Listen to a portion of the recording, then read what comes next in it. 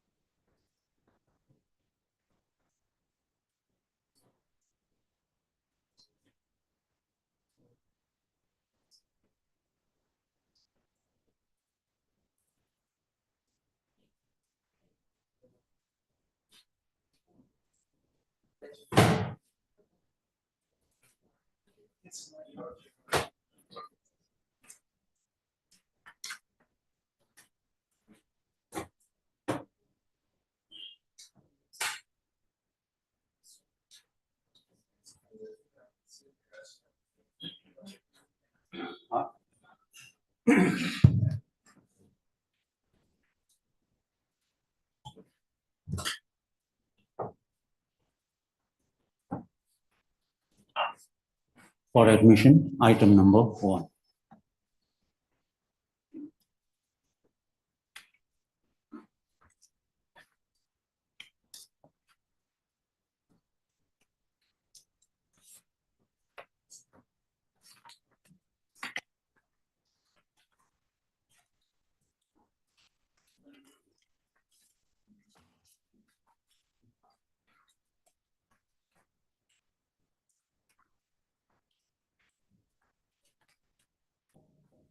Yes, Mr. Joe. When are you completing it? My lord, we are trying our best. When? My lord, tomorrow is March, so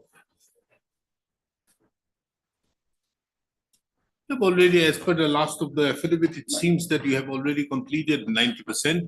Some Correct. say 95, Correct. some say 100. But the at least, but we are still in the 90s. technical part, I have nothing to say. Technical part, I have nothing to say about that. But the work is in progress, and then When? the lordship will appreciate the fact, like as we all know, it's remoteness of the remote. So sometimes There cannot be any question of remote or no remote. You are there from 2011. No, not that time. What was not no fund was released before. Okay.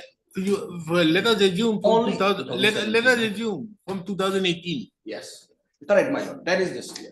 So if a person stays out there from 2018 to 2024, it is another 6 years. By that time, you must have become a family members of many people, I suppose. So under such circumstances, the question is now you know everything, head, tail, about everything about the place out there, and you can't say it to be remote, and then nothing arises. When are you completing? My lord,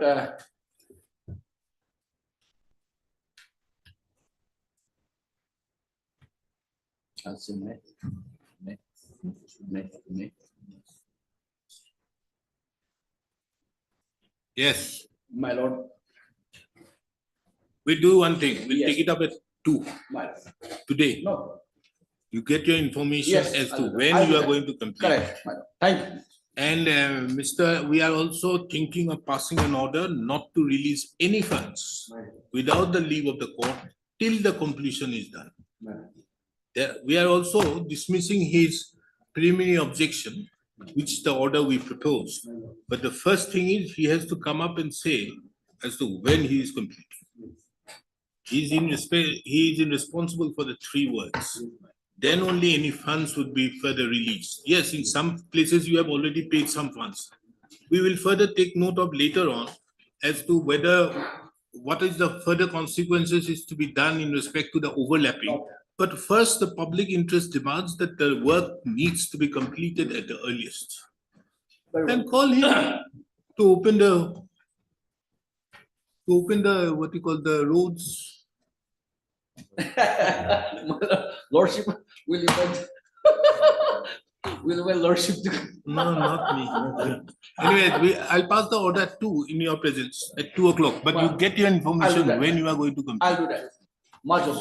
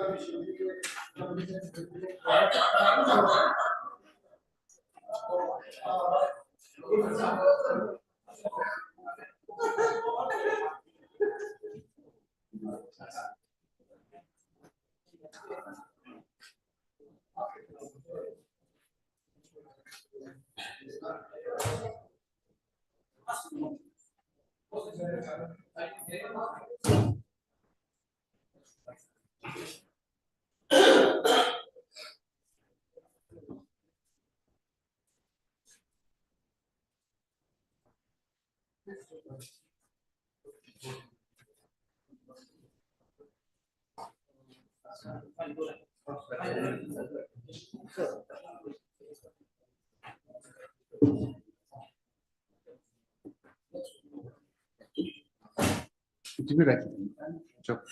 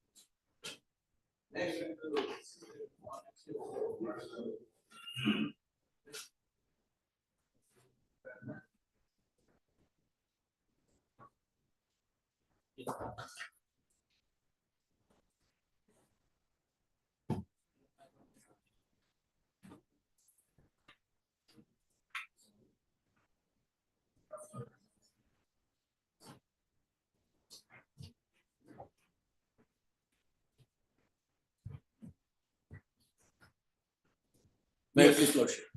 My lord, hearing last item.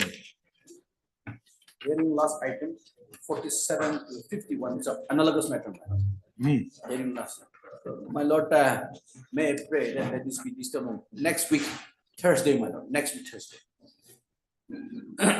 What are these matters? Transfer, suspension, my lord, suspension. Oh, Challenging the suspension. my lord. I'm the best judge for a suspension in Gauhati High Court. You don't want to do it before me? Last item, so my lord, which, last hearing item. So before us, there are a lot of fixed items.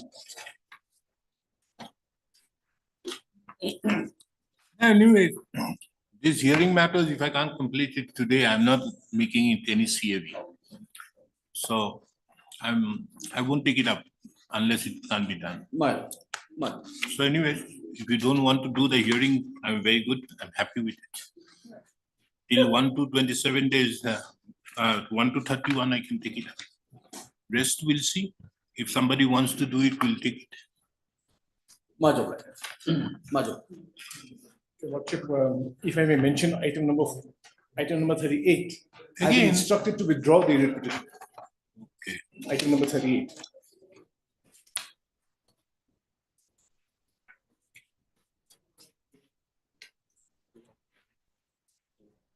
Eight, 38, my lord. WPC number 8, Yes, my lord. Mr. So-and-so, the learned counsel appearing on behalf of the petitioner submits that he has been instructed to withdraw the instant writ petition. Taking into account the above, the instant writ petition stands closed on withdrawal. Interim orders, if any, stands vacated. Yes, my lord. My lord, I would also seek your Lordship's indulgence with regard to an item in the supplementary list. It is in the orders part, but then this item has been listed for the past 2-3 days. This is a transfer matter, my lord. Okay. This We'll is a take it up. transfer matter. We'll take it. May I please, Your Lordship? Mm. Lordship, I beg to mention item 53, Lordship, from the supplementary list. 53, yes. Lordship, Lordship, in this There's a case, hearing matter again. it's a hearing matter, Lordship. However, in this case, additional AG interim sound is appearing, Lordship. However, due to some personal difficulty, Lordship, he has instructed me to list the matter after. Not taking up, I won't take up any hearing matters unless it is being requested by. So don't worry, any hearing matters. Okay?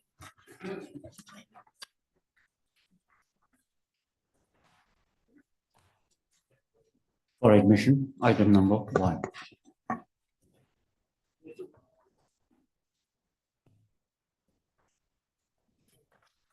Please, Your Lordship. Yes, reply file. Yes, Your Lordship, the order which I challenged, the settlement which I challenged in this writ petition, it has been invalidated by the organization itself.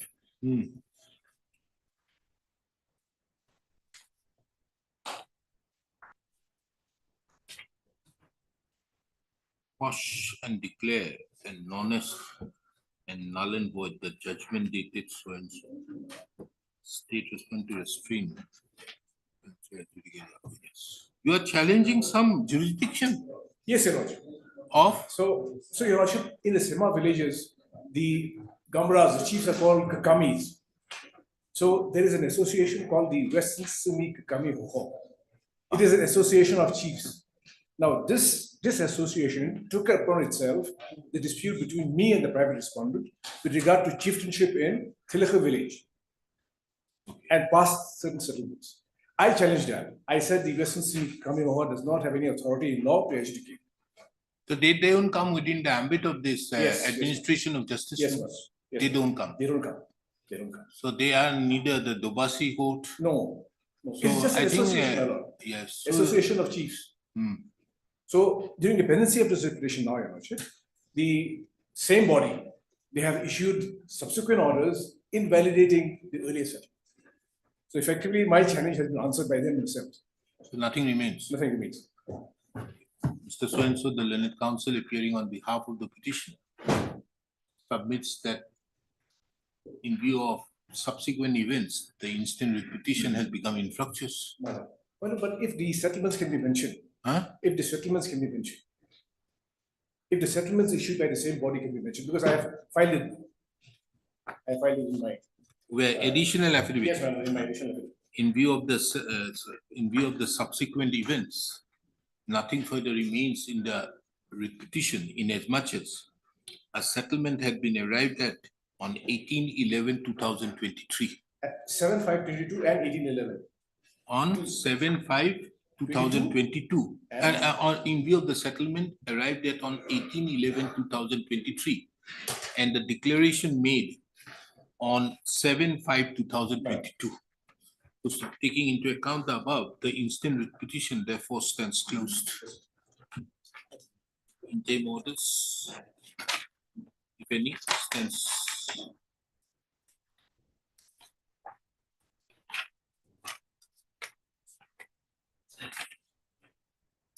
The interim order passed on 8/10/2021 no longer survives, and they and the parties shall now be regulated as per the settlement. I forgot by the question. Okay, you give your names, whoever is there, okay?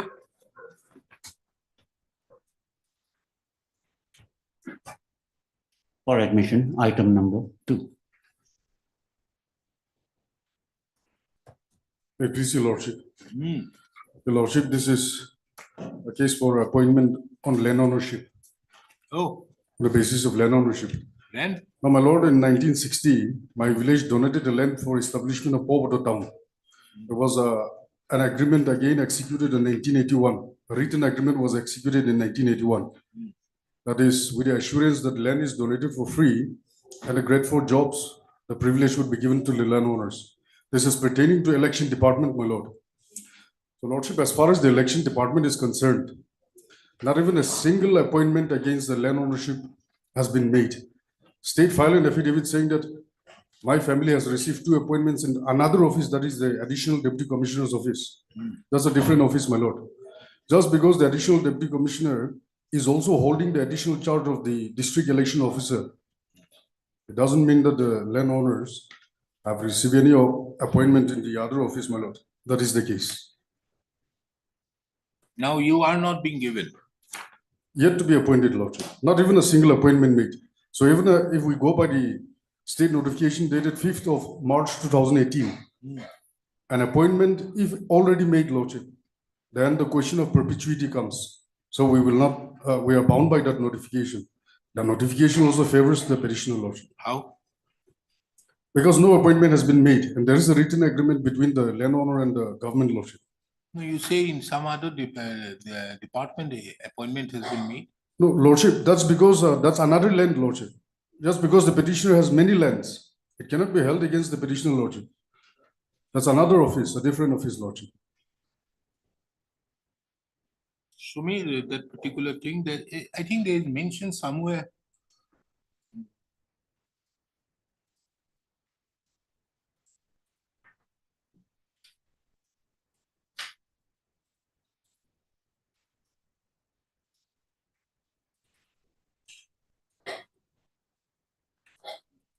May I take It lordship is to not the page policy of the government to provide employment to the landowner in perpetuity.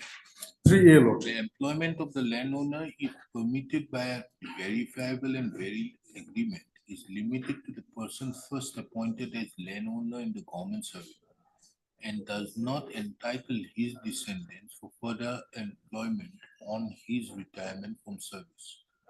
After the appointed landowner retires or vacates, the vacancy will be filled up through open advertising.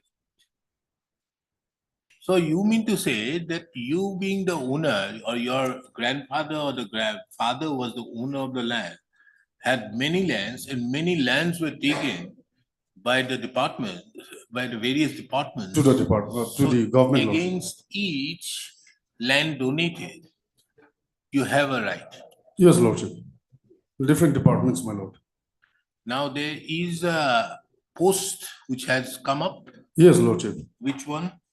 So, lordship, the vacancy is shown at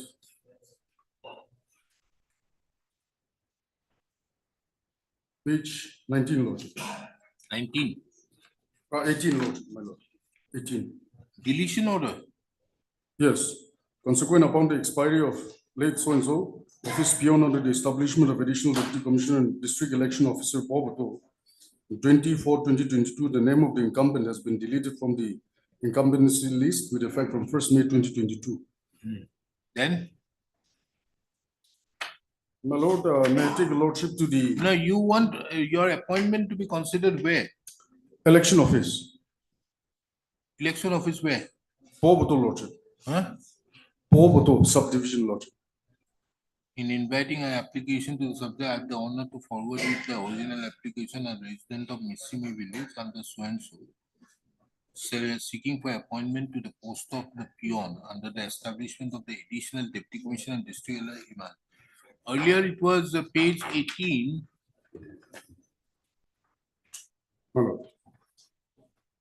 May I take a lordship to the The agreement? same one, same office. Under the landowner consideration. Vacancy created by so and so, SEMA, who had expired on 24/2000 years.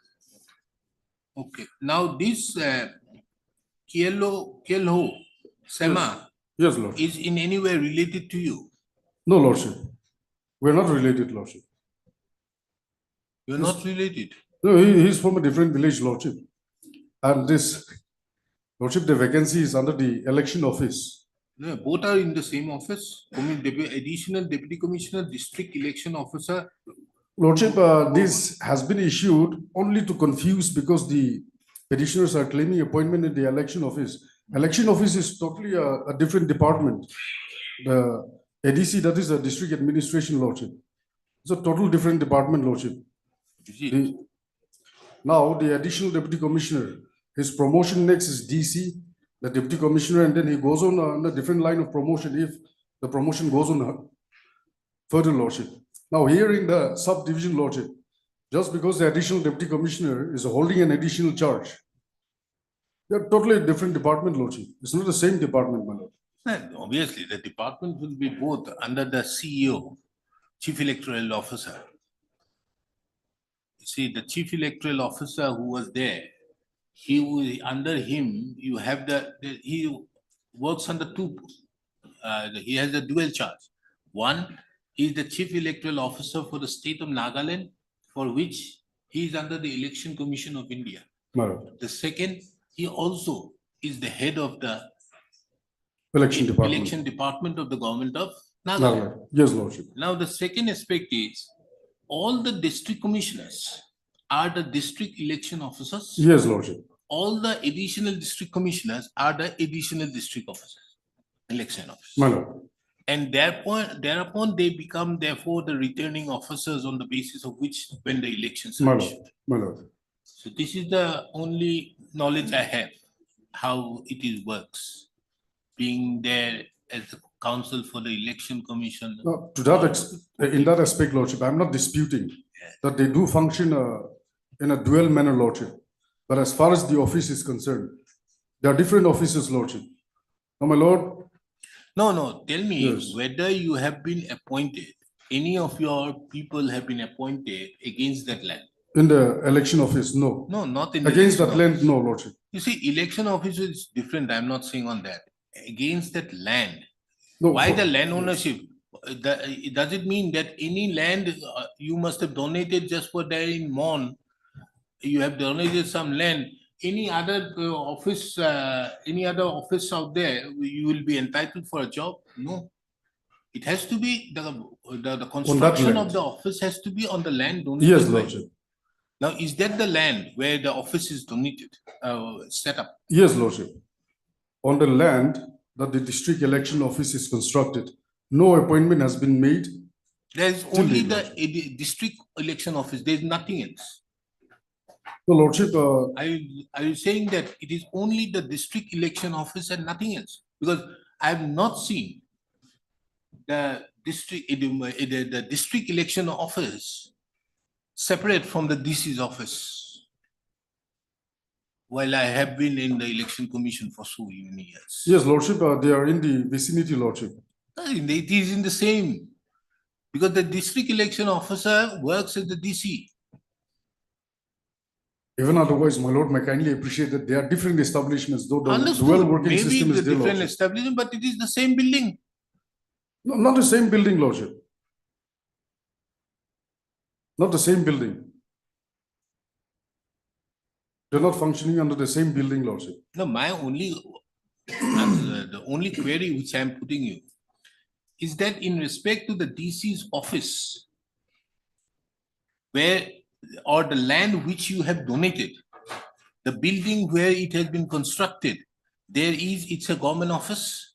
Yes, lordship. In that government office, has any of your people got any job? In that particular office, no, lordship. That is the only answer I want. My lord. Yes, now tell me. Representing respondent 2 and 4. Yes. In the affidavit in opposition. In the affidavit in opposition filed there, page number 9. Affidavit filed by 2 and 4, page number 9. Page number? Page number 9.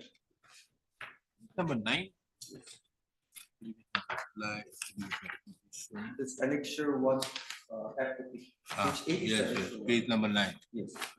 Son of so and so Here, Your Worship. is hereby appointed as the office peon against the vacancy caused by so and so peon on so and so on the established. Okay. Purely temporary.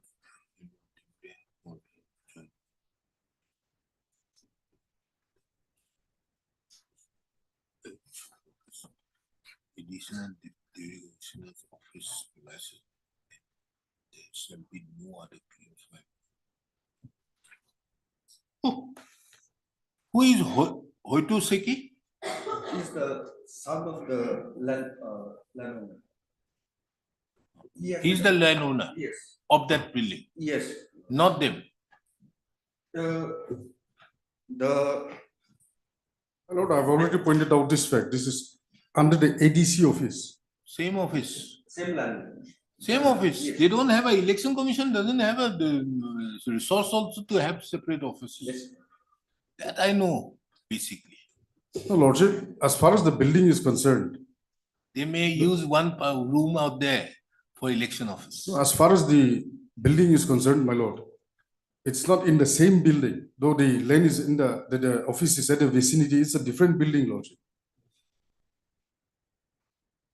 And it so happens that it's my subdivision, lordship, so I personally know it's in a different plot, lordship, different, though in the same area, it's a different building, different structure, lordship, not under the same building, lordship.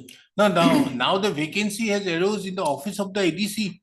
In Not the the office of the account- election office, lord. No, in the office of the document which you have shown, for which there was that earlier person, Sema, had retired, is in the office of the ADC. No, lordship, it's written as a ADC slash the election office, district Yeah, election it is the office. same office, can't have a different office. Very difficult. If the establishment is in the room provided by the Tell me, additional deputy. does the ADC come, assistant district election officer keeps on moving, okay, now I'm working here, now tomorrow, after some time I'll go there. No, lordship, not necessarily that.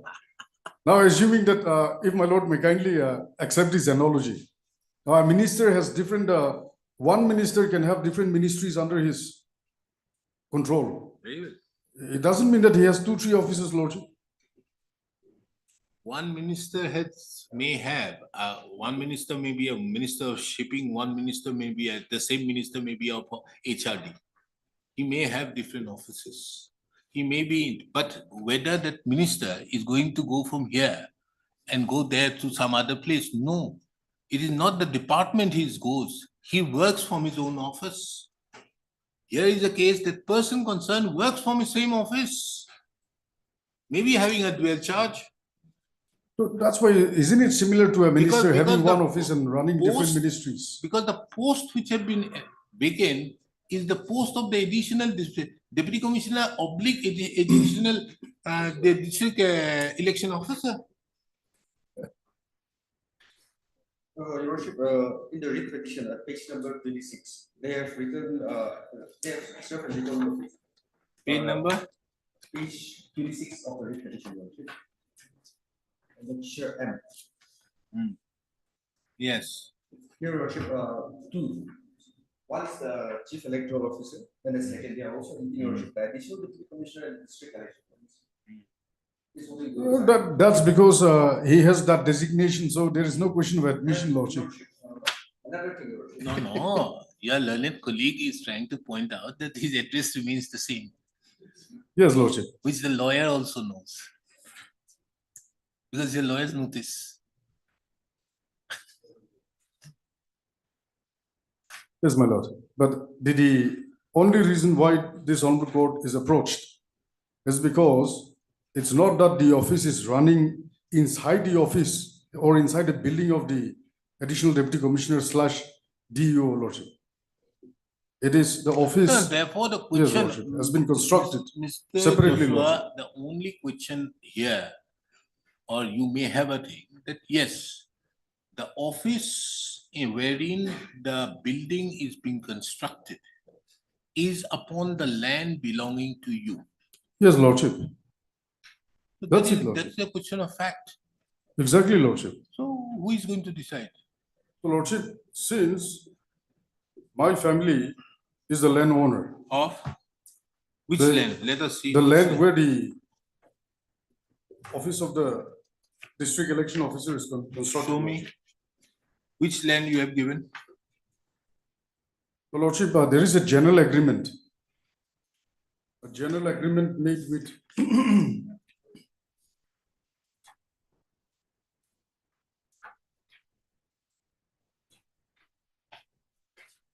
May I take your Lordship to page 13 first, 13A, that's the type copy.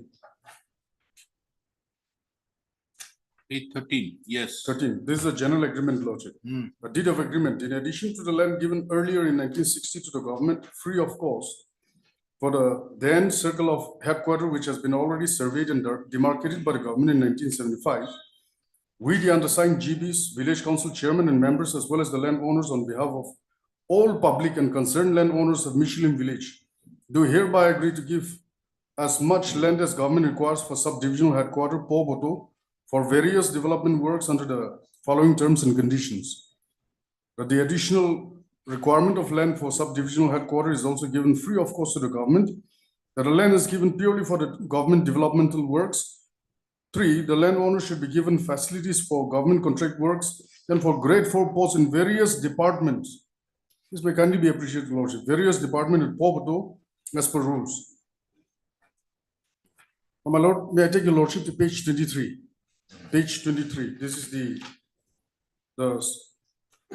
certification of the village authority. Annexure J, page 23, Lordship, 23. Yes. This is to certify that Sri Zohokhe Shaki, son of Lake Kashto Shaki, is a permanent resident of Michelin village, is the landowner of the present at district election office building at Poboto town. The said landowner have not availed any land compensation till date. So this is it. Now what does the DC do? Lordship, What does the DC do? Because the power is under 3B is to the DC. 3A. 3A yes, Lordship. is to DC. Yes, my lord. And subsequent to the setting up of a MUN on free area where a specific written agreement exists providing employment to the land, the claim of the area shall be settled in terms of such agreement. If there is any claim for providing employment on oral, so here is the case of this. Now, what is the DC has done? How the DC has taken your representation? So, Lordship, the You have submitted a has been- representation to the DC? Yes, my lord. Where? What is Lordship, page the- 25? Appointment to the post of peon in the course of so and so. With reference to the so and so has conducted annexure the key, Lordship, examination page interview 24. on demand, a suitable district level selection chaired by so and so may be formed for the purpose. The list of candidates with the marks obtained by your so and so. Then where have you approached the authorities? Where is your representation? Lordship, Where is your representation? page 16, Lordship. 16. 16. Yes, Lordship. Connection D. Application for appointment, in that I may be allowed to state a few things. When who are serving and the office point in so and so expired. And families are now restricted my-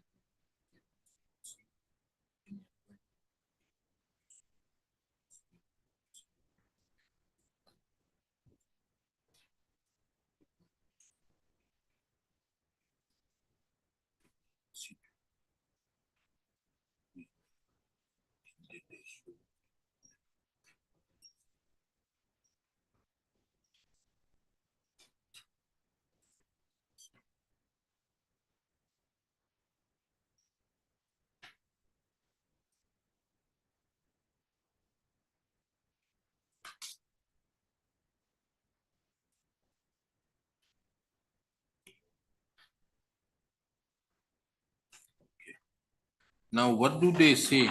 The response numbers 2 and 4.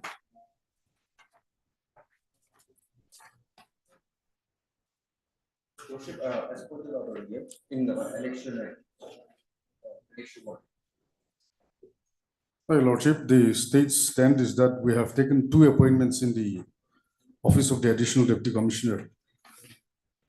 Is it? The Office of the Additional Deputy Commissioner, You've Lordship. taken 2. No, let me family just law. see here.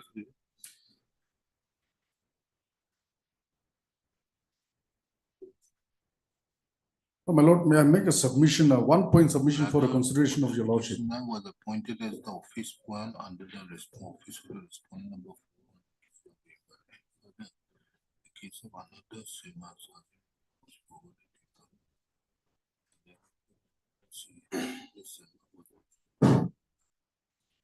to the-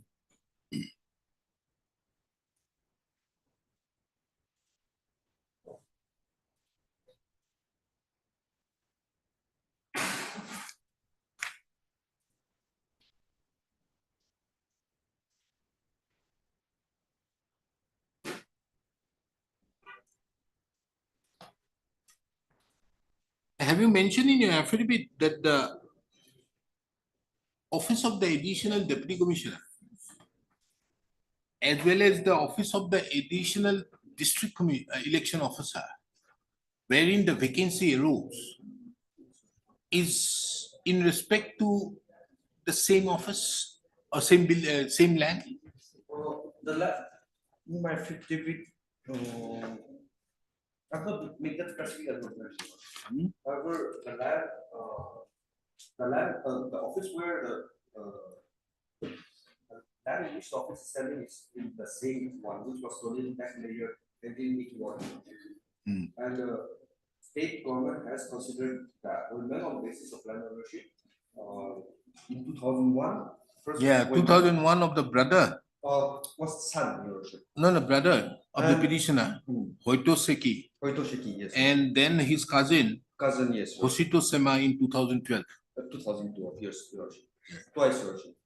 So he is saying it is a different building, It's in the same land, Your Worship. same land, Yes, Your Worship. same land, 2 buildings, Yeah, maybe 2 buildings, but it is the same land. Same land, Your Worship. And Your Worship, I would also like to bring up on the notification, Your Worship, 3C. In the notification, Your Worship, which the petition is relying, Your Worship. The type copy is a page 29A, Your Worship. The notification should be read as a full, Your Worship. That is understood, my Lord. I'm not disputing that. That's why I just want to make this submission. That the policy, the standing policy of the state law. Regarding to the appointment on the basis of land ownership. Page 29A of the petition.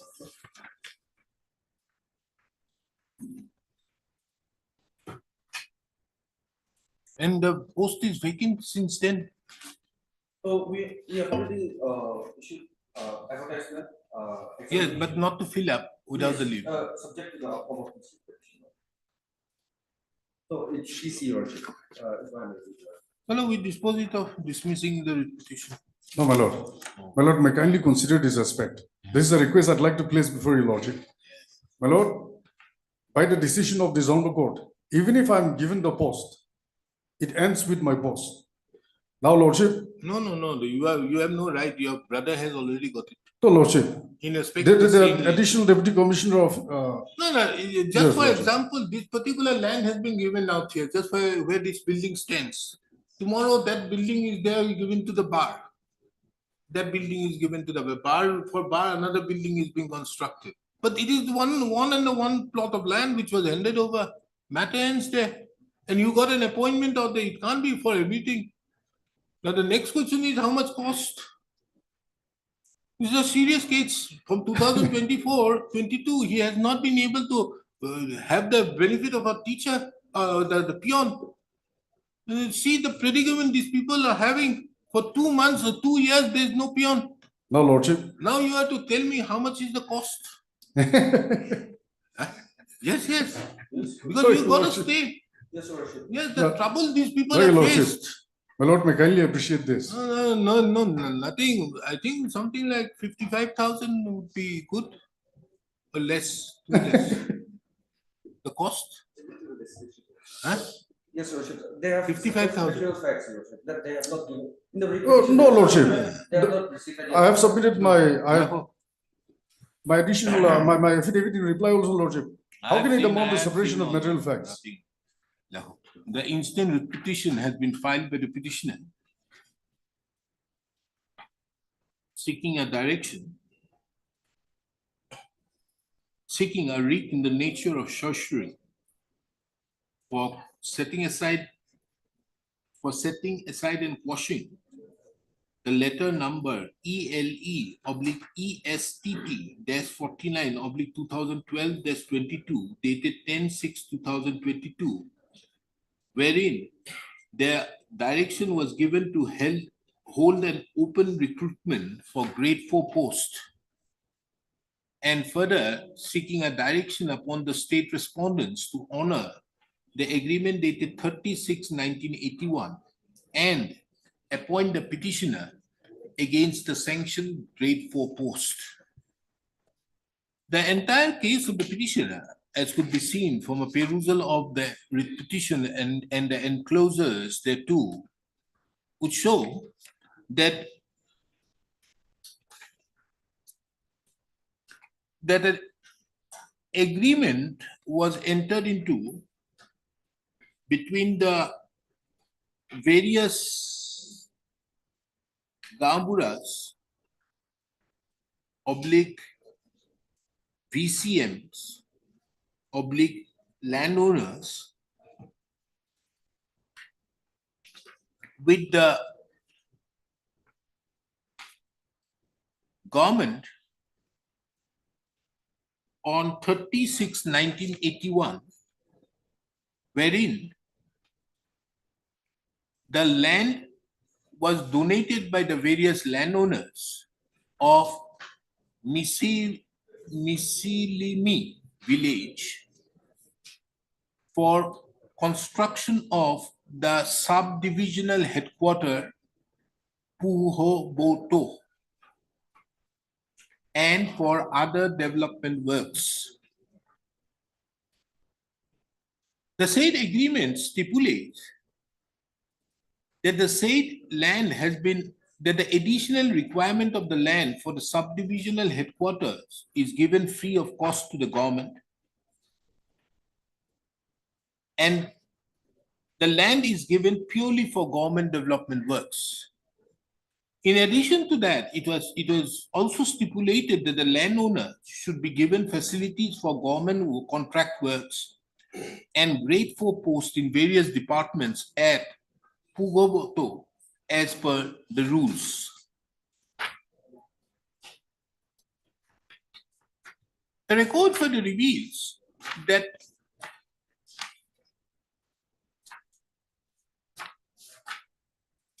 one Kielo Sema, since deceased,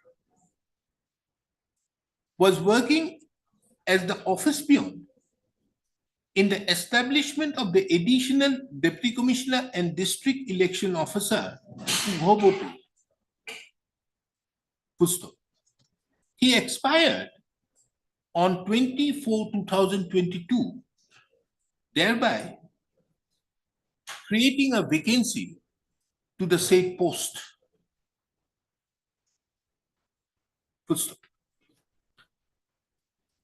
Under such circumstances, the petitioner herein had submitted a representation on 5/5/2022, claiming that he should be granted the appointment to the said post on landowner basis. My lord. Irrespective of the said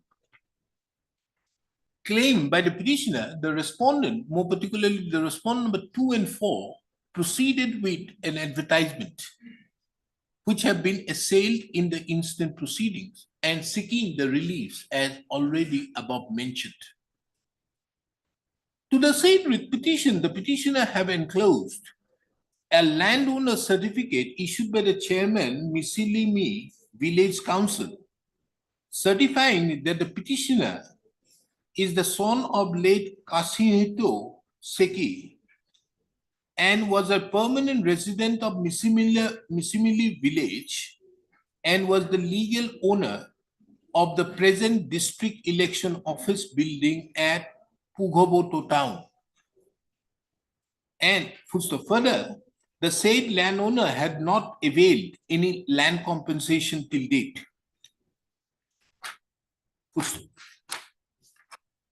Upon the writ petition being filed,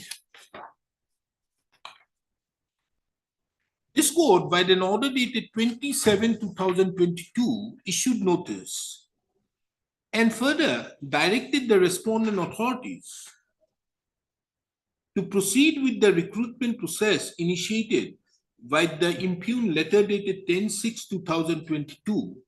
But the final result of the recruitment process so initiated shall not be declared without the leave of the court.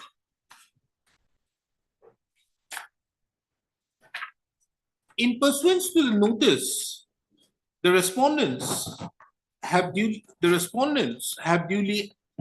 appeared before this court, and the respondent number 2 and 4 had filed as affidavit. In the said affidavit, it has been mentioned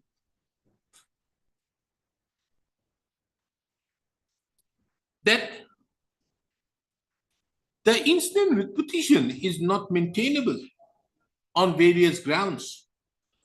First, it was stated that by an order dated 30/4/2001, the brother of the petitioner, Sri Hoito Seki, was appointed as the office peon under the office of the respondent number 4 on the basis of land ownership.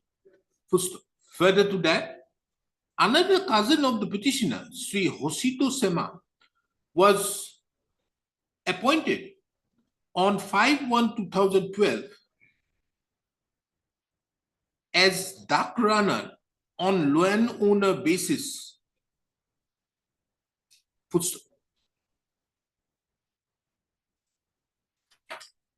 It is a specific case of the respondent number 2 and 4 in the said affidavit that in terms with the notification dated 5/3/2018 and more particularly the clause 3C,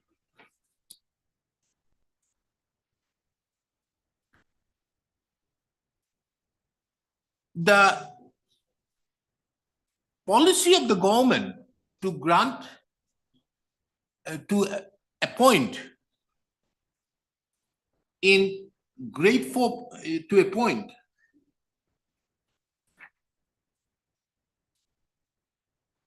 on landowner basis is not a policy in perpetuity.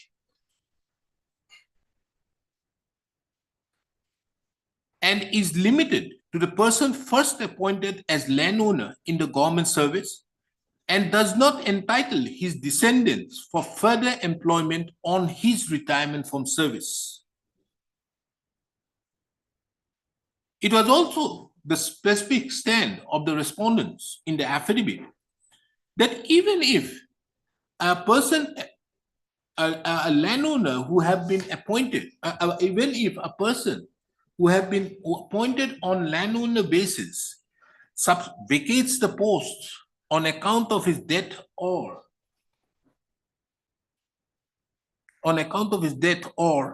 retirement, the said post would be open, would have to be filled up through open advertisement in consonance with the existing policy giving equal opportunity to all applicants. Full stop. To the said affidavit in opposition, the petitioner had submitted an affidavit in reply stating inter alia that the office of the district election officer and the office of the additional deputy commissioner are two different establishment of the departments. Till date, not even a single appointment of the family of the petitioner have been made against any grade 4 post in the office of the DEO, Pugabotu. Therefore, the objection raised by the state respondents of having appointed the family of the petitioner in the office of the ADC, Pugabotu, had nothing to do with the present case.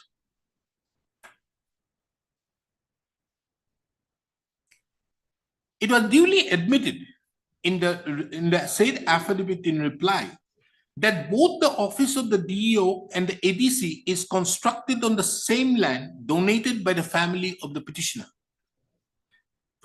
However, as the two offices are different departments, the petitioner herein is entitled to.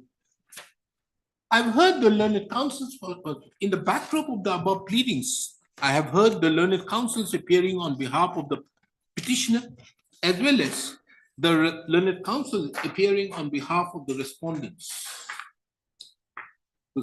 Their submissions have been duly taken note of. From the materials on record, it is an admitted fact that the land wherein the building stands is the land belonging to the family of the petitioner. There is no denial to the effect that the office establishment of the deputy commissioner of the district, of the additional deputy commissioner, as well as the office establishment of the district election officer is one and the same. However, it is on the ground that both are separate establishments. The petitioner had claimed his right on the basis of the notification dated 5/3/2018. This court, taking into account the said notification dated 5/3/2018 and also taking into account that the brother of the petitioner and the cousin brother of the petitioner have been duly appointed in the same office of the deputy commissioner, additional deputy commissioner, wherein the land wherein the building stands is of the opinion that the petitioner has no right to claim appointment on landowner basis, more particularly in view of clause 3C of the notification dated 5/3/2018. Under such circumstances, this court finds no merit in the instant writ petition, for which resultantly the writ petition stands dismissed. This court have also taken note of, should I? 55? No, Lordship. In the peculiar facts of the case, this court is not inclined to impose costs. Oblige you, Lordship. For admission, item numbers 3 and 4. Yes. Yes. I've actually filed an RTA in the Rural Development Department pertaining to certain information. What is Based the on- matter? What is this recast petition? What are you asking for? Was the impugn order of the Deputy Commissioner Twansang dated 23/2015? What is that order? Sorry, Your Lord. What order you are challenging, madam? We're not challenging the order, but Where is that order? 23/2015. Where is that order?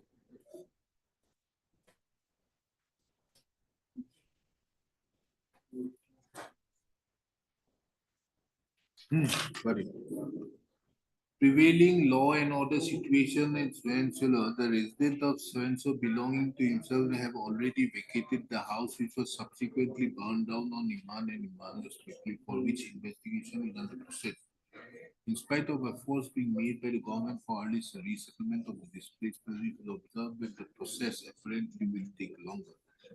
In view of all practical aspects and judicious appropriation, the development fund and activities should be kept under suspension. Therefore, all development funds from the government to Swansea are frozen till further orders. Now, have they released it? yes, Your Lordship. Now they are releasing it. They haven't released the entire amount, and based on the order passed by the previous judge, the DC have filed an affidavit. So based on that affidavit, we have filed an RTI application in the RD department, Kohima. However, we haven't received any information yet. No, now money is being sent. What remains? This order has become useless. Not the entire amount, Your Lordship. No, maybe, but you see, your recast petition, what is the direction? All the pending development funds till date. Till date is when? 2024. You will get it.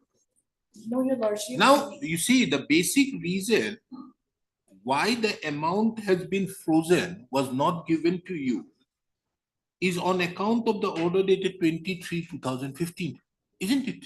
Yes, Your Lordship. Now, that order is no longer being followed by them. So now the question is, you will be entitled to whatever funds which are there. So I'll direct them to pay. That is your entire relief you are asking for. Yes, Your Lordship, but the entire amount has not been released yet. and- Understood. So I'll pass a direction that whatever you are entitled to would be paid. However, they have not. Yes, Mr. Jami. Sorry, madam, I was a little late. Lordship, during the proceeding, government has filed an affidavit, and then that was not sufficient for them. So they were directed to file additional affidavit. By filing the additional affidavit, we have detected a lot of discrepancies. So on 13th of this month, we have filed an RTI application seeking information. When the fund has been frozen and we have not submitted any project, from which project the fund has come and dispersed also. That is the reason why we wanted to file a detailed reply after getting the RTI reply, Lordship. On 13/2/2024, we have filed the RTI application seeking further information. After getting that, we will file a detailed Understood. affidavit. If you have any problem and the discrepancy arises, wouldn't that be a subject matter of a separate cause of action? Because what has already happened out there. Here, the only reason why you have come is, then look here, in 23/2015, there was a direction passed by the DC that these funds should be frozen.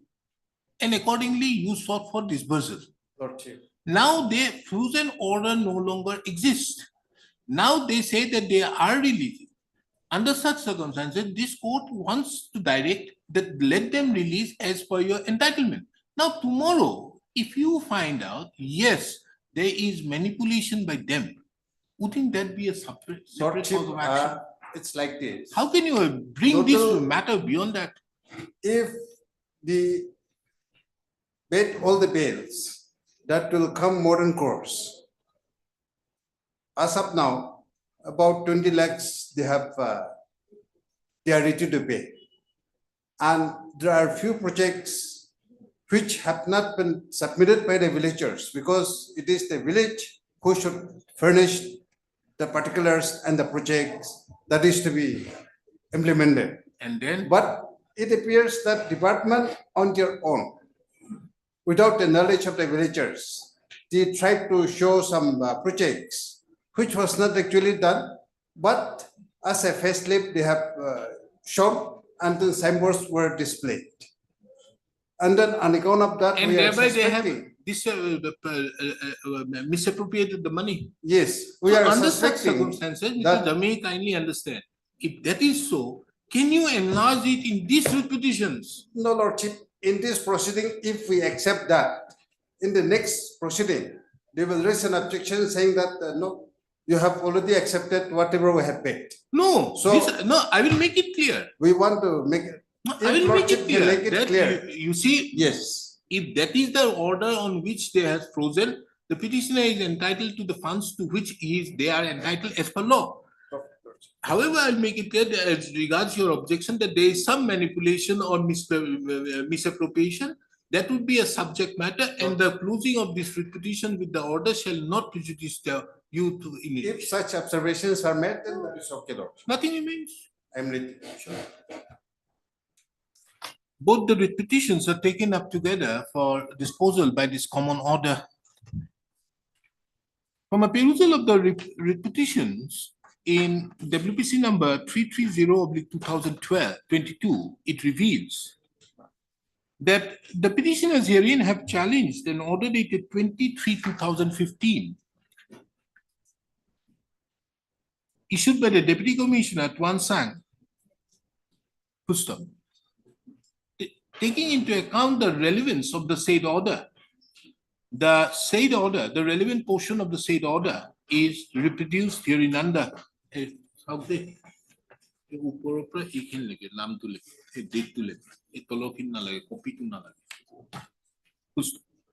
From a perusal of the said order, it reveals, above quoted order reveals, that the development fund and activities of the village, of the petitioner's village, in WPC number 330/2022, was directed to be kept under suspension for the reasons disclosed in the said order. And further, all development funds from the government to the petitioner's village were frozen till further orders. Full stop. This court also finds relevant to take note of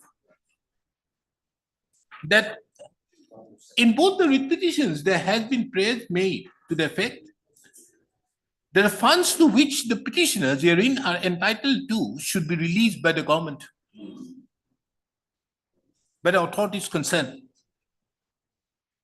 First, it has been submitted at the bar, by the respondents that the said order dated 23/2015 does no longer remain, taking into account that the freezing of the development funds by the Deputy Commissioner Tuan Sang is no longer in existence.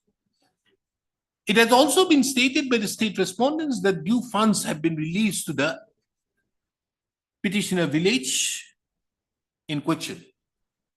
This court have also duly taken note of the submission of Mr. C.T. Jamii, the learned senior counsel, who submits that although certain funds have been released, but there seems to be certain misappropriation and manipulation by the concerned authorities, for which the petitioner village, but the representatives of the petitioner village have been taking appropriate steps for getting more further details. This court, having taken into consideration that the order dated 23/2015 no longer survives, and the respondents stand to the effect that the funds are now being released, is of the opinion that nothing further remains to be adjudicated in the instant writ proceedings, for which both the writ petitions stands closed. This court, however, observes that the closing of both the writ petitions shall not prejudice the rights of the petitioners in both the writ petition to avail remedies if, upon inquiry and investigation, it is found that there is any manipulation or misappropriation of the amounts to which the petitioner village is entitled.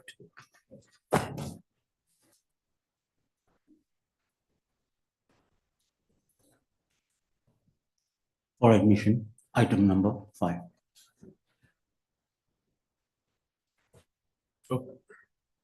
Yes, why so big file?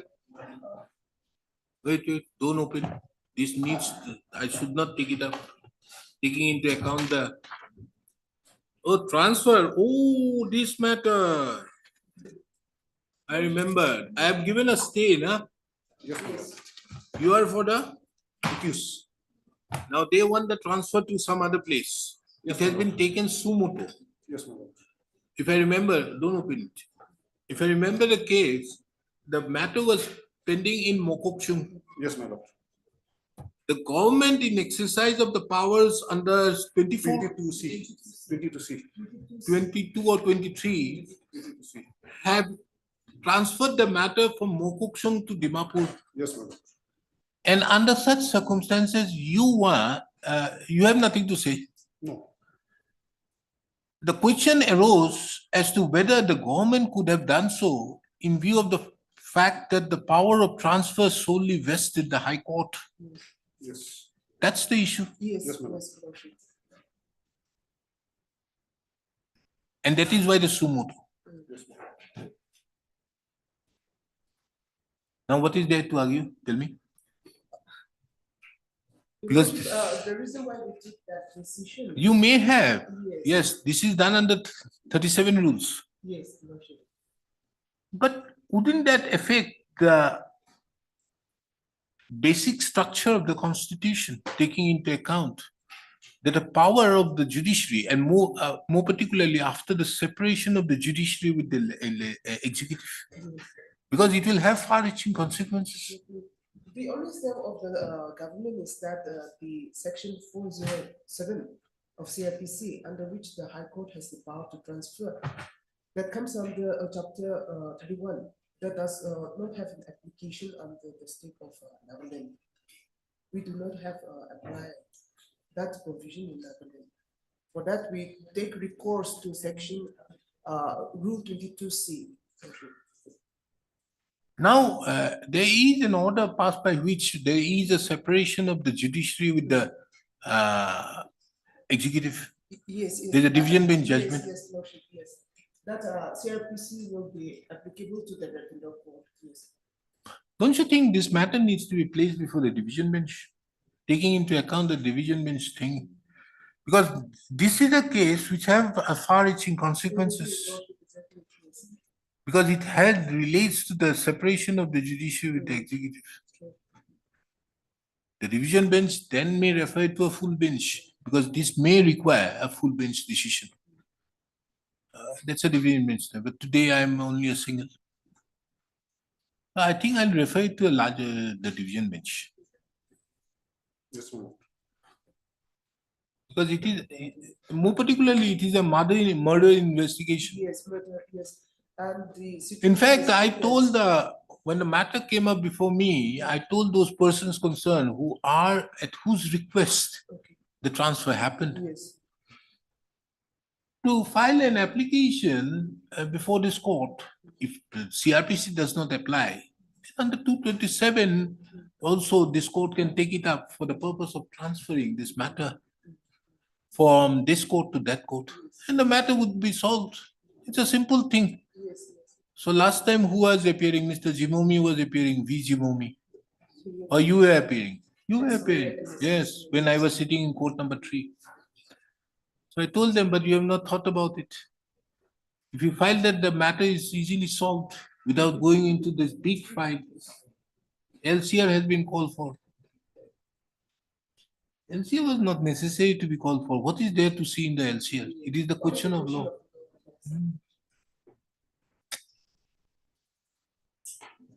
Anyways.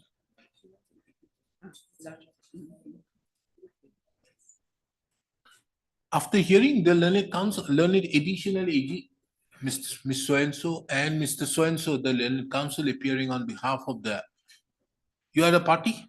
Yes, my lord. I'm for the accused. Accused is a party?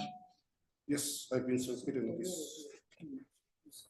As well as, no, your name is there. You are who? What's your name? SOP. And Mr. A. Sophie, who is appearing on behalf of the accused in the criminal proceedings. This court is of the opinion that taking into account the exercise of the jurisdiction by the state and a question of law to state for transferring a murder trial from the court of the district judge, na? Mokokchung, to the district judge, to the principal district judge, Dimapur.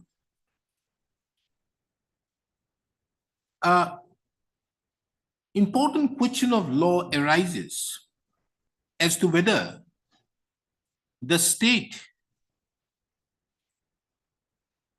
in exercise of powers under section rule 22 Yes. of the Of the administration of justice, and police. Third amendment.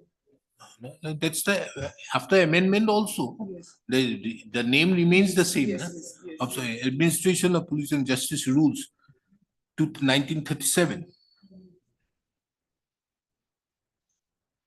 could transfer a proceedings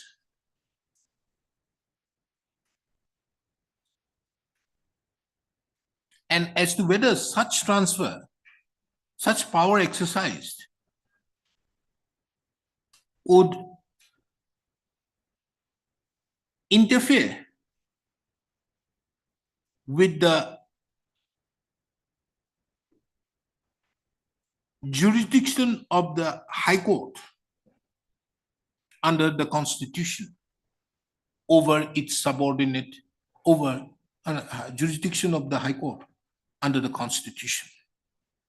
Taking into account that a very important question of law arises, this court is of the opinion that the matter be placed before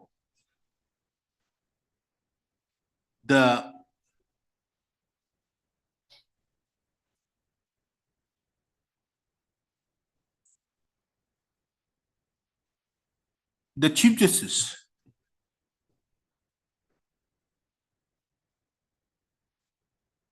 of the Gauhati High Court. I'll transfer it to the division bench, but it should be through the Chief Justice. No? The matter be placed before the Chief Justice of the Gauhati High Court so that the matter, so that he may take a decision as to whether the said matter requires an adjudication by a single judge or by the division bench. The registry shall bring the said order to the notice of the learned Chief Justice, Gauhati High Court, in its administrative side.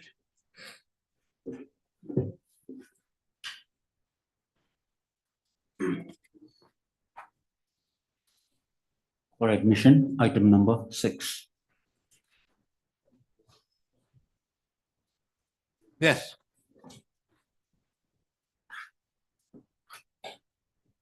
Not filing replies. What is this case Meetings about? are done, Your Lordship. Again, the same landowner. Yes, Your Lordship, I would like to take Your Lordship to.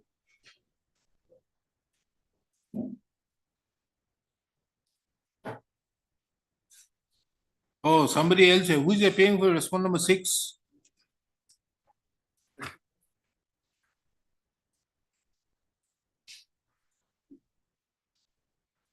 Response number 6 is not landowner. No. You are landowner. I am a landowner. You have not been given. No, and I have also submitted. You submitted a representation. Yes.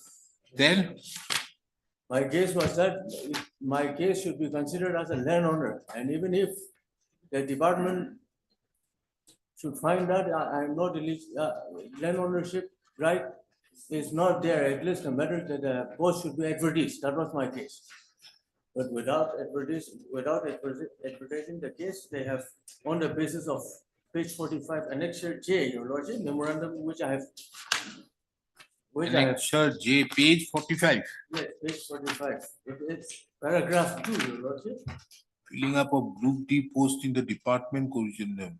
Following difficulties expressed by on account of the fact that in many cases Group D such as Chokidar Malis are filled up by landowners on compassionate grounds and locally in demand in the village level. The matter was considered by the government in the decided completion of advertisement wherever such difficulties are faced by the department, as long as a fair and a transparent and process is followed. Yes, this is wrong. Based on this, they have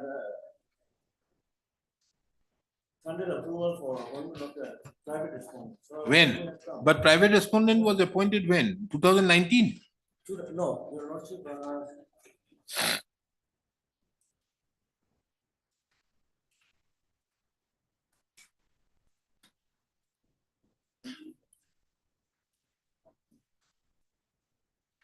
23, 18/1/2023. and subsequently it was kept in abeyance by. This court, Yes, then, and but you have challenged that notification, huh? I have also challenged.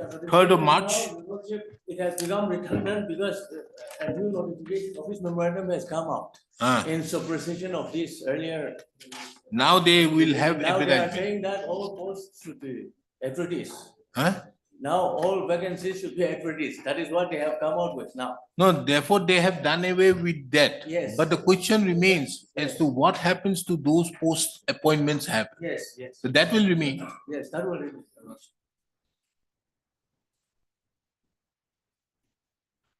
This is a 2024. So you do one thing, why don't you bring on record that thing, that document? Your lordship, I think you need to bring on record that your document lordship, so that he is not, by filing an additional affidavit. he is not made to ask you. Mr. So-and-so, the land counsel appearing on behalf of the petitioner submits that the petitioner herein, amongst others, have challenged the office memorandum dated 3rd of March 2022, whereby there was a decision taken by the cabinet that in respect to Group D post, there would be no advertisements. Yes. Subject to approval taken from the from the government. Yes. Full stop. Be that as it may, the learned counsel submits that by the office memorandum dated 15th February 2022. Your lordship, let us not 24, go. your lordship, it's a recent one. This is 15th February 2024. On dated 15th of February 2024, the said office memorandum dated 3/3/2022 have been overridden by, had been overridden. Full stop. He, however, submits that he would like to bring on record the said affidavit, said the office memorandum by way of filing an additional affidavit. Full stop. Permission is due, liberty is given to do so. List the matter when? After a week. List the matter again on 11th March. Your lordship.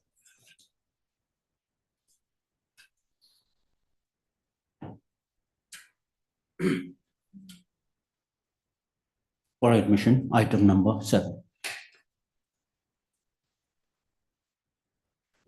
Yes.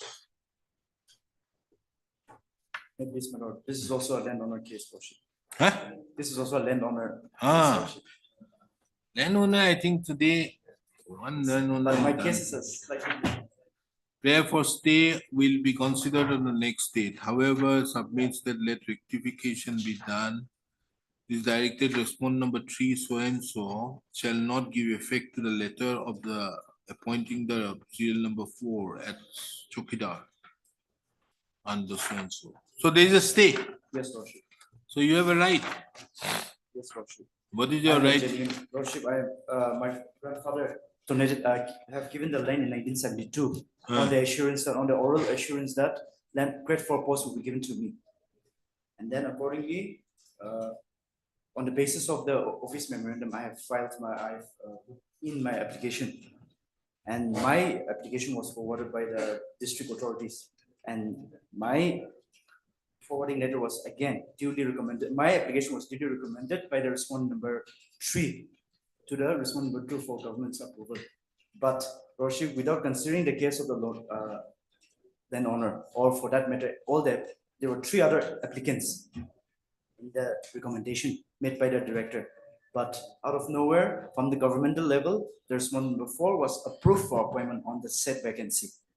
And How did the number 4 come in? Yes, Where's the imprint order? Indian order is that Lordship, page number 26, annexure F. Page 27. Page 26 and type copy is at 27, Lordship. I'm directed to the above so you can convey the approval of the This is government the- for appointment of 4 Iman under year. How was number 4 be? We are only concerned with number 4. Yes, Lordship, only number 4. Lordship, to justify this, Lordship. What is the basis on which the appointment has been made for respondent number 4? Approval granted? Yes, approval was granted. This is the approval letter, Lordship. Pursuant to an advertisement? No, not at all, Lordship. In fact, They wanted that and they approved it. yes, she didn't even put application, Lordship. That has also been admitted by the respondent number 2, Lordship, in their affidavit in opposition. Yeah. Yes, madam. Your Lordship, Are you seriously contesting now? the landowners, Your Lordship, initially they have, in the year 1972. they Yes. have, There was an oral agreement. Your Lordship, Yes, Lordship. And what did the DC say? If the oral agreement, then the DC has to say something. Where is the DC's recommendation? There's no such decision by DC for that matter, Lordship. But a Why verification was done. why this is there in the headquarters? In the district headquarters? Yes, Lordship. The appointment of the Chokidar Yes, Lordship. is where? In the district headquarters In the veterinary department, Lordship, of? of veterinary of district veterinary office. Lordship, That is the why land donated, the It's in the land. district headquarters of something.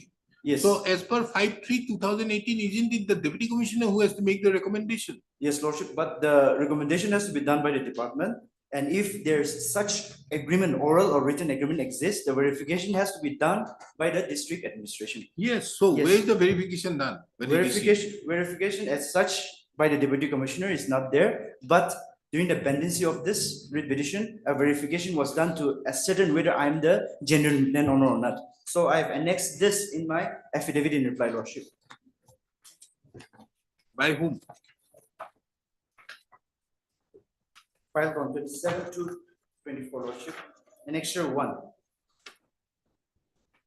This verification was done by the chief veterinary officer, Tuensang, Nagaland, Lordship.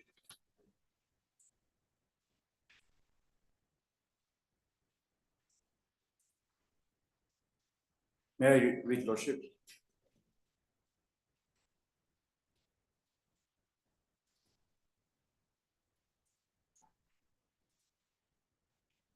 What is your name? C. Sikam Chang, Lordship.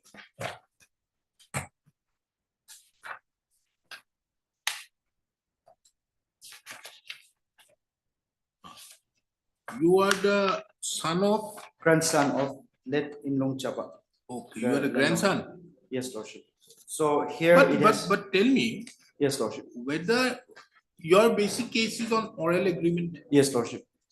If it is the oral agreement, who should make the verification? After the recommendation is made by the department, the district authority, that is the deputy commissioner, along with the district veterinary officer, will Who have will to make the recommendation? Why will the recommend? I don't think the notifications emphasizes that. You kindly see Yes, Lordship. 3A, 3B.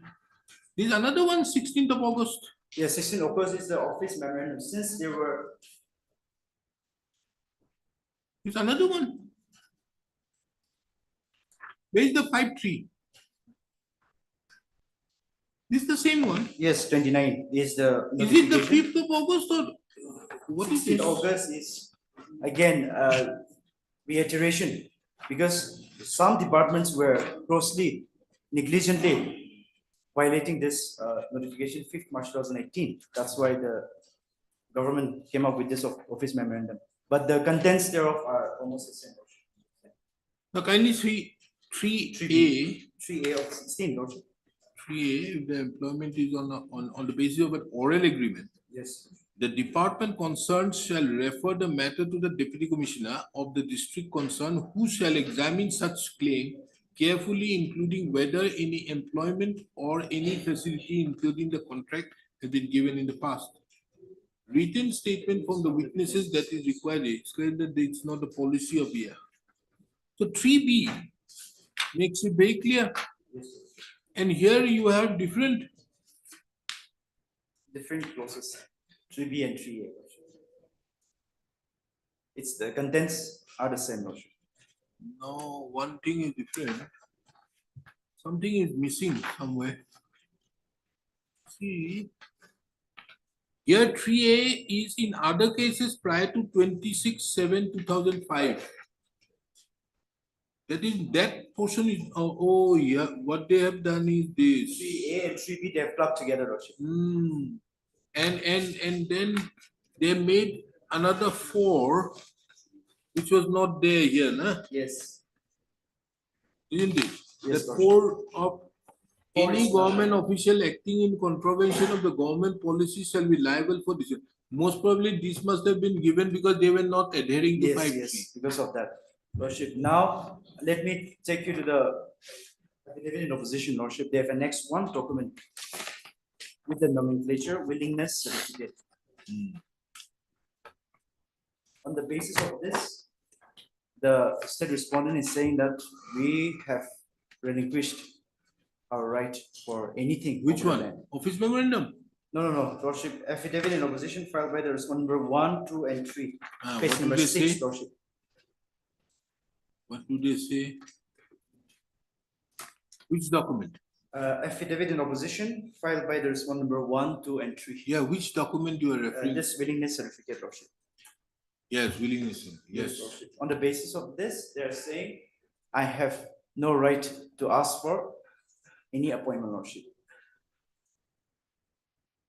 Your Lordship, this document is a declaration made by the landowners, the 20 landowners, where in 1970. Yeah, petitioner's father's name is there. Yes, Your Grandfather. Lordship, serial number 13. Serial number 13.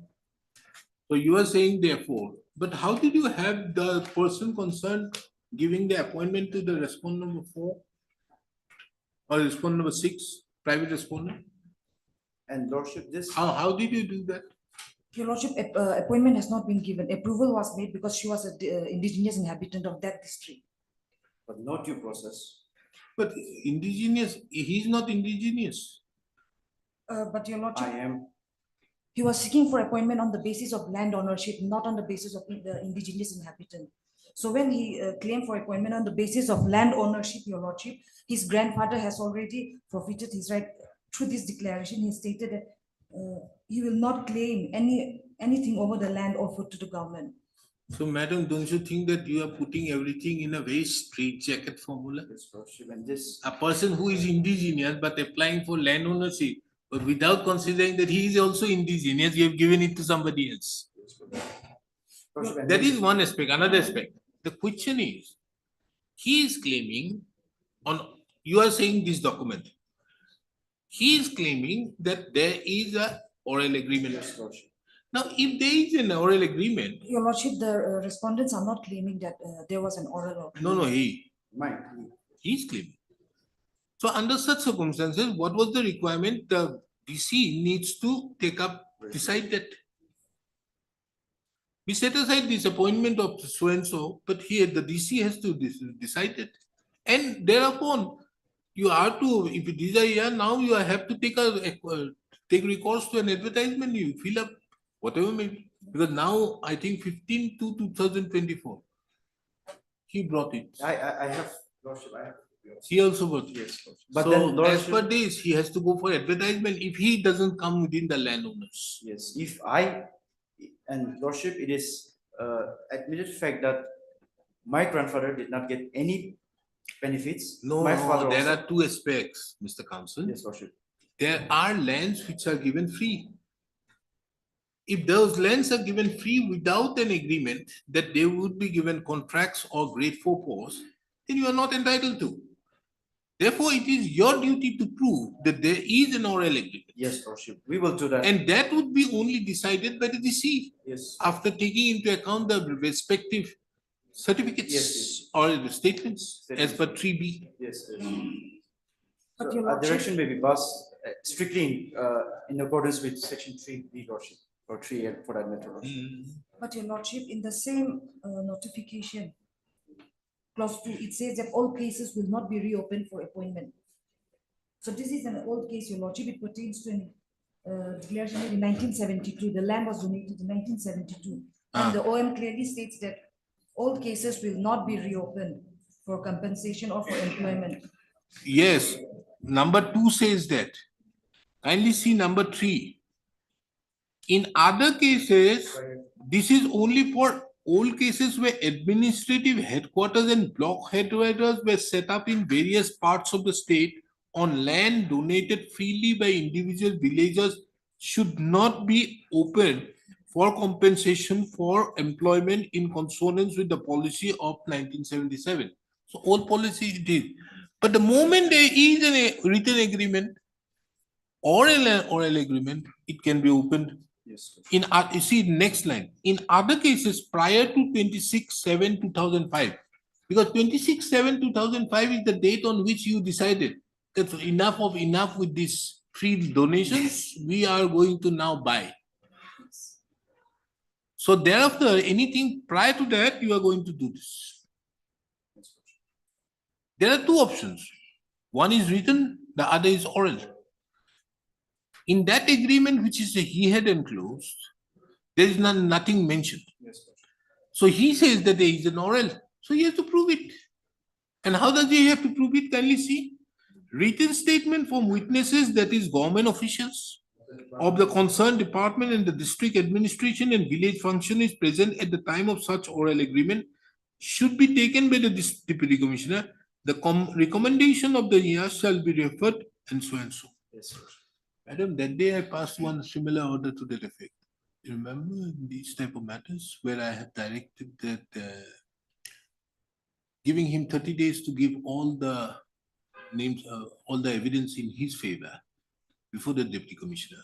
And the deputy commissioner shall take into account the persons concerned in their offices at that point of time, as well as all the other officers of so and so. That was my direction. So that will remain, the last portion remains the same. Only the first portion I'll give you the dictation. Let me come back.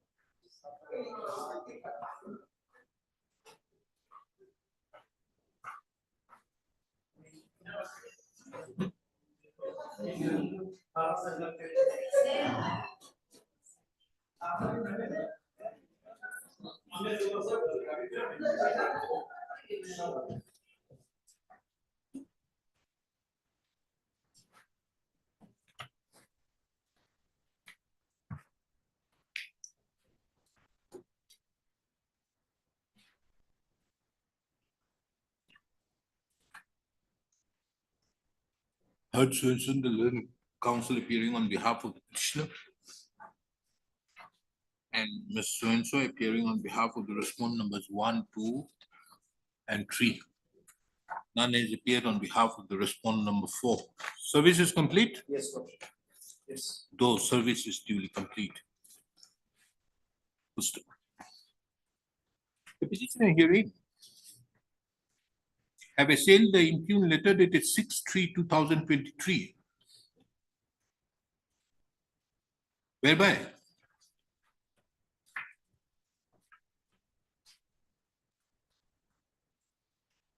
the government of Nagaland in the Department of Animal Husbandry and Veterinary Services had approved the appointment of the respondent number 4 against the retirement vacancy of Sri Tongpang Mong Go GKO Chang. And further seeking a direction upon the respondents to appoint the petitioner at the Chokida at Sidem Piggery Farm in terms with the policy adopted by the state government for appointment on landowner basis by notification dated 5/3/2018.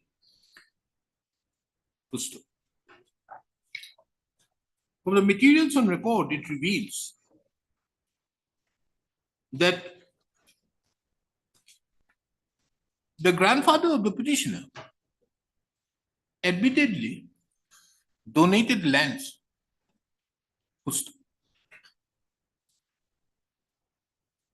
for the purpose of construction, donated land.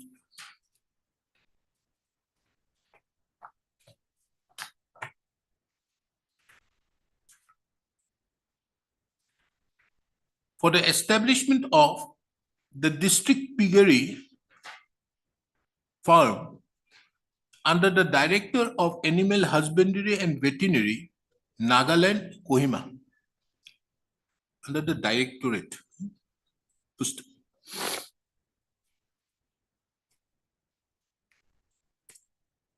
A dispute, however, arises as to whether the grandfather of the petitioner had donated the said land along with others free of cost, without any condition, or with conditions. Inasmuch as it is the specific case of the petitioner that the grandfather donated the said land and there was an oral agreement that against the said donation, the family members of the petitioner's predecessor, the family members of their family members would be granted scope of employment. The state, however, in that affidavit categorically denies to the said stand. Be that as it may,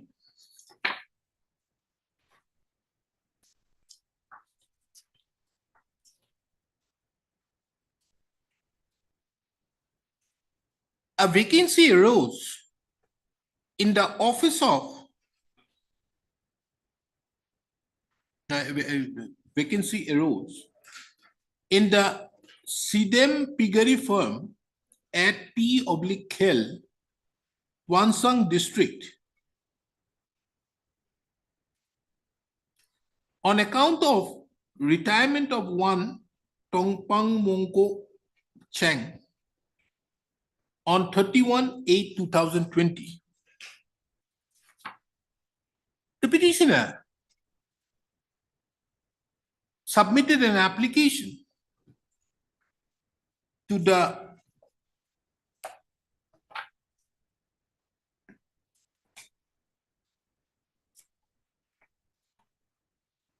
Director, Animal Husbandry and Veterinary Science, seeking appointment to the grade 4 post on, what is the date? There's no date. No. Huh? There's no date. No. But in the year 2020. Be that as it may, the said application was forwarded by the Chief Veterinary Officer Tuansang on 14/8/2020 to the Director, Animal Husbandry and Veterinary Science, Nagaland, Kohima.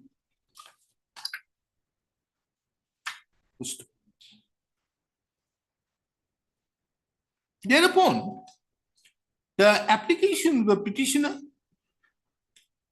along with two others, were forwarded by the Directorate of Animal Husbandry and Veterinary Science to the Secretary to the Government of Nagaland, Department of Animal Husbandry and Veterinary Science on 17/8/2022.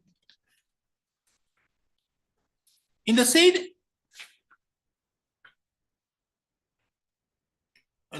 said communication dated 17/8/2022, various enclosures were made, of which Annexure 3 was in respect to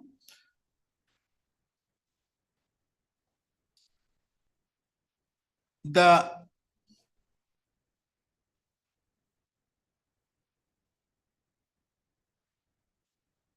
was in respect to the statement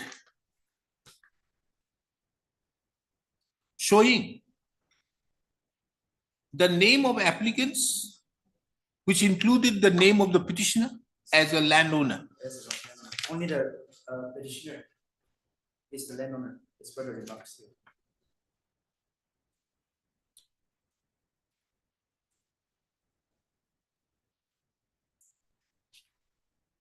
Showing the petitioner's name as the landowner. Full stop.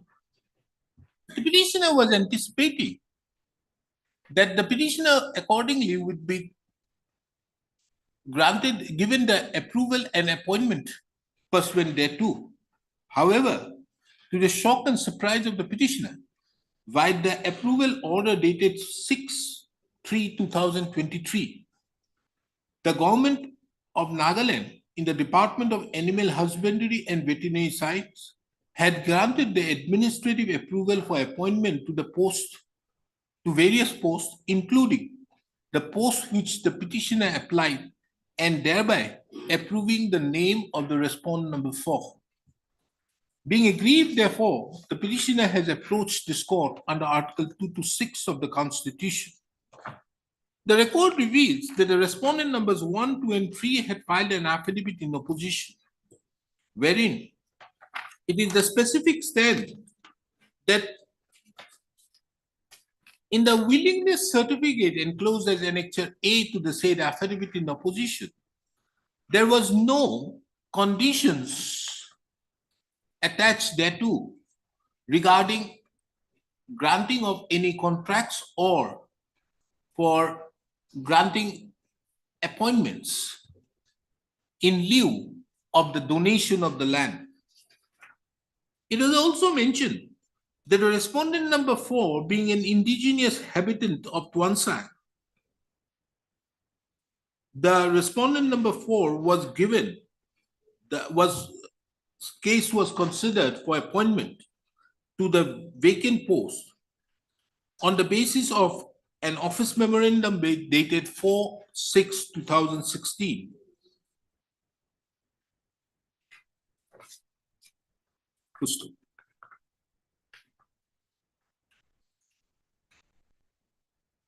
Further to that, it has been mentioned that the petitioner duly had submitted a representation on 12/4/2023, which was pending before the competent authority.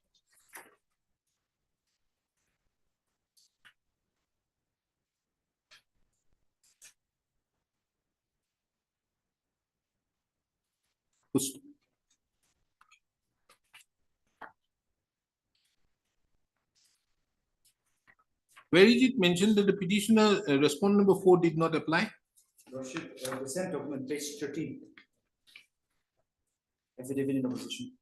Last line, it is to mention that this office has not received nor forwarded application of Srimati Naunna Cham, that is respondent number 4, against the post of Kambamungu Cham, to retired, to which administrative approval was issued. In that regard, it is also very pertinent to take note of Annexure C to the affidavit in opposition filed by the respondent number 1, 2, and 3, wherein it has been categorically mentioned that the Director of Animal Husbandry and Veterinary Science have not received nor forwarded, have neither received nor forwarded application of the respondent number 4 against the post of, against the retirement vacancy to which administrative approval was issued. This court have duly, the record further, it is also seen that the petitioner had filed an affidavit in reply to the affidavit in opposition filed by the respondent number 1, 2, and 3. In the said affidavit in reply, it was mentioned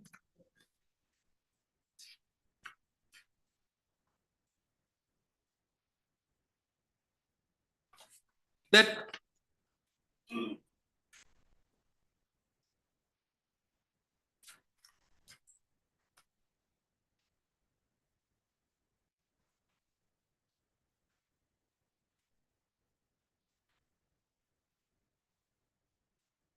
that as per that there is a certification, there is a communication dated 8/6/2023 issued by the Chief Veterinary Officer Tuan Sang to the Director, Animal Husbandry and Veterinary Science, to the effect that the grandfather of the petitioner was one of the landowners of the piggery firm Tuan Sang, and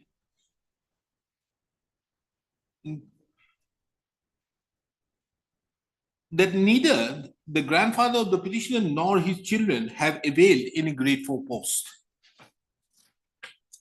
Full.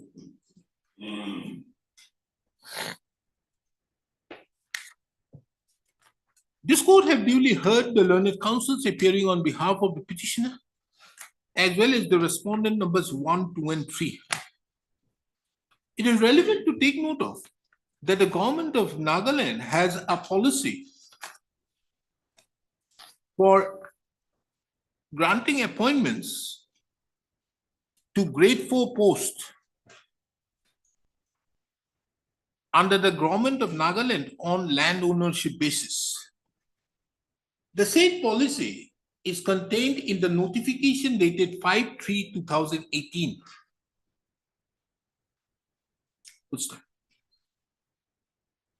Clause 3 stipulates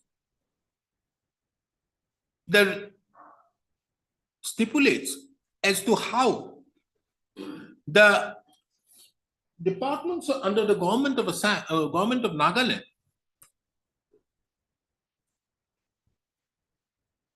have to, under the departments of the government of Nagaland, is to act if there is a written agreement or an oral agreement with the landowners in respect to lands acquired by this government of Nagaland prior to 26/7/2005. Clause 3A, 3B, and 3C of the said notification is reproduced hereunder. Taking into account, it's at page 29. Taking into account that there is a dispute as to whether the petitioner's family have donated the land free of cost without any conditions, or there was an oral agreement. It is the opinion of this court that such verification can only be conducted by the Deputy Commissioner of the concerned district in terms with clause 3B, which have been quoted herein above. Under such circumstances, this court grants the liberty to the petitioner to submit all the documents along with the statement of his witnesses with the witnesses in his favor before the Deputy Commissioner Tuan Sang within 30 days from the date of the instant order.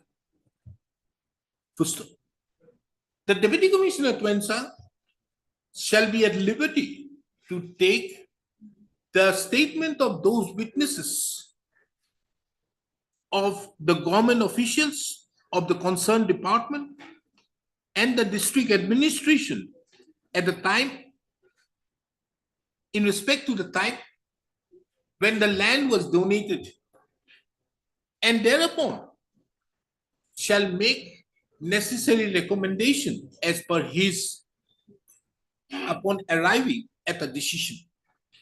On the basis of the said recommendation, the respondent authorities, more particularly the respondent number 1, 2, and 3, shall act. Full stop.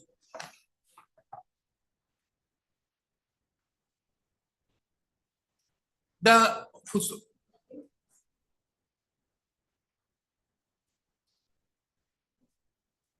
Now, what about the respondent number 4? Her appointment. The approval has to be set. Why? Now, if you are not, you don't have an agreement, then do you have the locus standi? Worship, anyway, if in the event the outcome is not in my favor also, worship, her appointment is. God, that is it. So if it is in your favor, the recommendation, we can make it the recommendation, the approval shall be subject to the outcome of the recommendation and further decisions taken. Since the matter is before this court, worship, my Lord has also gone through the way this one. No, because earlier to that, there was a notification out here, which is on 3rd of February 2023, 21 or 23. No, 23, 21. Wherein it was not required to advertise. No, that was, it can be this, I have it with me, worship, if. Now it is required, That- in view of the notification dated 5/2/2015 to 2024. Yes. At that point of time, it was not required. No, if there's difficulty. Okay. Taking into account the above decision, this court sets aside the approval order dated so and so, which has been sealed, dated so and so 6/3/2023. This, before concluding, this court, however, observes that upon the said recommendation made by the Deputy Commissioner, the respondent authority shall act, and in the circumstance, the Deputy Commissioner shall act in accordance with the above observations and directions. The petition stands disposed. Madam, you see the last portion is similar to that, huh? In order to Your maintain. Lordship, I am very sorry to disturb your Lordship. In the item 6, there is a status quo order, if it may be extended, Your Lordship. Item 6, the one prior to the present case, item 6. 6? Yes. 6, what happened? There What is did I do? there is an interim for. Oh, giving maintenance you of the status additional quo, yes, opportunity, yes, huh? yes. The status quo order passed earlier shall continue. The interim order passed earlier shall continue till the next date. For admission, item number 8. Yes, My lord, this morning I received a copy of the counter affidavit filed by the state. they filed? When? This morning. Okay, Mr. Swenso, the learned counsel appearing on behalf of the respondent, submits that the respondent state had filed the affidavit in opposition today. Full stop. However, the same is not on record. Accordingly, the registry shall bring on record the said affidavit. List the matter again on 4th of April 2024. The petitioner in the meantime shall be at liberty to obtain instructions and file their reply if any. For admission, item numbers 9 to 20. Yes, what is this? Please, my lord, Lordship, if my lord pleases, it can be, right, Please, Lordship, The respondents have filed the affidavit. Lordship, I'm under preparation to the affidavit, but because of the this matter, I could not complete it. So, Your Lordship, my humble prayer is that can you grant me some time so that I could have my We have affidavit? granted you time on the last occasion on 19 to 2004. Lordship, that point of time, I did not receive the instruction. on Now this you have today. received the Yes, instruction. I received and now under preparation. Yes, Lordship. When So are you within filing? 3 weeks, I can file as a last chance, Lordship. Last chance I have already given. And Your Lordship, next week I'll be out of station. I'll be in principal seat. So, Lordship, considering that week, can you grant me 3 weeks time so that we. So when are you filing? By final chance? Final opportunity I have given. Then what do I say now in the order? Tell me. These are appointments without advertisement. yes, Lordship. But there are. These are Group D posts. Lordship, No. it's a non-sanctioned post without, there is no sanction. So she is asking Group A for post. Plus one gazetteers. advertisement. Yes, So on exigency basis only we are appointing them not for 10, 20 years. on a fixed basis, Lordship. How many years? No, Lordship, Let's see one of the appointment orders. Lordship will see Then we the- may not, if we see on the face of it gross illegalities, then we may not trouble you with your affidavit. Yes. Lordship, Where is the appointment order? Where is that? the first, Lordship, you kindly see, I am looking at 208. 188. That was the last one, but however, it is listed at the top, that's why. No, 208. 208. As for the serial number, this is the last one. However, it has been listed at the top. Which one? Lordships, 208. filing of affidavits will be necessary because the petitioner has not disclosed the entire facts in many cases. There are about 11 cases. I am appearing for few of the private respondents. You have filed your affidavit? 8 cases. You have In- filed? In 2 cases, I have filed. 2 cases will be filed today, and within a week or 2, I will file There's no in the 188 remaining here. affidavit, in the remaining cases. What, On my 188 part, is 198? Ah, 188, one- yes. 198, yes. The Lordship, 188, tell me. 188 is the first. Hmm. writ Yeah, petition that we filed. where's the appointment? Show me. The appointments are page number, starting from F, Huh? page 35, 35. yes. F2, F5 are the appointment orders. Lordship, this case has been evolving since 2015. The same case, the backdoor appointment case.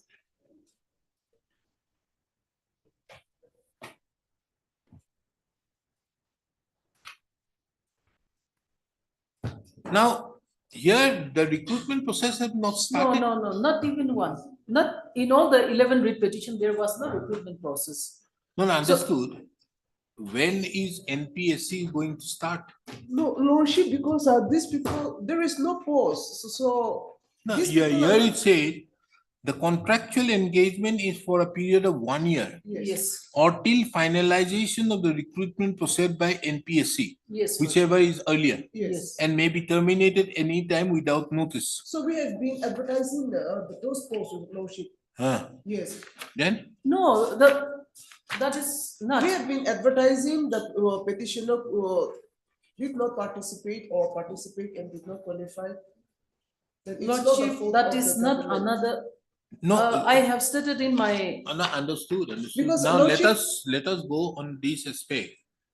If you are to appoint professors, we are concerned with professors, Yes, yes, assistant Lordship, professor. assistant professor. assistant professors in a particular college has to be as per the UGC. Yes. Yes, So even Lordship. as per the UGC regulation, also contractual appointment is permitted, your Lordship. For 6 months. For exigencies. Yes.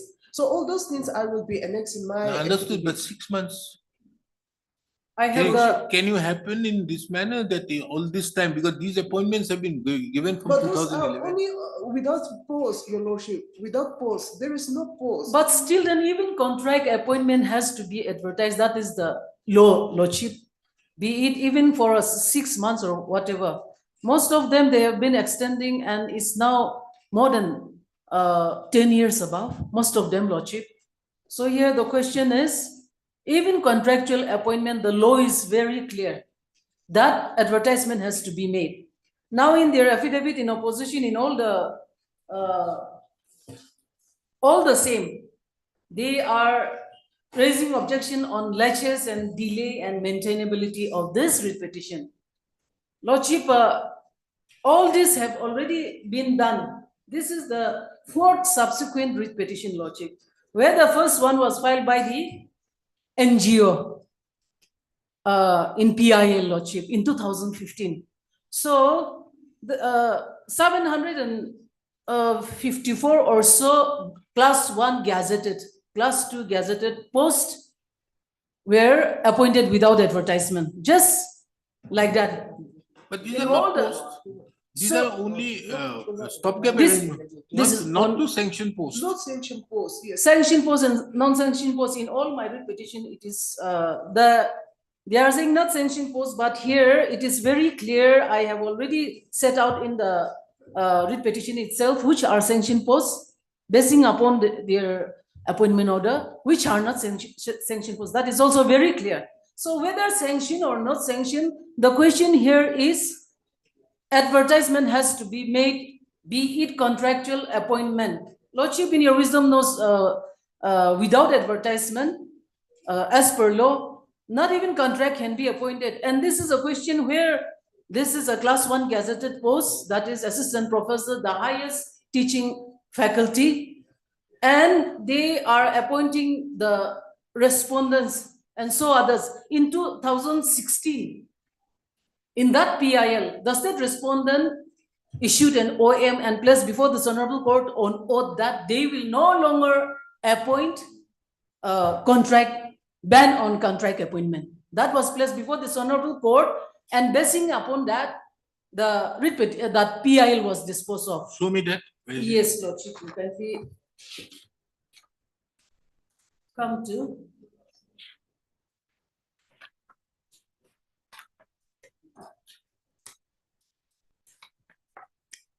Page 33, annexure E, Lordship. Ban on appointment. Yes, this is the office memorandum where they under oath placed before this honorable court. And absurdly, hereafter, they started appointing again contract appointments, even after this. And most of the respondents are appointed after 6/6/2016. After this, ban on appointment on contract basis. Then, now, is there a ban on contract? Yeah. Yes. That a post coming under the RIA can be filled up on contract basis. Decided that no appointment shall be made on a henceforth. In other words, appointment on is banned. Thus, a post coming under the purview of NPSC can be filled up on contract basis, hence shall be void. The administrative head of the appointment and the head of a month shall be responsible to ensure that no appointments is made on contract basis, and the disciplinary action will be initiated against them. Now, thereupon, these appointments are being made in 2016. Yes, after 6/6/16, some of them have been appointed prior, but even after this, plus before this honorable court on oath, they started continuing appointment on contract basis, Lordship. And what is this order passed in the writ appeal? In the writ appeal, what has happened is, after this, that is account, Lordship, you kindly, account that is against corruption and unvetted taxation, that is in short account, they filed PIL number 11K 2015. PIL was disposed by order dated 5/8/2016 on the basis of OM dated 6/6/16 that my lord has already perused, placed before this honorable court with. Then this honorable court disposed of the PIL, and if this OM is violated, gave liberty to the petitioners to approach the court again. So in spite of this, they started appointing contract appointment. That's why the petitioners again approached this honorable court in writ petition civil number 145/2017. That is also filed by account and 119 others, that is educated unemployed youth. However, No, madam, kindly come to page 51. In continuation of this department's notification, please to extend the services of the undermentioned fixed pay assistant professors and librarians under the Department of Higher Education yes, for another period of 1 week, 1 year. 1 day break with effect from month to month. This is the latest The extension is order. exigency and further subject to the condition as and until appointment of extended are made by the NPSC. This is the latest extension order, my lord, It's the posting Kohima. of the respondents.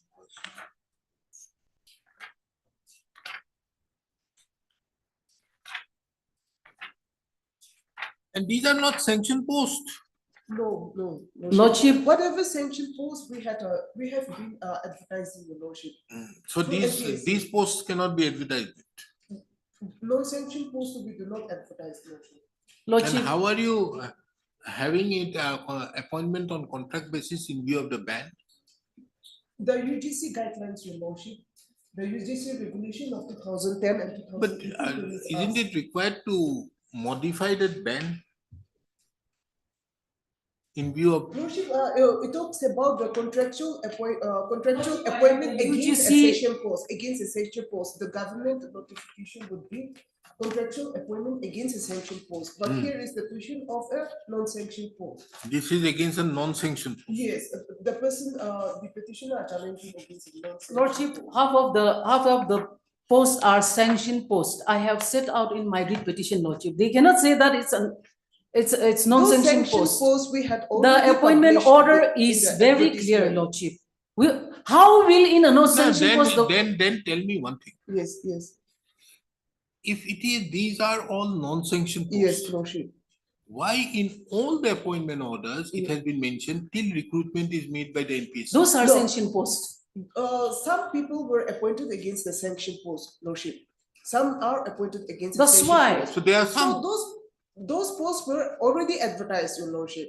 No, Already Lordship, advertised. no. No. Because I have all No, the kindly see the advertisements, last lordship. of the impugn extension orders Which one? in page 188. WPC 188. Why is it mentioned the extension is on exigency of service and further subject to the condition and until appointment of assistant professional librarians are made on the recommendation of the NPSC? Page 51. Why this line is being used? Because it's a sanction post, Lordship. Contract appointments are occupying it. So, your lordship, in 2022, we have advertised some posts in That is- 2022. So, your lordship, at the time of giving extension to these people's extension will be subject to the recommendation of those. No, Lordship. Those advertised posts are made- post creations. The extension Newly is on the post-created. exigency of service and further subject to the condition as and until appointment of assistant so-and-so are made in recommendation of NPSC. Meaning thereby, why will this line be used out there if it is not for extension post? Then, lordship, in the case for which I need to file my affidavit, so. You have not lordship- filed it. I've given you the final chance. She has come all the way with so many files. Lordship. So cost. Your lordship, What is the differences when there was no advertisement, Lordship? And in my writ petitions, I have clearly set out which are sanction posts, which are not 10,000 sanction each, posts. 1,20,000.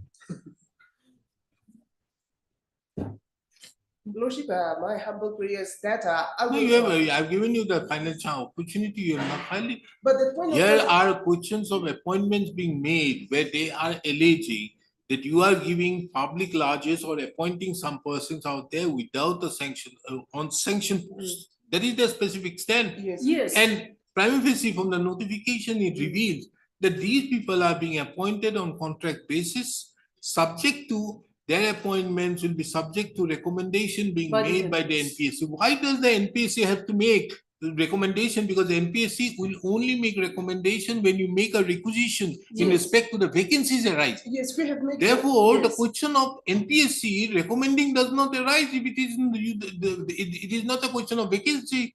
You have not created post.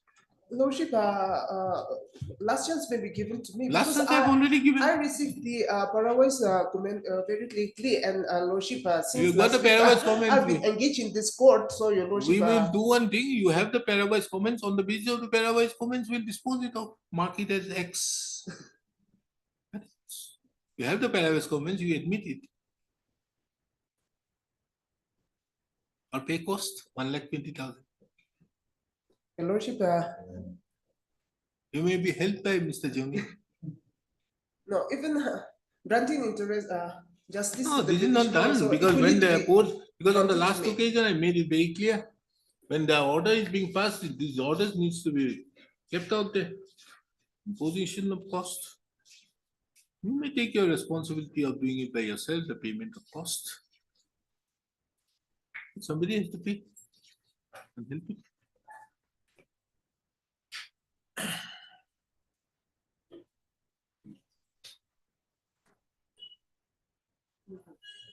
And this court fails to understand.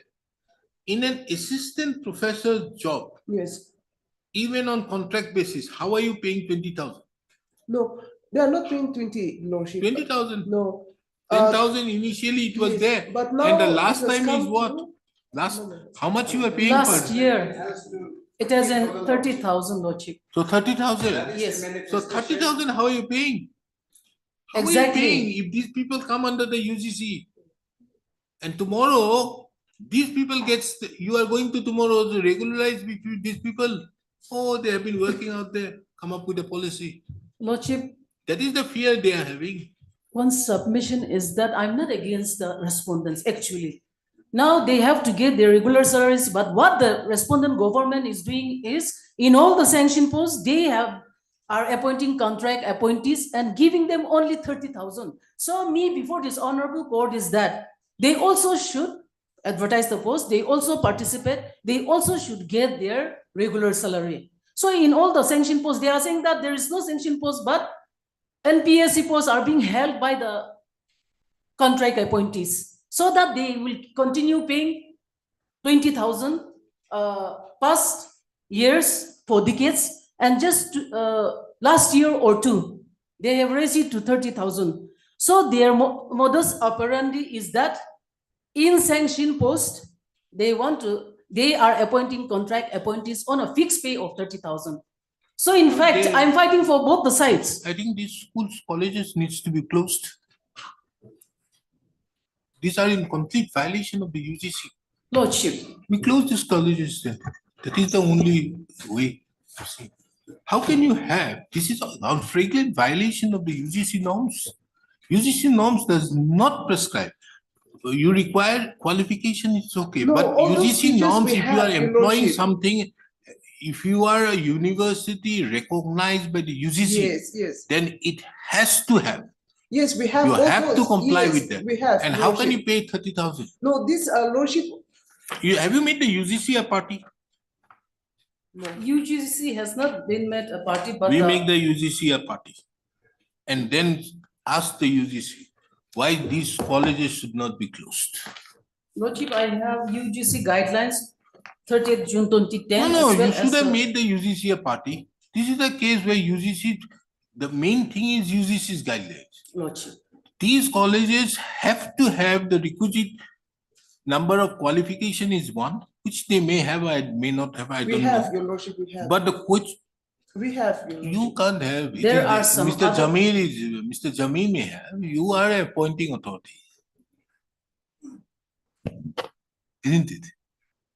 Mr. Jamil's clients will have, not you. But the question is, how can you, if you are recognized by UGC? The UGC is Apart recognized. from the regular teachers, Your Lordship, apart from the regular professor, as well as the associate professor and the assistant professor, we have the contractual assistant professor, Your Lordship. Are you saying that the Kohima Science College Yes. has contractual English, 3 anthropology, 4 anthropology, 2 botany, 4 geology, 2 statistics, philosophy, 4 economics, 2 English, so many contractual? What are you doing then? It's high time that college needs to be closed, Kohima Science College. Dimapur Government College, Dimapur. History, 4 commerce, philosophy, sociology, psychology, economics, everywhere.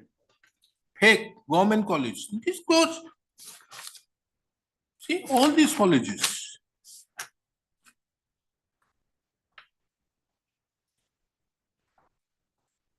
Where is the UGC circular? Why you have not brought it here? Lordship, I have. No, you should have brought it here, na?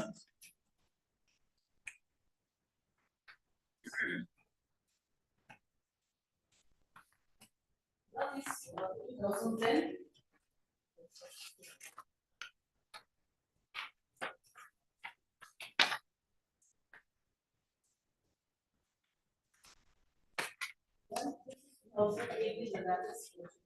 Latest, give me the latest pay scales. The revised scales of pay and other services, including age of superannuation in Central and area, so and so. The pay scale shall in the Central University near pay scale of Iman.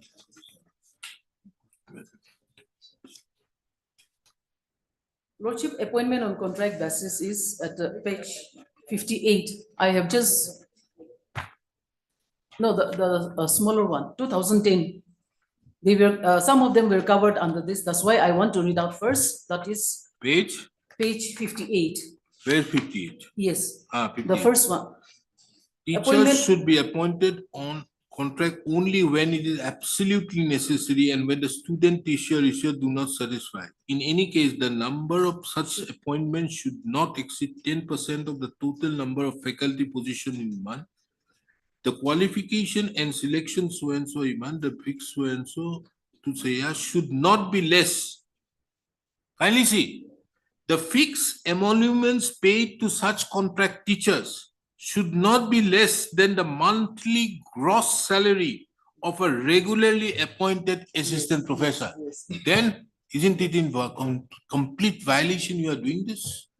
Because as of now, an assistant professor would be entitled to something around 2 lakhs. Exactly, Then Lordship. how are you paying 30,000? Exactly. So on the face of it, I think the UG, madam, but you But, have not, Lordship, you have, Madam Jamiomi, should have made the UGC a party. And the UGC will come up and say that we will de-recognize them and ask a prayer. That will be too harsh for us, But- Lordship. No, Lordship, no, no, then they will do. They No, cannot have like but this. Lordship, that regarding with that salary, that will be a person who is holding a sanction post on a No, contract basis. contract basis Yes, also, you but there cannot, should the be question a- of sanction, you see, if you are to have the UGC recognition, you need to have these schools having these posts. Yes. And if Exactly. these are the posts are there, Mm. having, and these has to be taken into account in consideration with the student teacher ratio, Yes. then And UGC on contract is only 10%. Here in the state, 80% is on contract, at least 70 to 80. This is the problem. chalo, let me write it down. But I think, madam, you need to make the UGC a party. Once you make the UGC party, then they may do something. Lordship, You if, don't do it, if it needed, becomes difficult. I'll implement. Only make in one case. Only one case where their facts are much better. Lordship, I shall do that.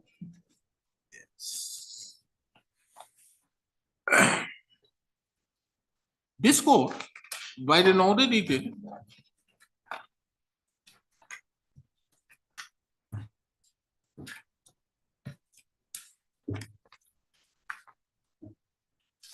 order where this court, by an order dated 19/2/2024, had directed the respondent authorities to file the affidavit by 26/2/2024. And accordingly, the matter was directed to be listed today. Ms. A, so-and-so, the learned AAG, to the government of Nagaland submits that the said affidavit could not be filed by the state.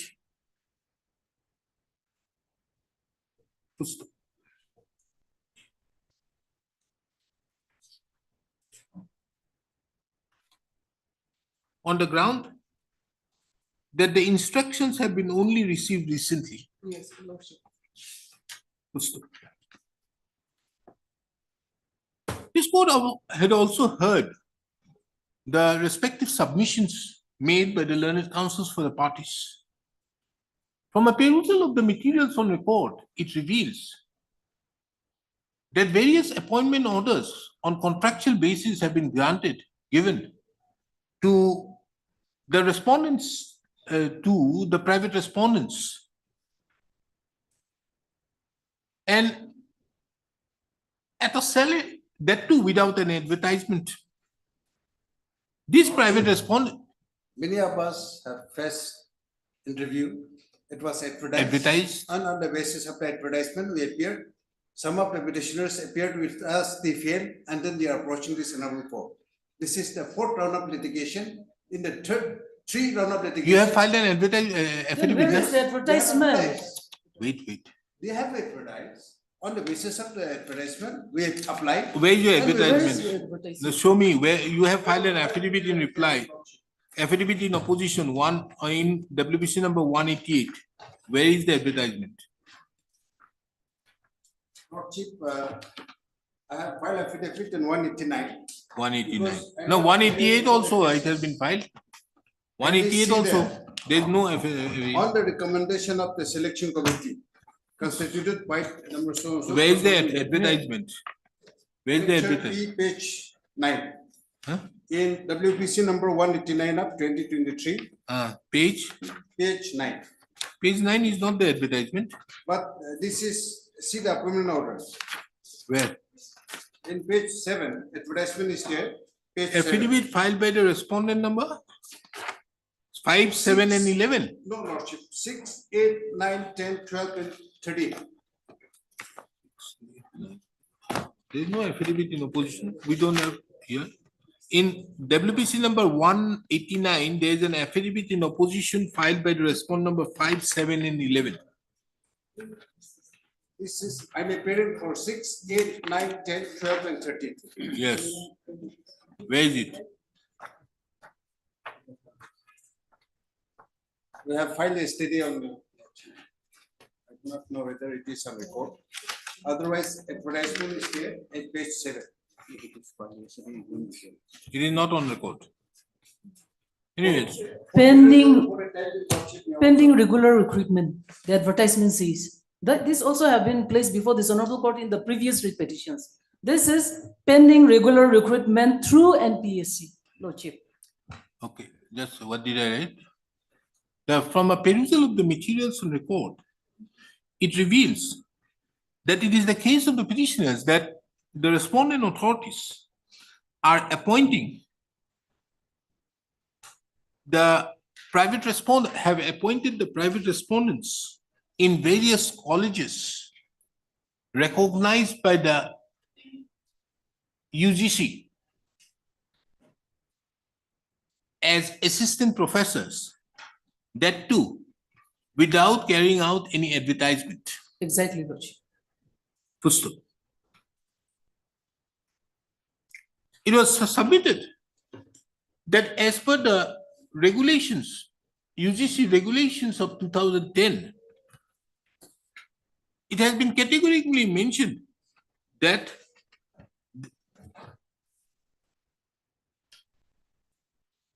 appointment on contract basis can only be resorted to when the student-teacher ratio does not satisfy the laid down norms.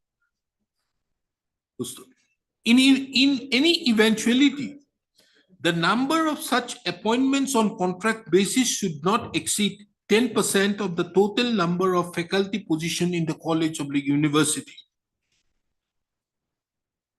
The learned counsel for the petitioner further drew the attention to the fact that the fixed emoluments paid to such contract teachers should not be less than the monthly gross salary of the regularly appointed assistant professor. However, drawing the attention of this court to the various orders, the learned counsel for the petitioner submitted that the appointment orders were made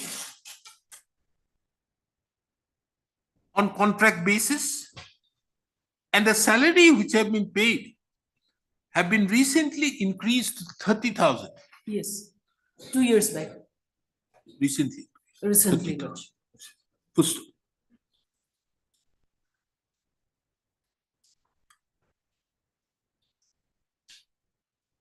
Full stop.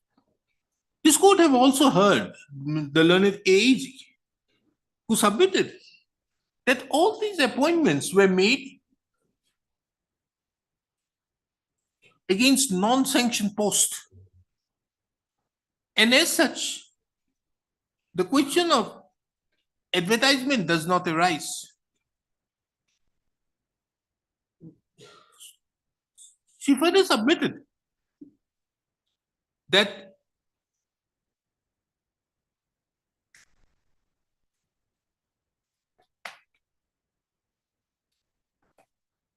these appointments are temporary and subject to being terminated as per the terms of the notifications which have been put to challenge. This court have also perused the various orders by which the governor of Assam, the governor of Nagaland have either appointed or extended the services of various private respondents. It, however, relevant to take note of that in all these orders, there is a mention that the services of these private respondents would be subject to recommendation being made by the NPSC.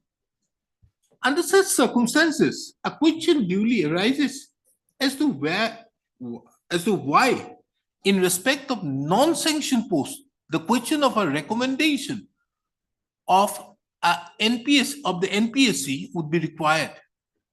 This aspect of the matter requires several clarifications to be given by the government.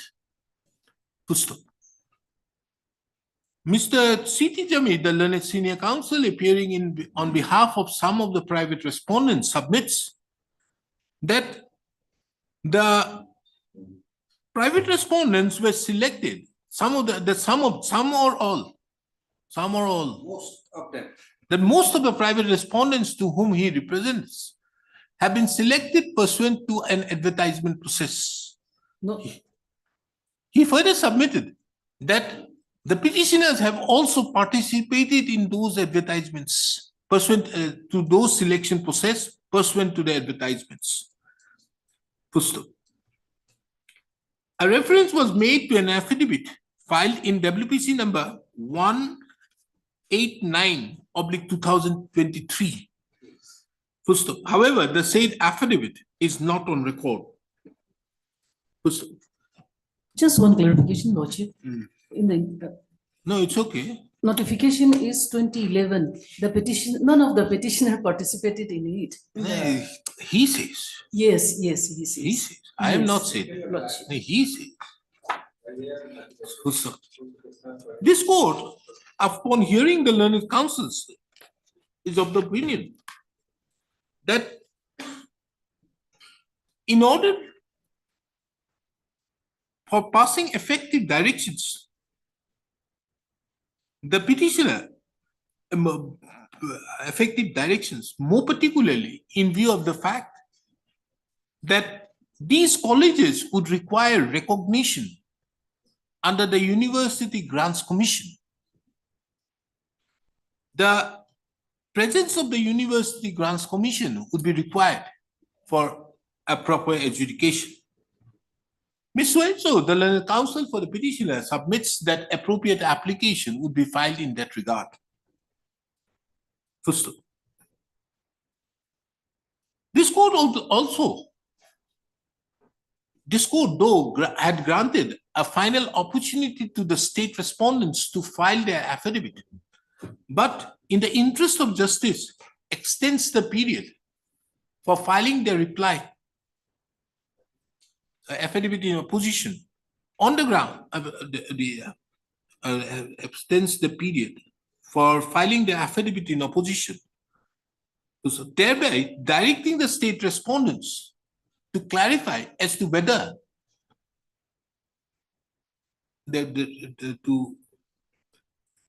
to thereby directing the respondents to also state in their affidavit in opposition as to how many posts in the colleges of the under the higher education department of the government of Nagaland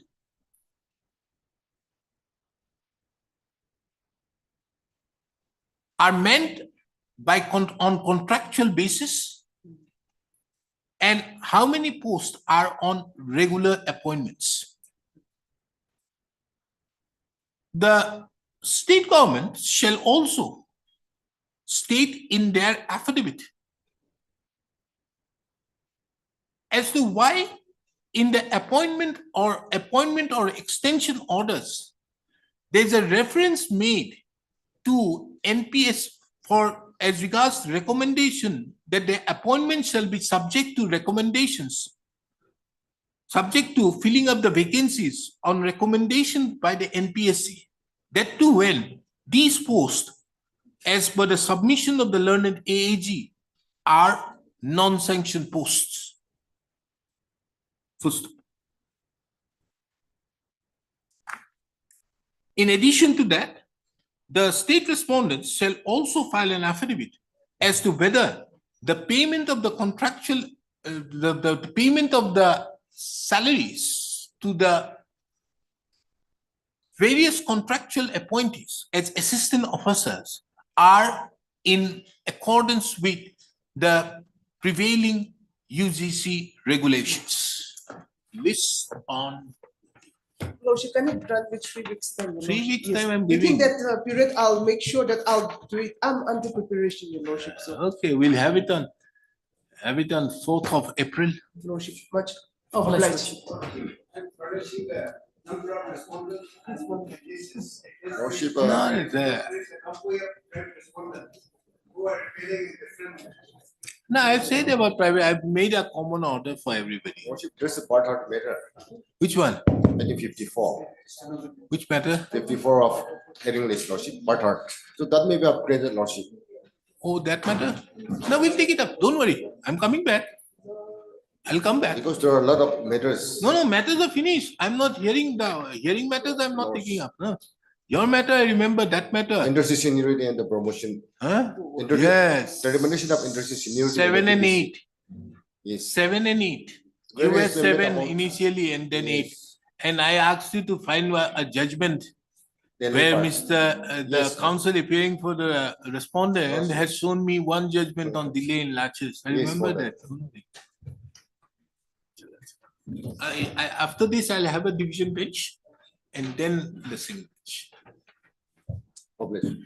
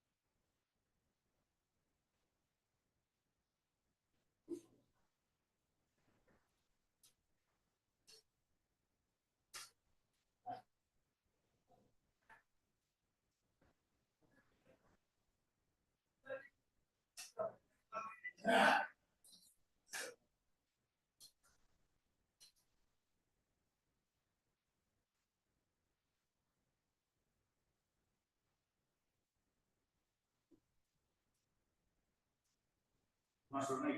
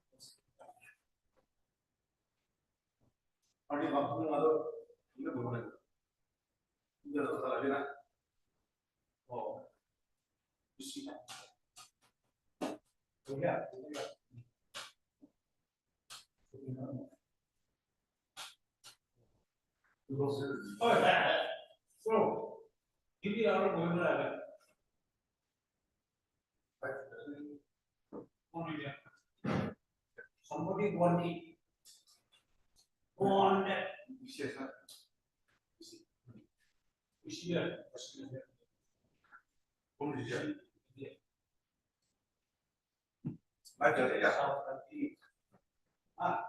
Lancar sana. Tapi dah sana. Bersih mudur. Itu mulai ini.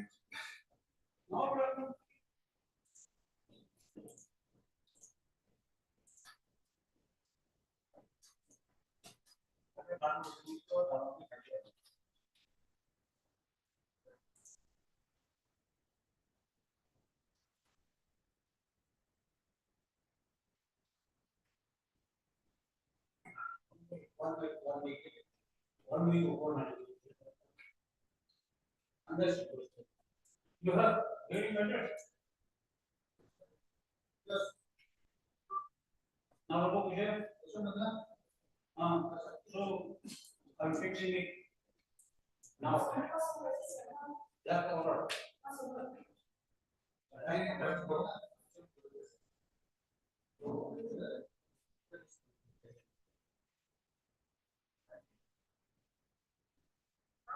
Bro, please accept the request. For number one, you have TV now. Application meeting maybe just one the other day go thank you.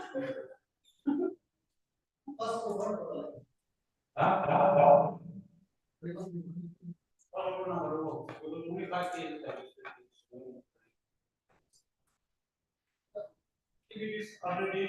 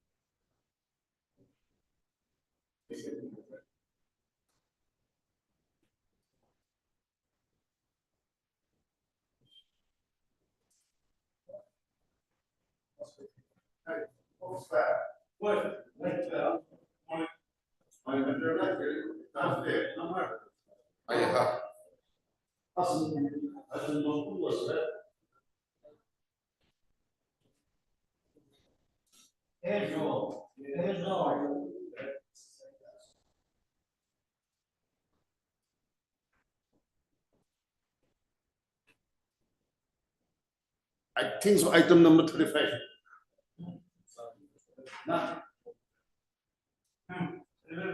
Yeah, after 1 week, what did you get? Oh.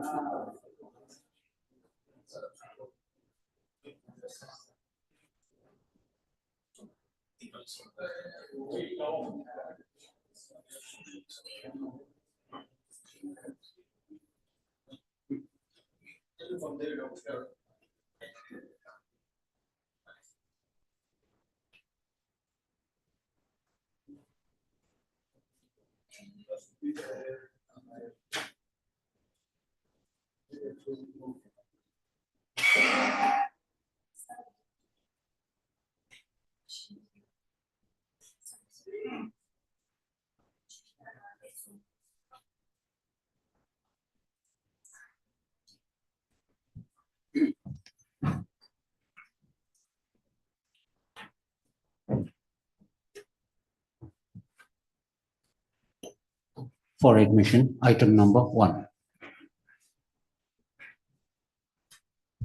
Yes, Mr. Joe.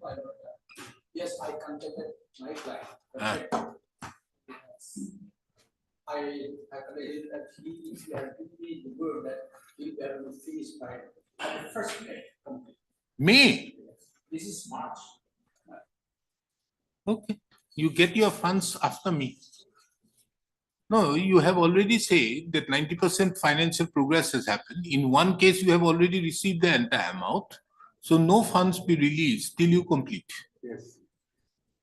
On the second article, he said somewhere in London, make sure that you finish. We'll have it after May, this matter. First, let me reject your preliminary objections. Where is the repetition?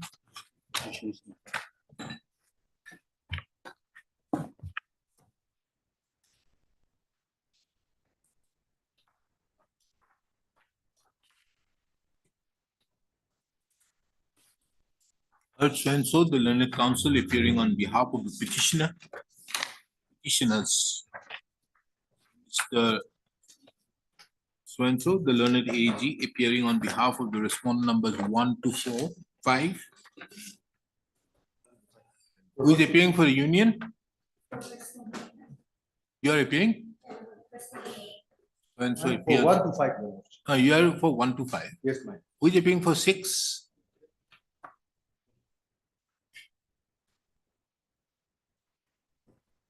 What was appearing till yesterday. Okay. His junior appeared. Okay, 1 to 5, Mr. LD Sankar. A. Joe appears on behalf of the respondent number 7. Okay. The instant public interest litigation has been filed, drawing the attention of this court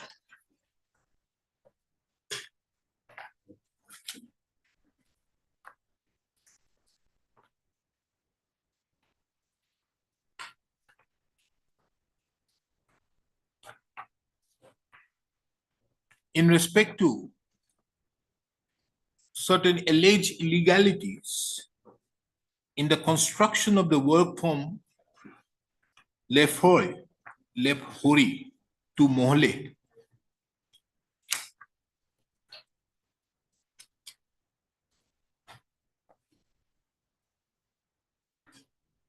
which was in connection with the work order number NO.CE bracket R&B bracket close oblique TB oblique LPHRY dash MOLHE oblique 2011 dash 12 dated 28/11/2011,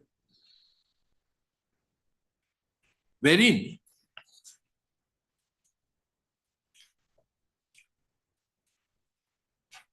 the executive engineer, FEC division, in spite of the work having not started, had granted a completion certificate on 21/1/2014.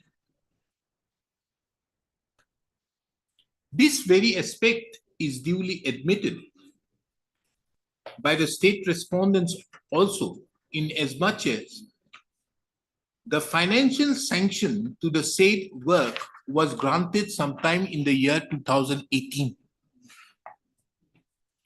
Footstop.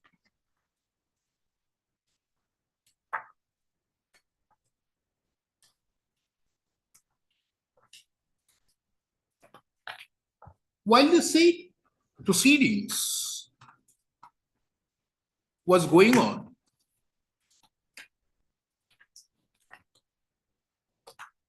where is your additional affidavit? That affidavit you filed wherein you brought in 3 work orders? 5/9/2023. 5/9? 2023.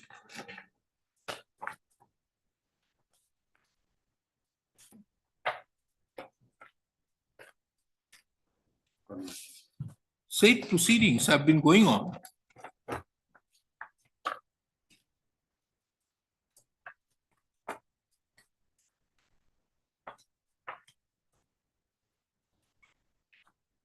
Various pleadings have been exchanged.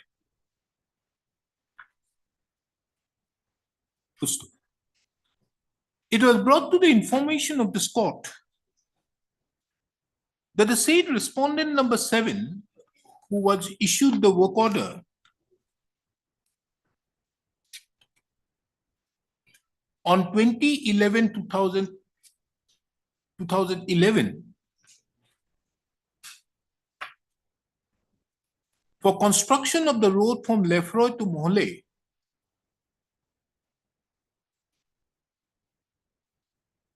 and in respect of which, even without starting of the work, the completion certificate was given as stated herein above. The said respondent number 7 was also allotted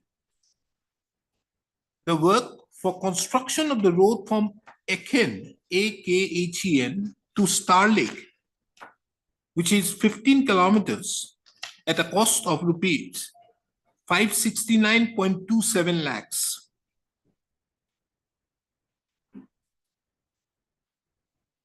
On 11/4/2011.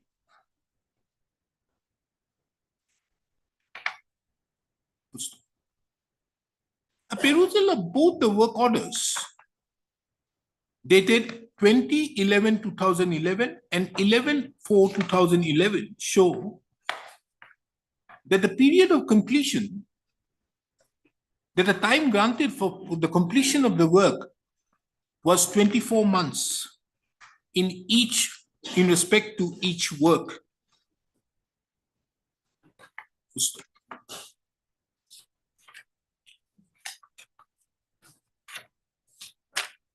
Another important aspect which also was brought to the attention of this court,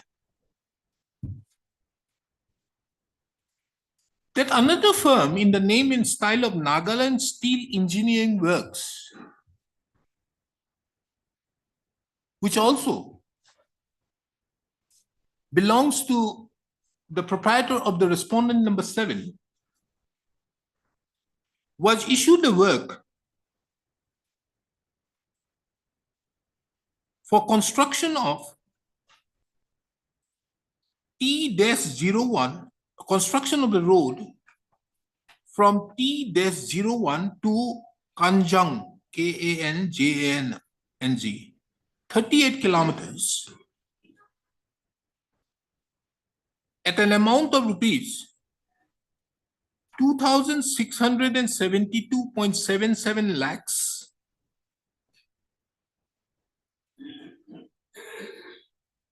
on 21/11/2017. The period of completion of the said work was 18 months from the date of issue of the work order.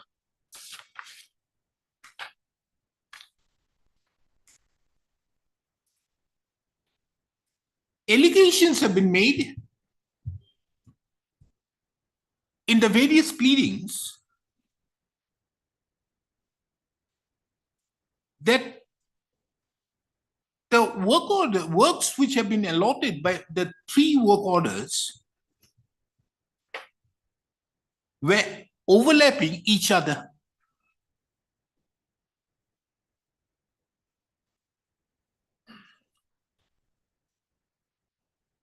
And as such,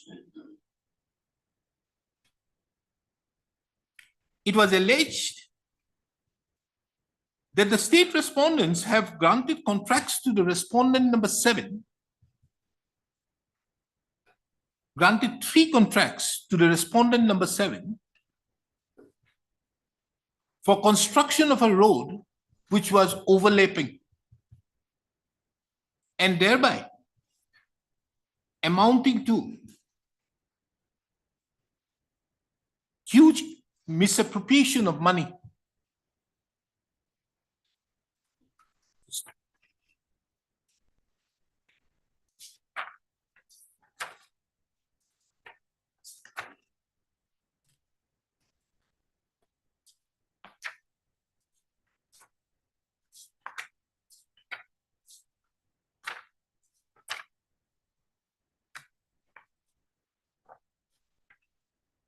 This court also finds it relevant to take note of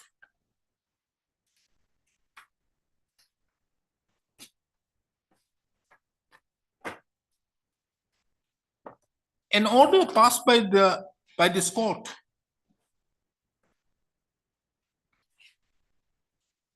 on 1/11/2022, wherein, in view of the various allegations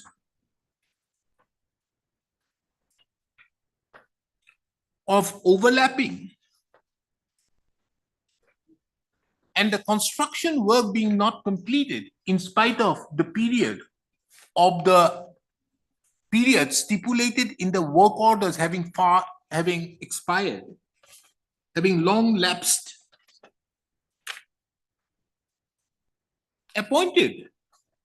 constituted a committee consisting of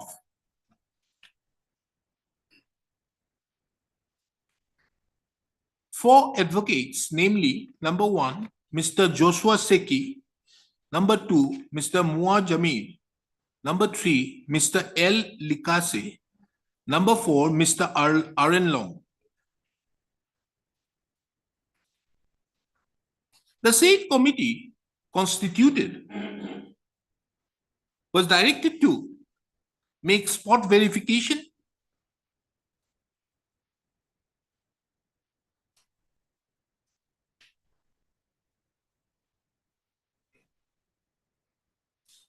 and thereupon submit a report.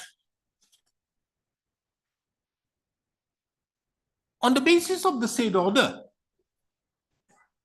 the said committee so constituted submitted a report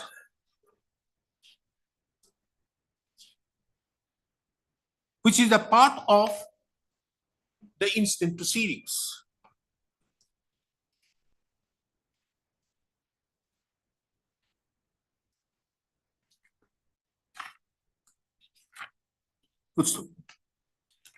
The details of the report, the contents of the report have been also made a part of the order dated 16/11/2022.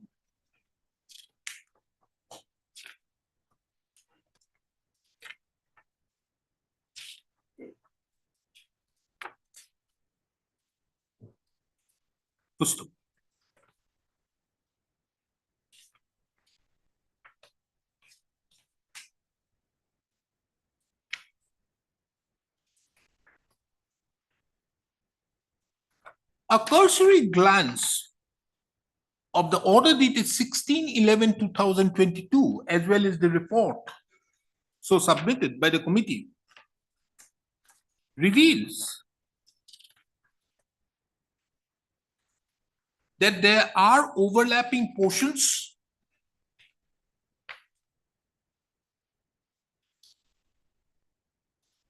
and also shows that the construction work have not been completed.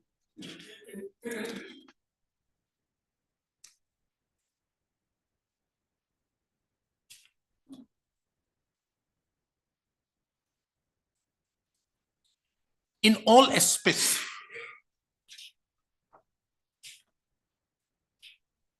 Under such circumstances, by the order dated 16/11/2022, the Chief Engineer NPWD RNB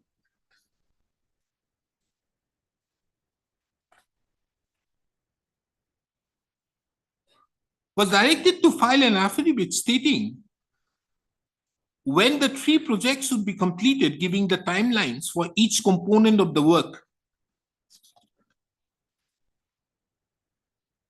Further to that, the Chief Engineer was also directed to explain as to why there was overlapping of the works on the three projects.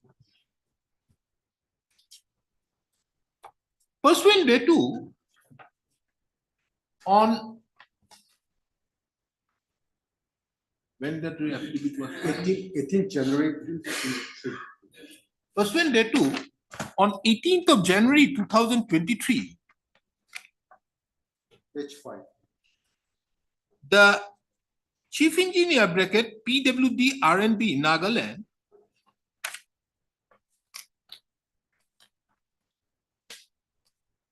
one Mr. Kevido Nakaro, Kevido, K-E-V-I-D-E, Kevidi Nakaro, N-A-K-H-R-O, filed an affidavit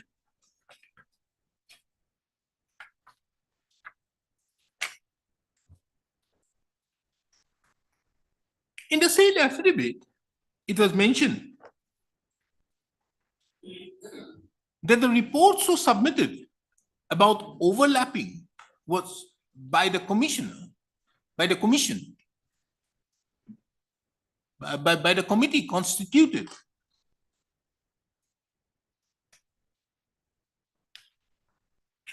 Was not correct.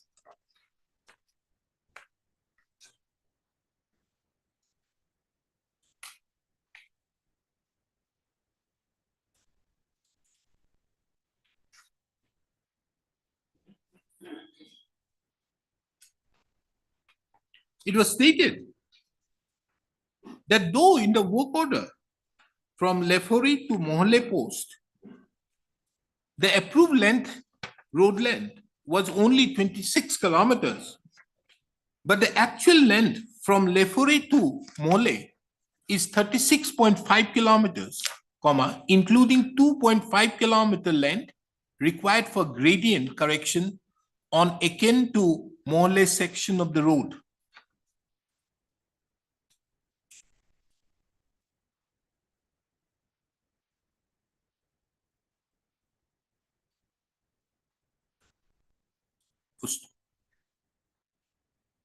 It was also mentioned that a work order from Aken to Star Lake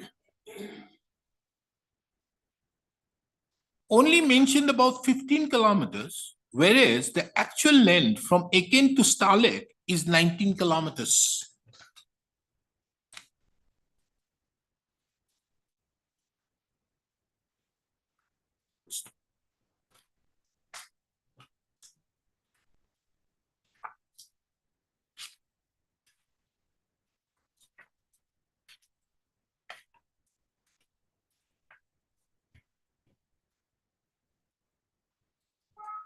Further to that, it was stated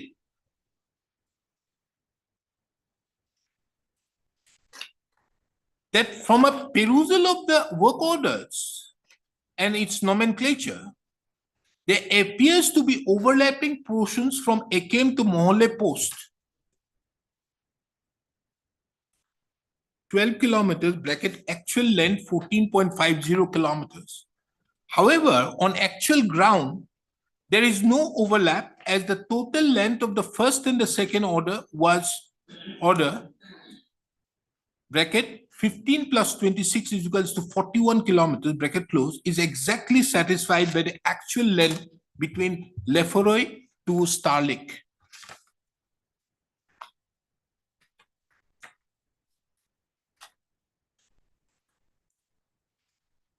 It was further mentioned that as regards the third work order dated 21/11/2017,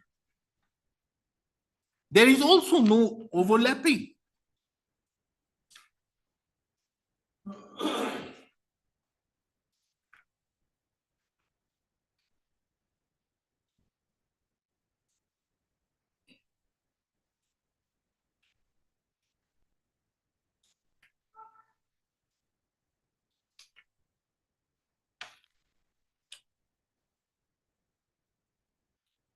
During actual execution, because the earthen side drain constructed under the second work order in 2012, but the same had to be reconstructed under the third work order in 2018 after a gap of 6 years.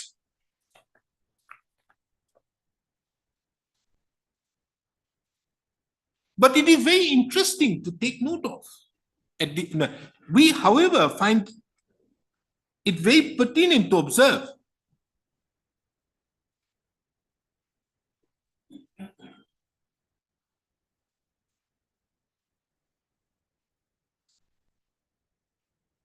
that the same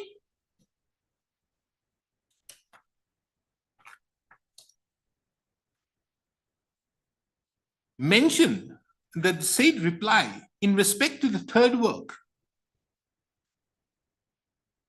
stating that the earthen side drain was constructed under the second work order in 2012, and the same had to be reconstructed under the third work order in 2018 after 6 years.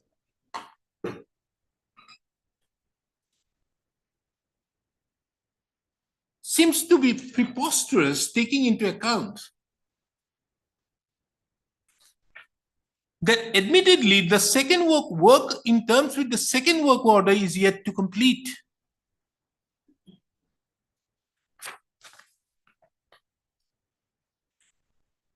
Be that as it may, it was also mentioned by the department there is no overlapping during the actual execution between Lefroy to Mohleke, bracket second work order, in as much as only 8 kilometers of WBM grade 1 and WBM grade 2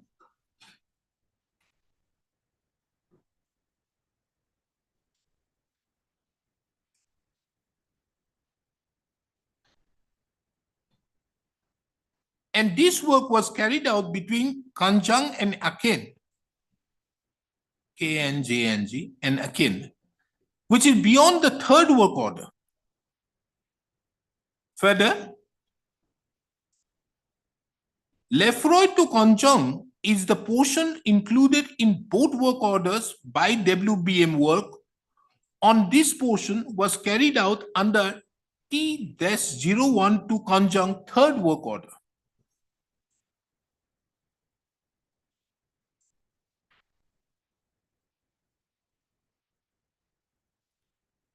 On the allegation that the Hume pipe culvert of 1.5 meters height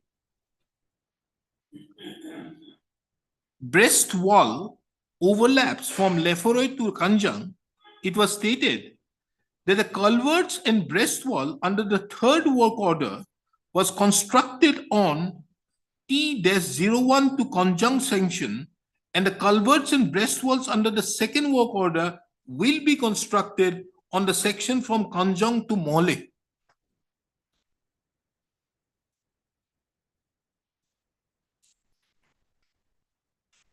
It is very interesting to take note of that on the day on which the said affidavit was filed, that is on 18/1/2023,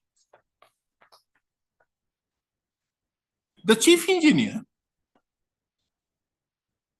have given the physical and financial progress of all the works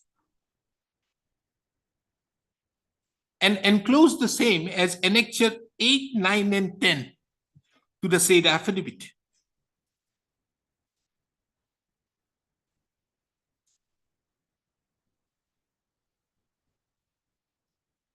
The said details were given in a tabular form, and taking into account its relevance, we find it pertinent to reproduce herein below. Page 8 affidavit day. 18/1/2023 affidavit at a tabular. From the above table quoted,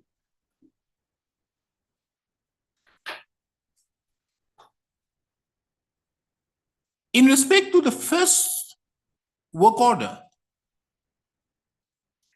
the physical progress have been shown at 85% and financial progress have been shown at 85%.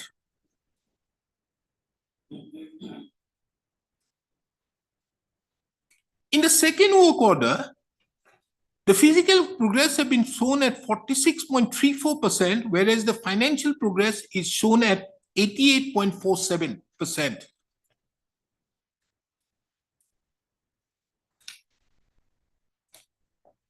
This court, however, finds it very pertinent to take note of annexure 9 to the said affidavit, on the basis of which the tabular form was mentioned. From the said annexure 9, it is seen that in respect to the second work order, the total sanction amount was rupees 3,000 lakhs, and the work order amount was also 3,000 lakhs. Amount which was released was also 3,000 lakhs, and after deduction of tax was rupees 2,654.88 lakhs. Although in the table format, it was mentioned that the financial progress is 88.47%, but in the said document, that is annexure 9, it is seen that the total amount have already been paid, that is rupees 2,654.88 lakhs, and there was no balance due to be paid.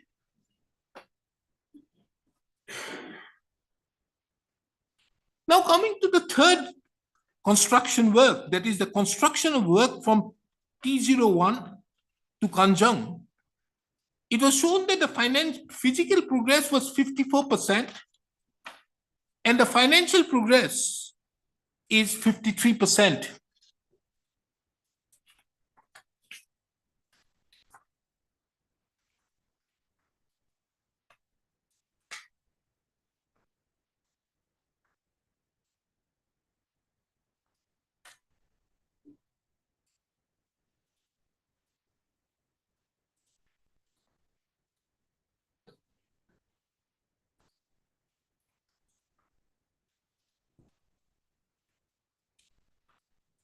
It is also relevant to mention that all these three annexures 8, 9, and 10 to the affidavit dated 8/1/2023, 18-1, my lord. 18/1/2023 have been verified by three authorities.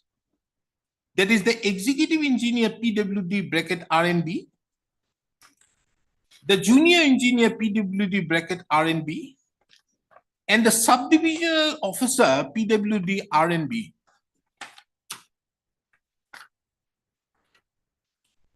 Full stop.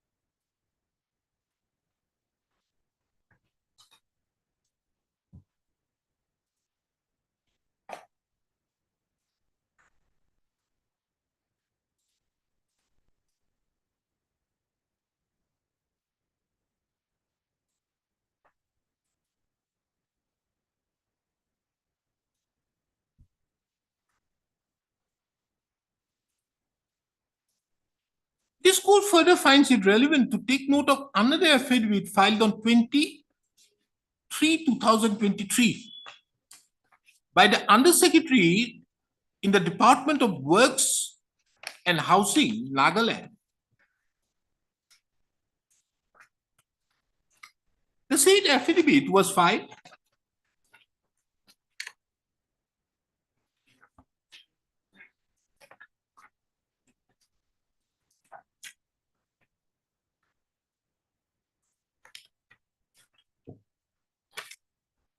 pursuant to an order passed by this court on 22/2/2023, directing the state respondents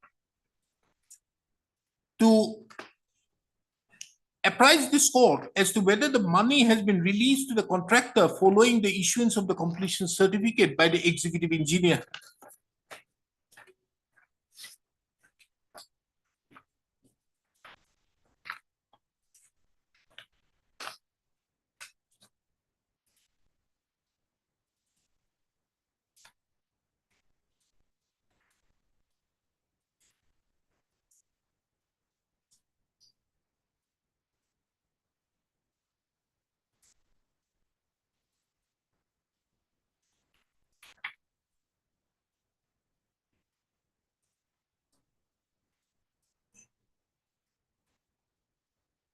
It has been duly mentioned in paragraph number 4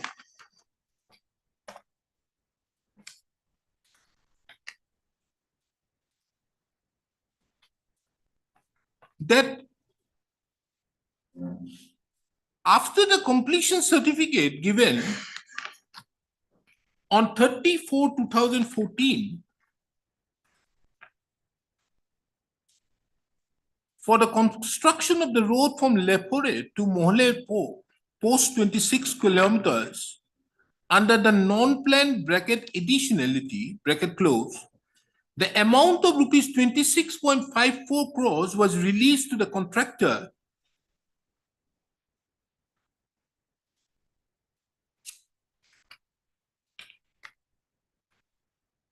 This aspect duly admits, from the said aspect, it is duly admitted that the entire amount in respect to the first or the second, the second work order have been duly, in the entire amount pertaining to the second work order have already been released to the petitioner, to the respondent number 7.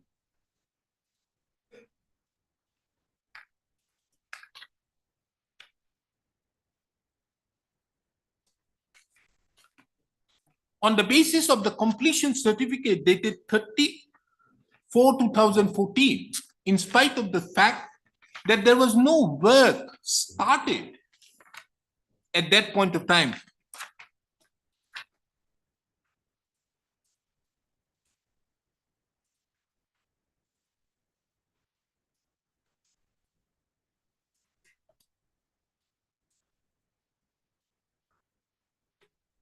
Another very interesting aspect from the said affidavit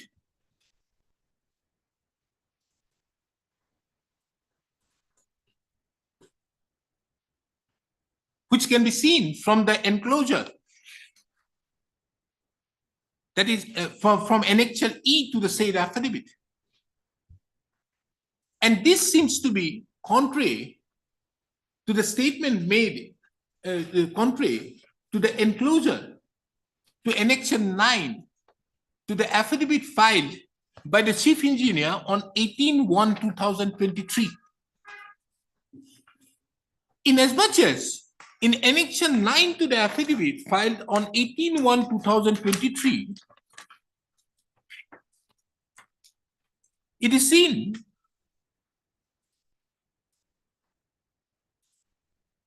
that the total up-to-date payment was rupees 2,654.88 lakhs to the respondent number 7,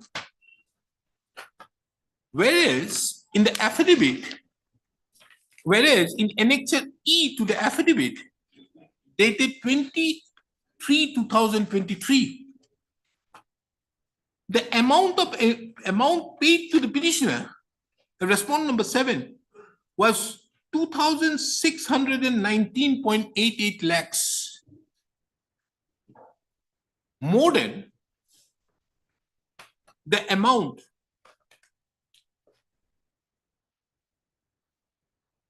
which the respondent state could have paid, taking into account that the total sanction amount was 3,000 lakhs, and after deduction, the amount at best could have been paid was rupees 2,654.88 lakhs.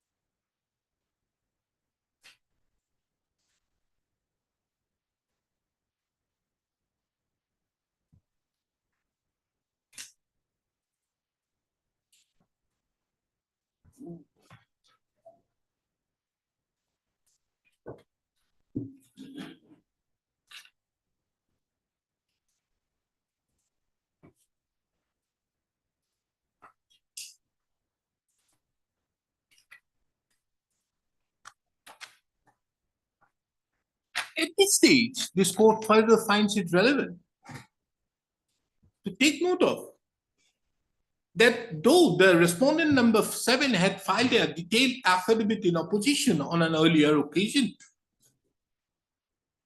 but then another affidavit in opposition was filed on 10/10/2023, wherein the maintainability of the instant public interest litigation was objected on the various grounds enumerated in paragraph 1 of the said affidavit. In addition to that, in the said affidavit, it was categorically admitted by the respondent number 7 that the 3 work orders dated 11/4/2011, 28/11/2011, and 24/11/2017 were awarded to the respondent number 7.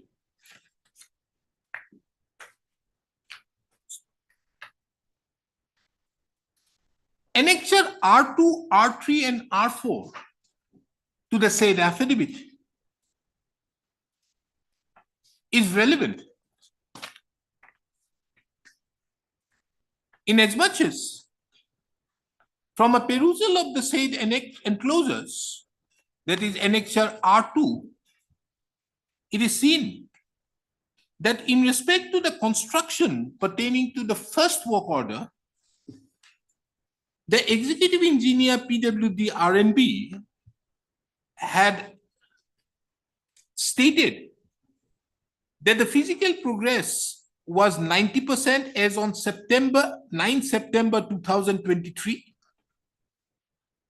And the financial progress was 91% in as much as 521.65 lakhs have already been released.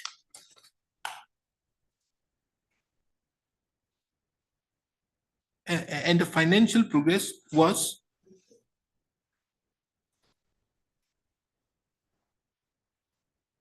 and it was 90% as on 9th of September 2023. And total value of the work done was rupees 521.65 lakhs, bracket 91%. Released to Naleki. And the total value of the work done up to date was 521.65 lakhs, 91%. In respect to the second work order, that is for construction of road from Lefroy to Mohole, 26 kilometers, it was stated that the physical progress was 75%.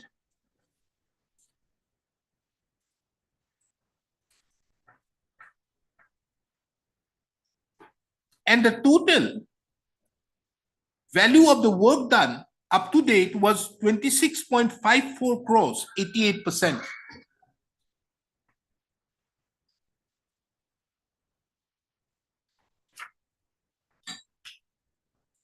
In respect to the third work order, that is for construction of road from T-01 to Konjang, 38 kilometers, it was mentioned that physical progress was 93% as on 31st of August 2023. And the total value of the work done was 2485.68 lakhs.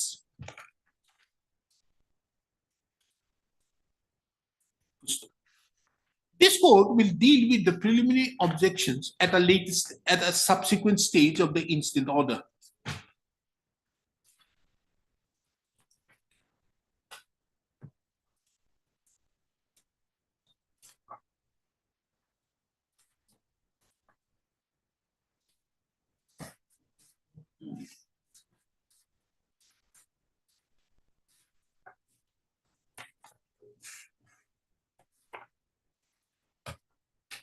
When the matter was listed before this court, before us, on 21/2/2024, this court sought for the status of the work pertaining to the work orders dated 28/11/2011, 11/4/2011, and 21/11/2017. 20/11/2011, 11/4/2011, and 21/11/2017. In pursuance thereto, an affidavit was filed by the additional chief engineer, PWD bracket RNB Kohima,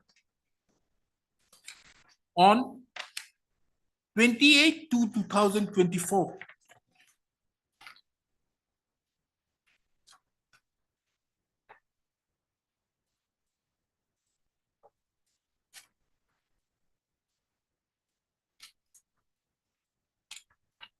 Interestingly,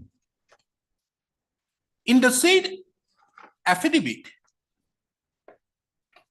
an enclosure was made as regards the status of the work as on 22nd of February 2024. It shows that in respect to the work order number 1, that is for construction of the road from Lefroy to Mohole, the physical progress was 90%. The work order number 1 is akin to Starlet. Work order number 1 is akin to Starlet. Yeah, 1. That is from akin to Starlet. The physical progress was 85%, and the financial progress was 90%.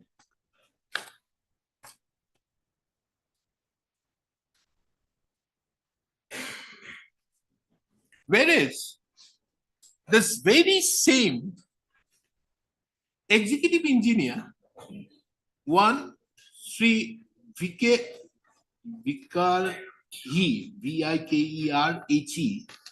Venyo, Venyo, has certified on 9th of September 2023 that the physical progress was 90% and the financial progress was 91%. In respect to the second work order, that is for construction of road from Lefroy to Mohole, that is 26 kilometers, it was mentioned that the physical progress was 90% and the financial progress was also 90%, whereas on the materials on record, it transpires that the entire, more than the amount to which the petitioner herein is entitled, respondent number 7 herein was entitled to, have already been paid. As regards the third work order, that is the upgradation of road from T01 to Kanjong, it was certified that 97% of the work has been done and the financial progress was 85%.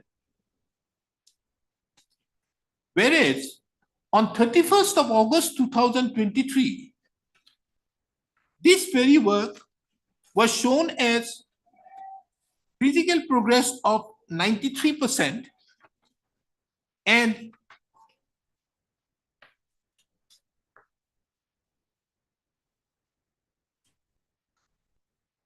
the value of the work done was 2485.68 lakhs,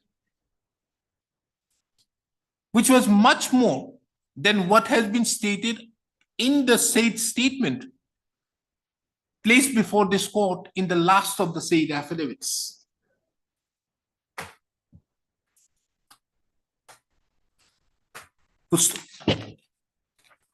We have daily heard the learned counsels appearing on behalf of the parties, and we are of the opinion that taking into account the submissions of Mr. A. Joe, wherein various preliminary objections have been taken as regards the maintainability of the public interest litigation, the said aspects needs to be decided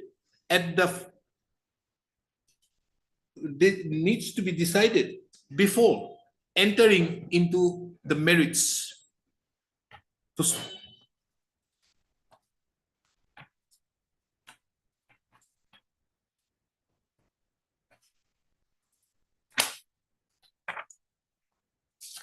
A perusal of paragraph number 1 and its subparagraphs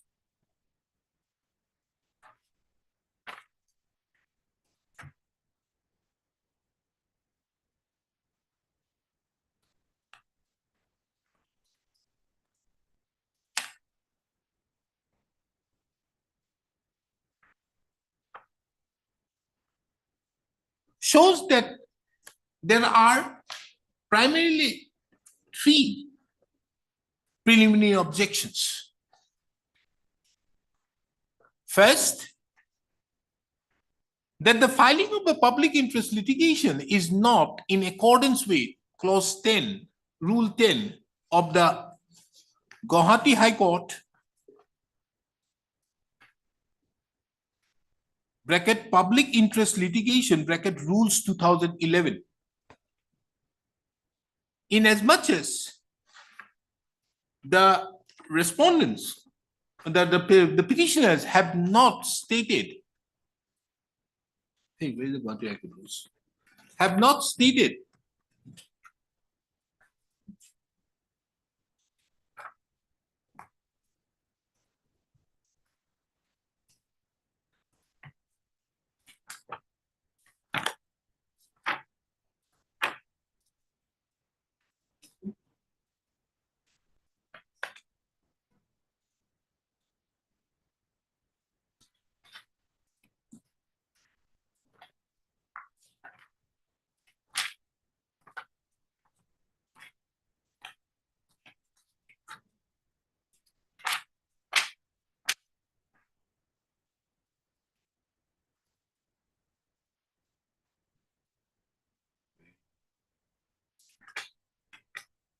Guwahati High Court rules again.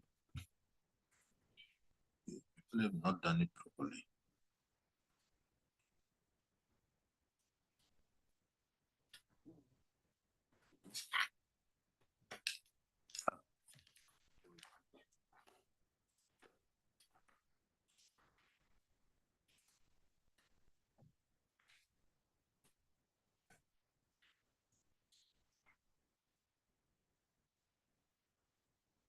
Is not in compliance with Rule 10 of the Guwahati High Court rules, Guwahati High Court bracket public interest litigation bracket rules 2011, and for which the said public interest litigation, the instant public interest litigation is required to be dismissed. The second aspect, the second ground, so taken, as the work in question comes under the PMGSY-1 Roman 1 and PMGSY Roman 2 and the Government of India Ministry of Rural Development, Department of Rural Development by the communication dated 8/6/2023 had extended the timeline of all contracts till March 2024. The instant proceedings is premature. The third ground which have been taken is that the respondent, that the petitioner number 1 and 2 had met one Srimati Vonua, VONUO, who is the cousin sister of the private respondent number 7 at 9:20 a.m. on 29/7/2021 at her private residence, Northern Angami Colony, Walford, Dimapur, demanding financial favor amounting to rupees 65 lakhs from the private respondent number 7 and threatened to file public interest litigation. It was categorically mentioned that the petitioners have filed the instant public interest litigation because of the refusal of the respondent number 7 to yield to these illegal demands. To the petition, respondent number 7 further went to the extent of stating the necessary evidence, including voice recording in this regard, shall be produced if and when required. Full stop. Let us therefore take into account the three grounds which have been taken. In support of the first ground, Mr. Joe, the learned counsel appearing on behalf of the respondent number 7, has drawn the attention of this court to the judgment of the coordinate bench in the case of, yes, Mr. Joe, that judgment.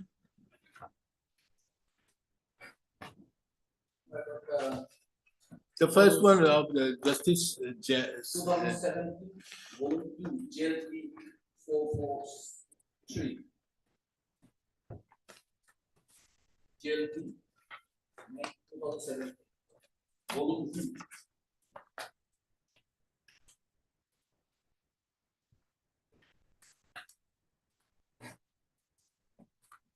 Page 443. In the case of Rosemary Dzuvichu,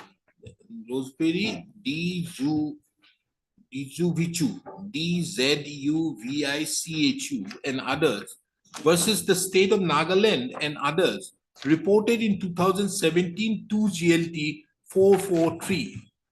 The learned counsel further referred to the judgment of an order passed by the learned division bench of the Orissa High Court, wherein the public interest, we are in the case of, you have given us a copy.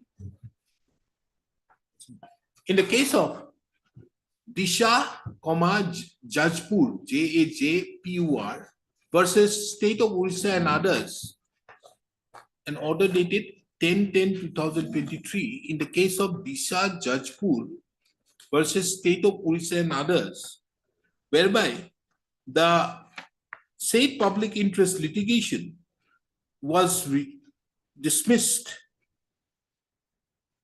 as it did not adhere to the Orissa High Court Public Interest Litigation Rules 2010. Full stop.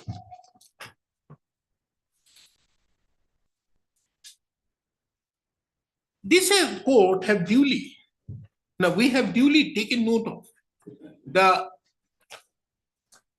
rules of the Gauhati High Court bracket Public Interest Litigation bracket Rules 2011, for short the rules of 2011.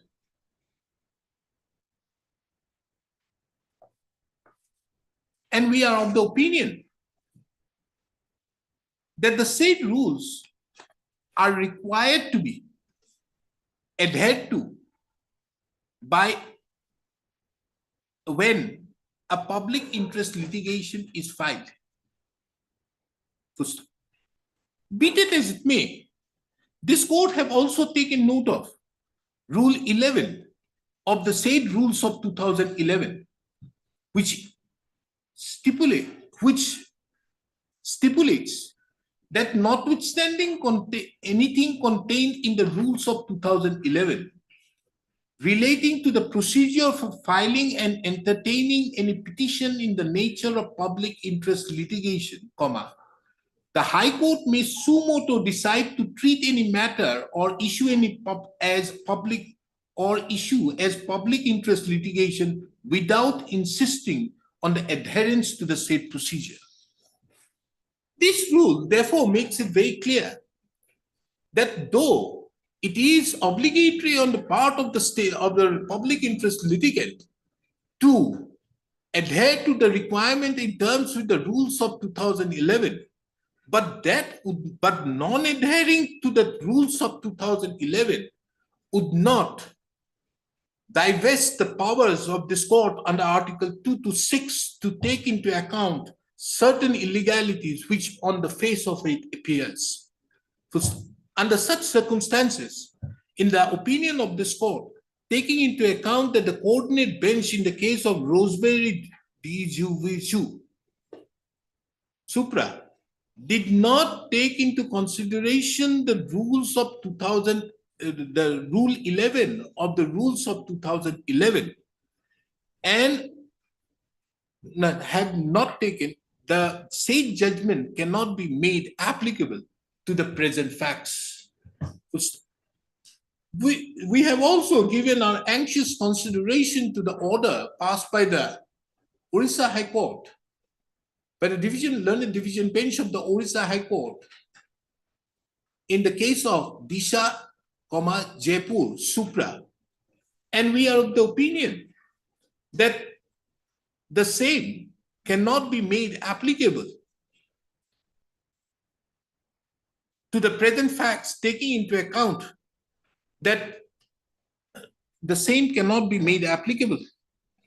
Inasmuch as from a perusal of the said order, it does not reflect under what circumstances the court had rejected the, on what facts, what does not appear. From a perusal of the said order, it does not appear that what were the facts under consideration before the learned Orissa High Court and under what circumstances the court insisted on the filing on adhering to the requirement of the Orissa High Court Public Interest Litigation Rules 2010.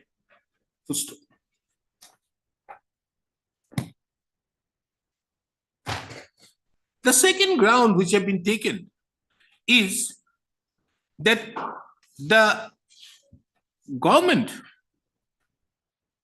the second preliminary objection which is taken is that the Government of India, Ministry of Rural Development, Department of Rural Development had extended the timeline for all contracts under the PMGSY 1 and PMGSY 2 till March 2024. It is relevant to take note of that from the enclosure made to the affidavit on 28/2/2024, the contracts, the work orders, number 1, that is construction of road from Ekin to Star Lake, and number 2, and the work order number 2, that is construction of road from Lefroy to Mole, are not PMGSY funding projects. Under such circumstances, the same would therefore not apply. Further to that, as regards the third work order, it would be seen that the period of completion was 18 months from the date on which the work order was issued, and the same lapsed long time back. Full stop. The communication on the basis of which the respondent number 7 submits that the PMGSY works have been extended, all contracts have been extended, was given in the context of the COVID-19. Isn't that? That is why it was extended.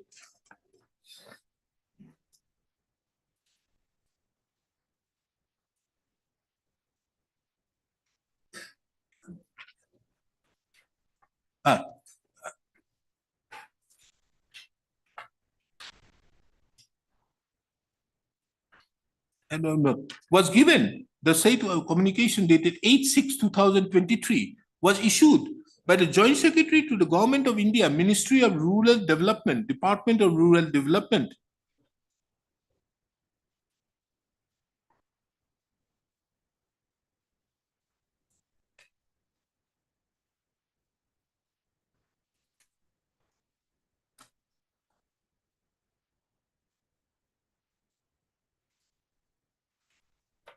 Wherein the ministry had, upon receipt from request from the state government of the Union UT administration, requested for extension of time for completion of the balance work of PMGSY Roman 1 and Roman 2 and others, and the request was received by the Government of India, and upon being approved by the competent authority, it was decided to extend the timeline for completion of PMGSY 1 and 2 till March 2024.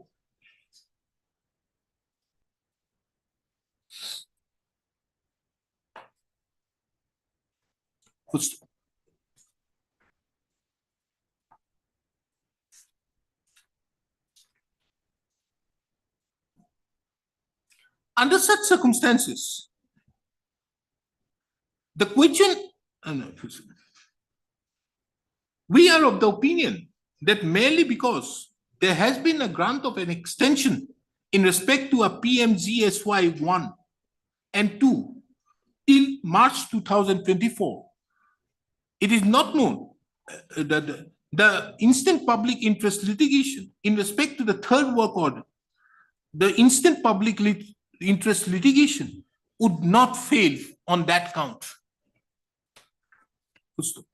Now coming to the third ground which have been taken, that the petitioner number 1 and 2 met the one Srimoti Pilonga, met one Srimoti Vonua, VONUO, cousin sister of the private respondent on 29th of July 2021, and demanded 65 lakhs from the private respondent number 7 and threatened to file public interest litigation. On the face of it, the said allegations seems to be preposterous, taking into account that the present public interest litigation was filed on 10/11/2020, my lord. 10/11/2020, and the allegations are made sometime in the month of July 2021. Under such circumstances, all the preliminary objections which have been taken.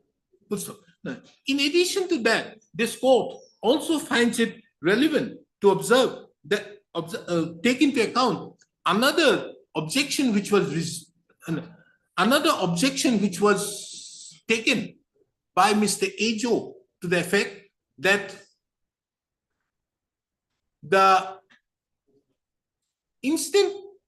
public interest in litigation was only in respect to the second work order, that is from Lefroy to Mohale.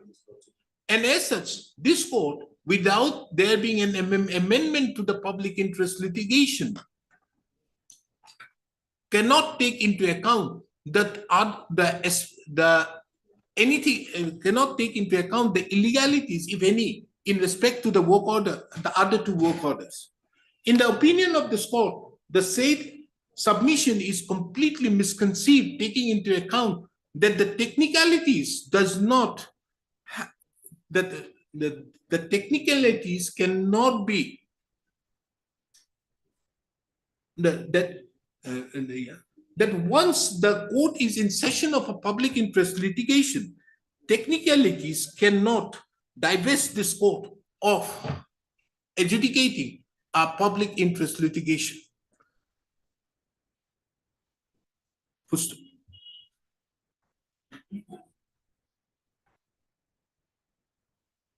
we have further,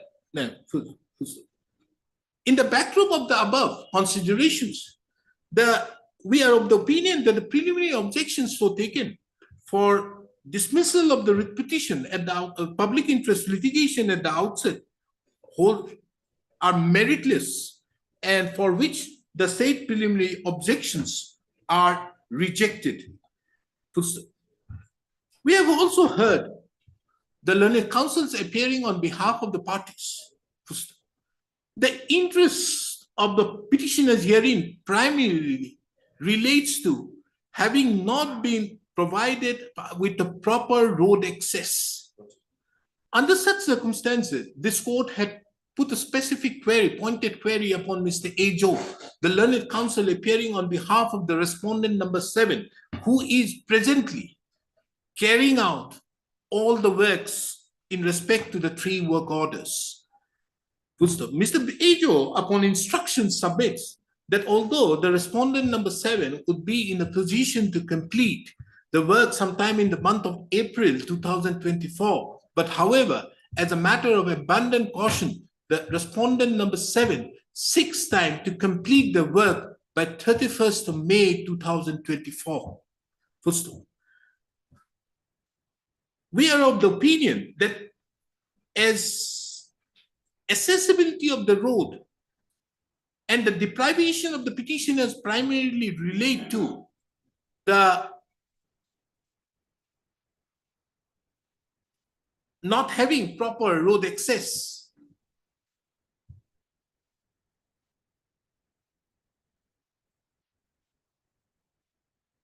the said aspect of construction of the completion of the construction of the road should be given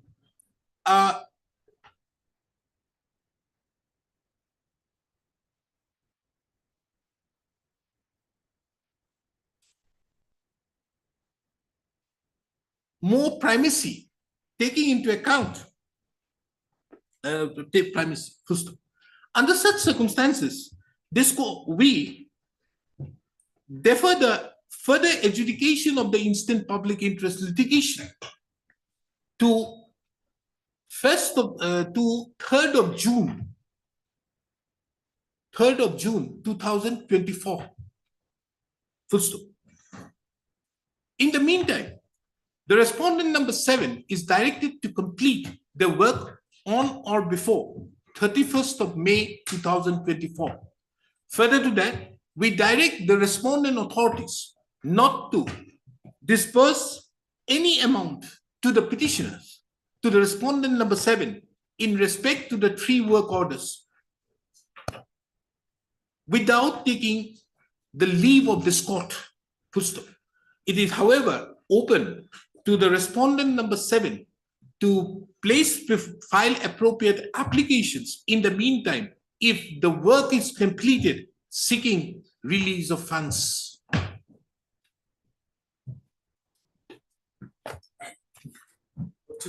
A rider may be given that if they do not complete the work within the stipulated time that has been provided by this honorable court. Then we will see on for 3rd. Therefore, we say we defer the further consideration of this matter till the next date. And in the meantime, I have directed to complete them. And in the meantime, not to pay a single amount. However, liberty is given to him if he completes. I've not mentioned it properly to the effect that your name you should be invited for inauguration. But So that's.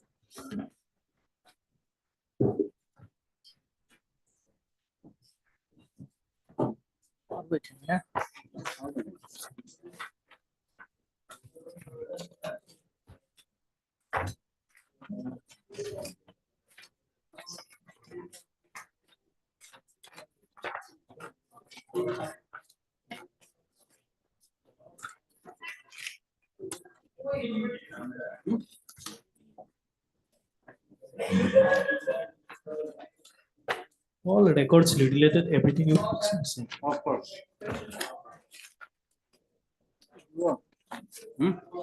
German syllabus.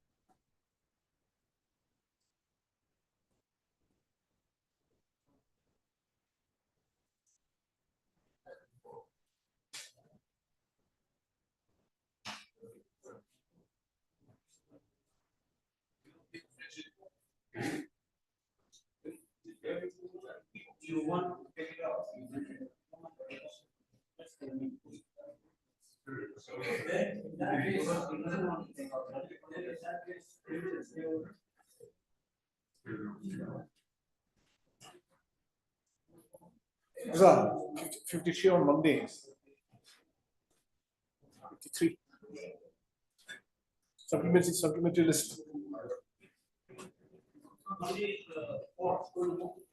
Yeah.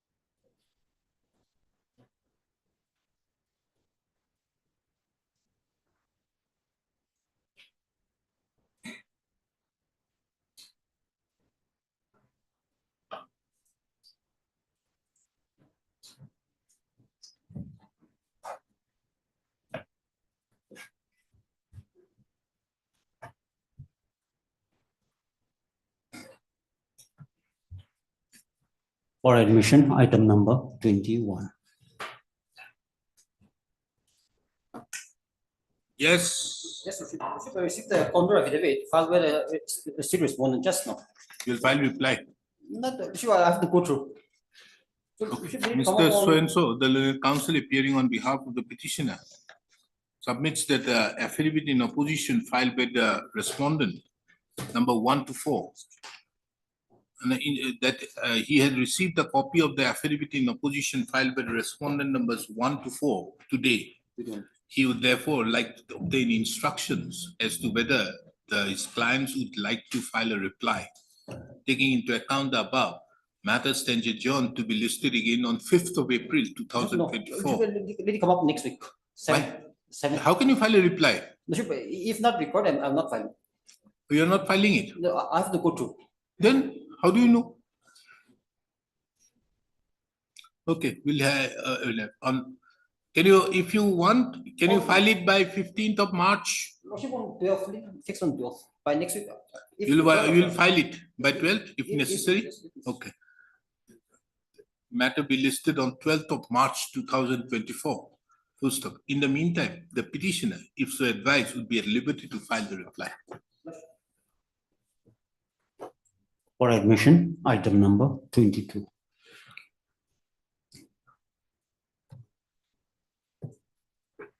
Counter not filed? Yes, please, Your Lordship. My lord, I'll get the receipt instruction. So then allow me to.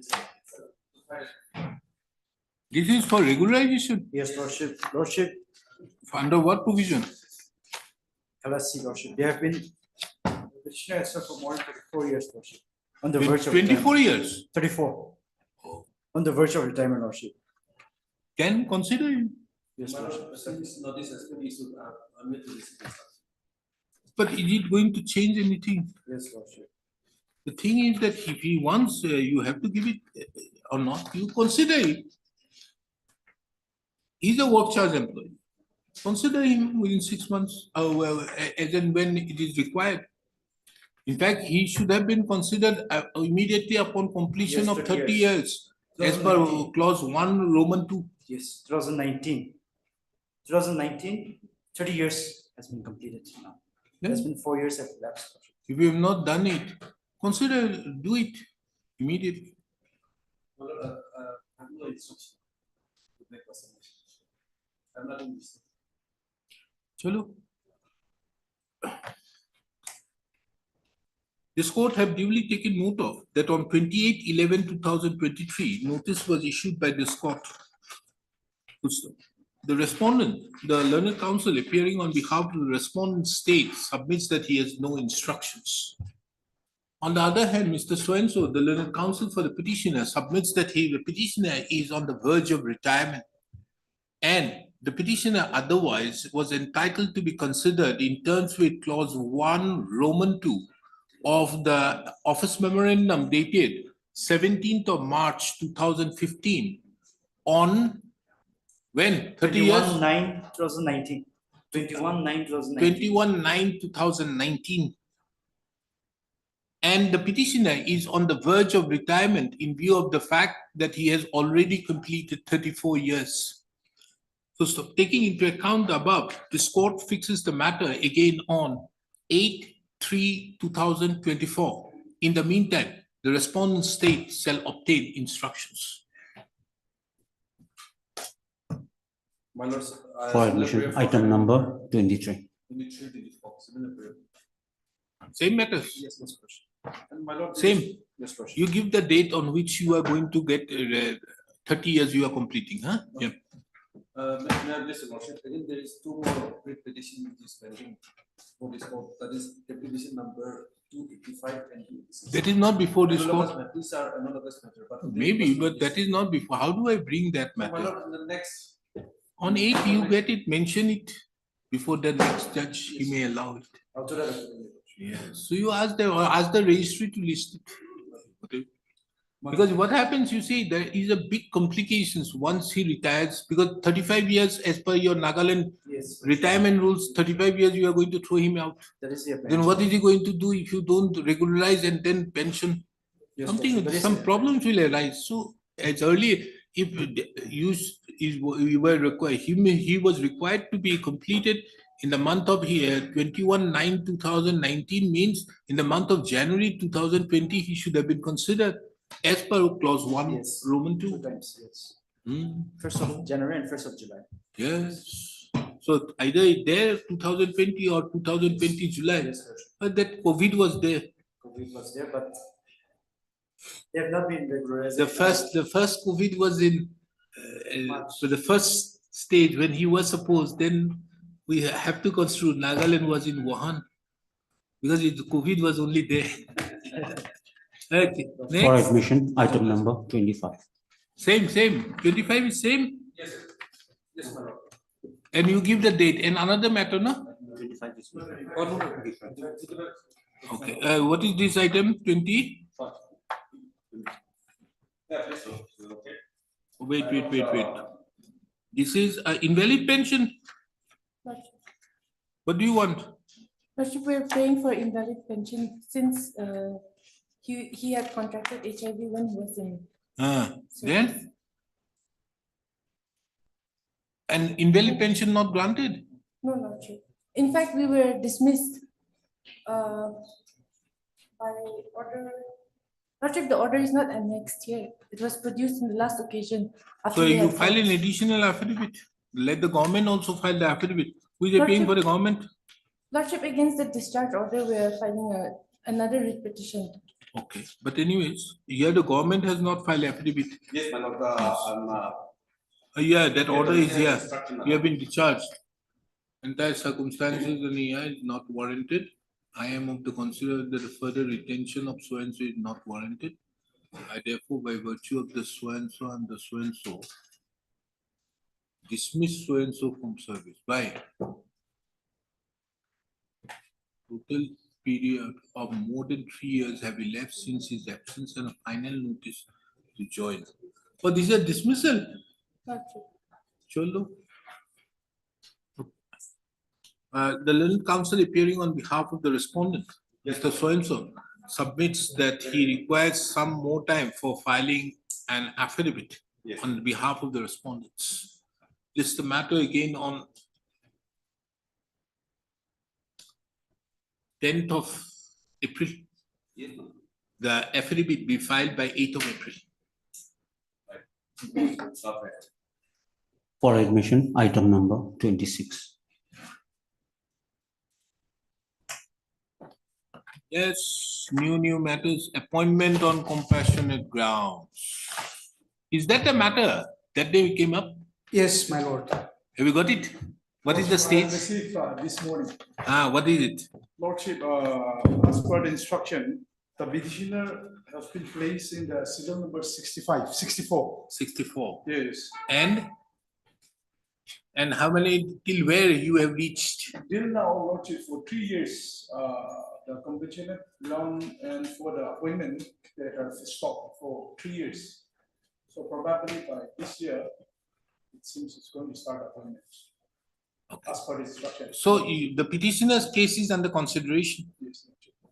So we put it that it has been done, serial number is so and so, we can close it there. Keeping it out here, we can't pass any further direction, Mr. Counsel.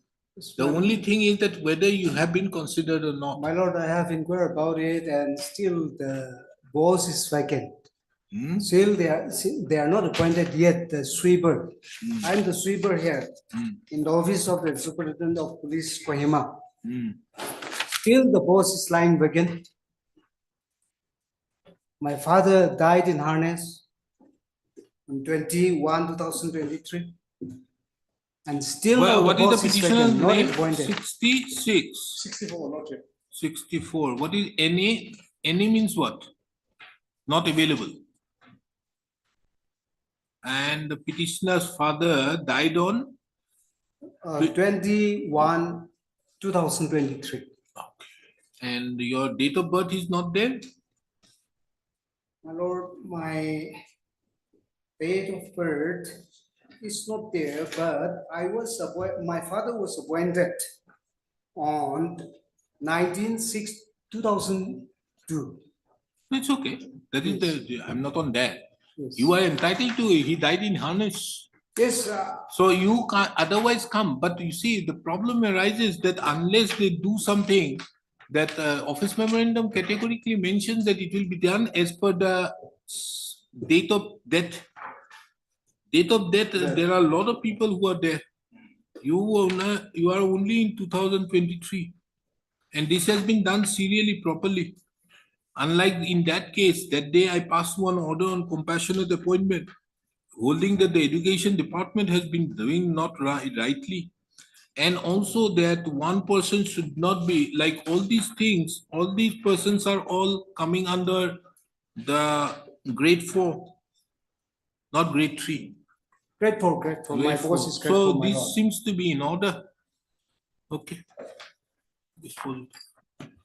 The instant petition has been filed. Heard Mr. So-and-so, the learned counsel appearing on behalf of the petitioner. and Mr. So-and-so appearing on behalf of the respondents. The case of the petitioner herein is that the petitioner's father was appointed as a NCE bracket sweeper, grade 4 post at the office of the Superintendent of Police Kohima on 19/6/2002 and was regularized on 23/7/2009. However, unfortunately, the father of the petitioner died in harness on 21/2023, leaving behind the petitioner's mother and 3 children, including the petitioner. The petitioner thereupon submitted an application on 8/2/2023 to the office of the Superintendent of Police Kohima, praying for appointment in grade 4 post on compassionate / humanitarian ground in terms with the office memorandum dated 17/9/2015. It is the specific case of the petitioner that the petitioner's case have not been considered, and as such, the petitioner has approached this court if seeking directions that the petitioner be seeking directions upon the respondents to appoint the petitioner on compassionate grounds. This court have duly taken note of the office memorandum dated 17/9/2015 as well as the insertion of clause number 11 or to the said office memorandum dated 17/9/2015 by the addendum dated 9/4/2019. The insertion of clause number 11 stipulates that the consideration in terms with the office memorandum dated 17/9/2015 has to be strictly in the order of the death of the first preference and order of the death, and first preference shall always be given against those who have died earlier and who fulfills all other eligibility criteria. Taking into account the above, this court, by an order dated 15/12/2023, have sought for instructions from the respondents as to whether the petitioner's case have been duly considered. So today, Mr. So-and-so, the learned counsel appearing on behalf of the respondent, submits that the petitioner's case have been duly put under consideration, and as per the roster list maintained, the petitioner is at serial number 64. He, however, submits that there has been no appointment for the last 3 years, but however, the government is now taking appropriate steps for doing so in terms with the office memorandum dated 17/9/2015. And under such circumstances, the petitioner case would be duly considered. During the course of the hearing, he has submitted before the court an instruction dated 26/2/2024, which is kept on record and marked with the letter X. Taking into account that the petitioner's case is under consideration, this court further does not find any reason for continuing with the instant proceedings. However, this court directs the respondent authorities to consider the case of the petitioner in terms with the office memorandum dated 17/9/2015, read with the addendum dated 9/4/2019.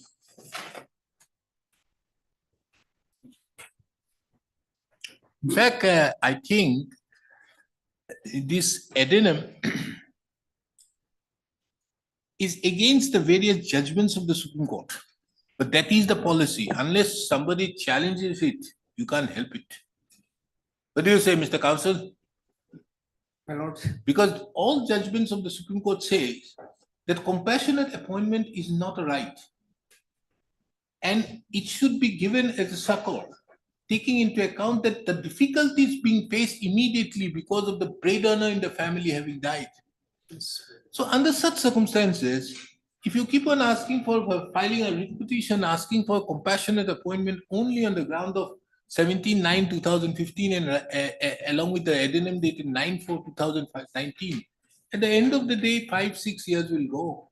So in fact, all the various judgments of the Supreme Court on compassionate appointment goes directly against these two office memorandums. So someday, next time if I come, No, my lord, sometimes they used to manipulate the records. I'll have to file our day and find out what exactly my serial number 69 or not.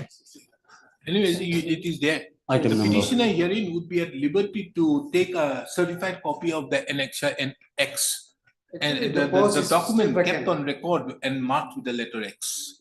You take that copy, certified copy. I put it, I marked it with X. I'm giving you the liberty to take certified copy. My lord. Yes. Yes, what is Item number this? 27. Compassionate appointment here also. My lord, similar matter. Huh? Similar matter. Lordship, I'm just to receive instruction. Since here the problem is. And the last- same department? No, No, different department, my lord. So then he has not received the instructions, huh? Can't help it with this. Mr. So-and-so appearing on behalf of the respondents shall obtain the instructions In the as to last whether order, the my case lord. of the petitioner have been under consideration. And this court fixes the matter on 11th of March 2023, on which date? Accordingly, this court fixes the matter on 11th of March 2023.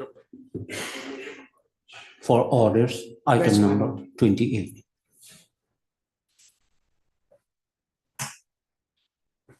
Yes, what is this? Okay. What is this contempt filed by judicial officers? What is wrong? District courts are into his lordship. Ample opportunity has been granted to the state respondent here. Well, what is the order? Let's see. Lordship, last order is 30/1/2024. Huh? No. What is the order by which you are asking? What is the contempt order? Let's see. What is the direction? In view of the above facts and both the council, the court is of the view the two accordingly they are disposed of as instructions, but it may be made clear that the so and so are published, enforced, and since the date of its publication, and therefore the service conditions of the petitioner in the second writ petition shall be governed by that rule. Needless, but in view of the new rule has been coming into force since its publication, are directed to take all necessary steps without further delay for full implementation of the same, so that the administration of justice in the district courts continues smoothly. Then what happened? Till date, they have not complied with the. What order? Comply with this order. What order?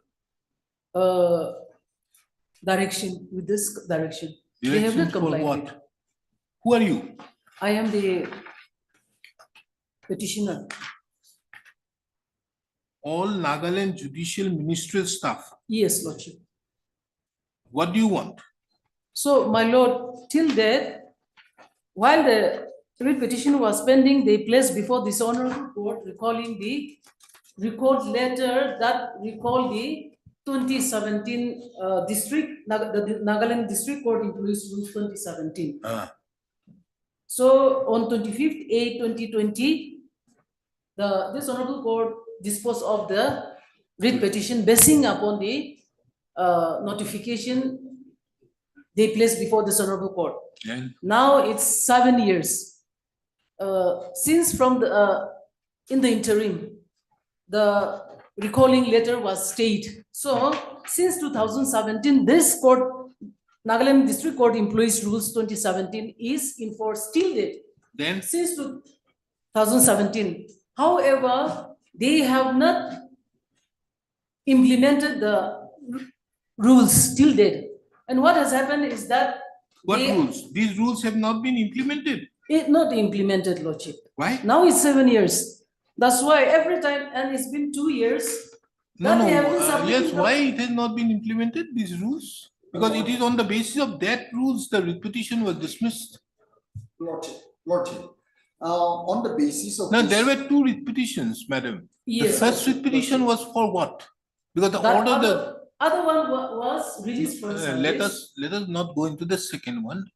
The other one must be, if I'm not wrong, these people must have got retired as per the Nagaland recruitment and which you say must be 60 years. Lordship. As per that particular clause. Yes, exactly. Yeah, so that is another aspect.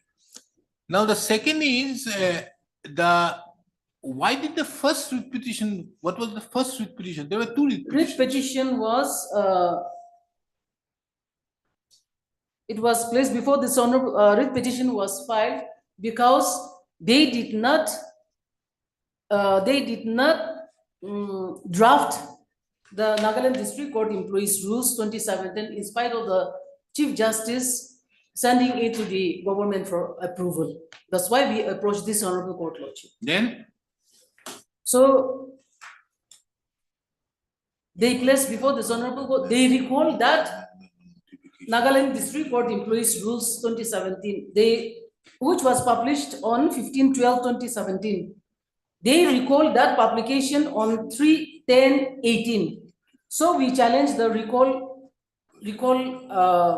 notification, and while the writ petition was pending, they again recalled the notification 9/6/20.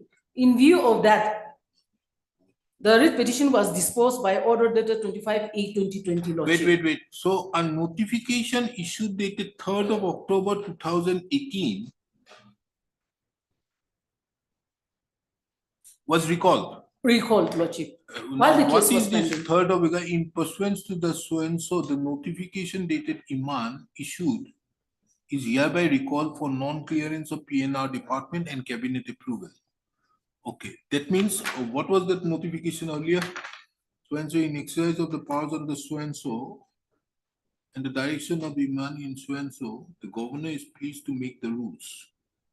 So these rules, which was made on 8th of September, which was notified, was recalled. Yes, Lordship. By 3/10/2018. Yes, Lordship. And then this That's was why- again recalled by 19/6/2020. Exactly, Lordship. And therefore you had approached earlier. Yes, Lordship. Challenging 3/10/2018. Yes. So that is what. Yes, that And the is- basic thing was the cabinet's approval was not taken and opinion was not taken from the PNR department. Now, once you recall that, the second, there are two recordings. Yes. The first was given when it was notified, the rules were notified. The second was when you had recalled that notifying. And then you recall the second one, which was recalling the first one. So we now come back to again 8th of September 2017. Yes, Lordship. So therefore, there must have been a cabinet approval for issuing the third one.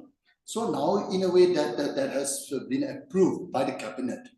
And now we are also not disputing that. The only thing is to place before the High Court, the district employees to be placed before the control of the administrative control of the High Court. That is the only issue here. Now, since this matter, in order to place 211 employees to be placed before the High Court, see, cabinet has to see into it.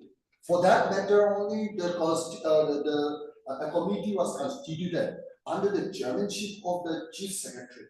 Then all these matters have been put into and deliberated. And finally, even the committee has recommended to the chief secretary, the cabinet, to place all these employees under the control of the Gauhati High Court. When?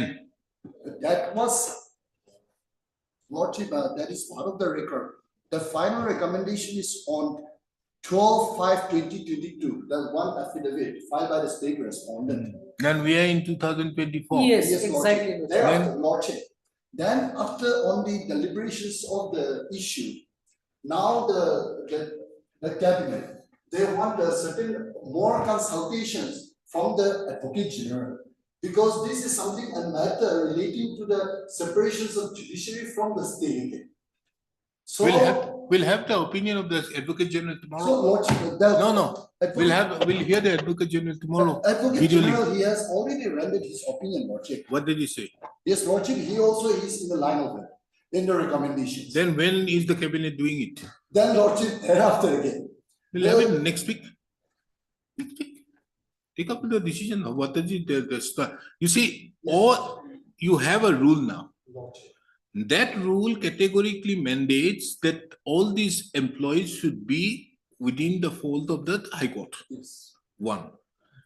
That rule, you had now you have a cabinet approval initially the rules were notified. Upon the notification of the SWED rules, you recalled it on the ground that there was no cabinet approval. Now, subsequently, you recall the second notification saying that now you have the cabinet approval. So as of now, the rules exist. Yes. If the rules exist, under whom should the employees be? Whom? That's the law.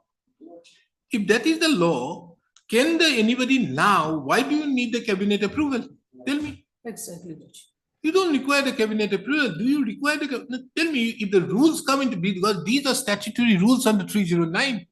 And if these are statutory rules under 309, why do you require the cabinet's approval again and asking the Advocate General?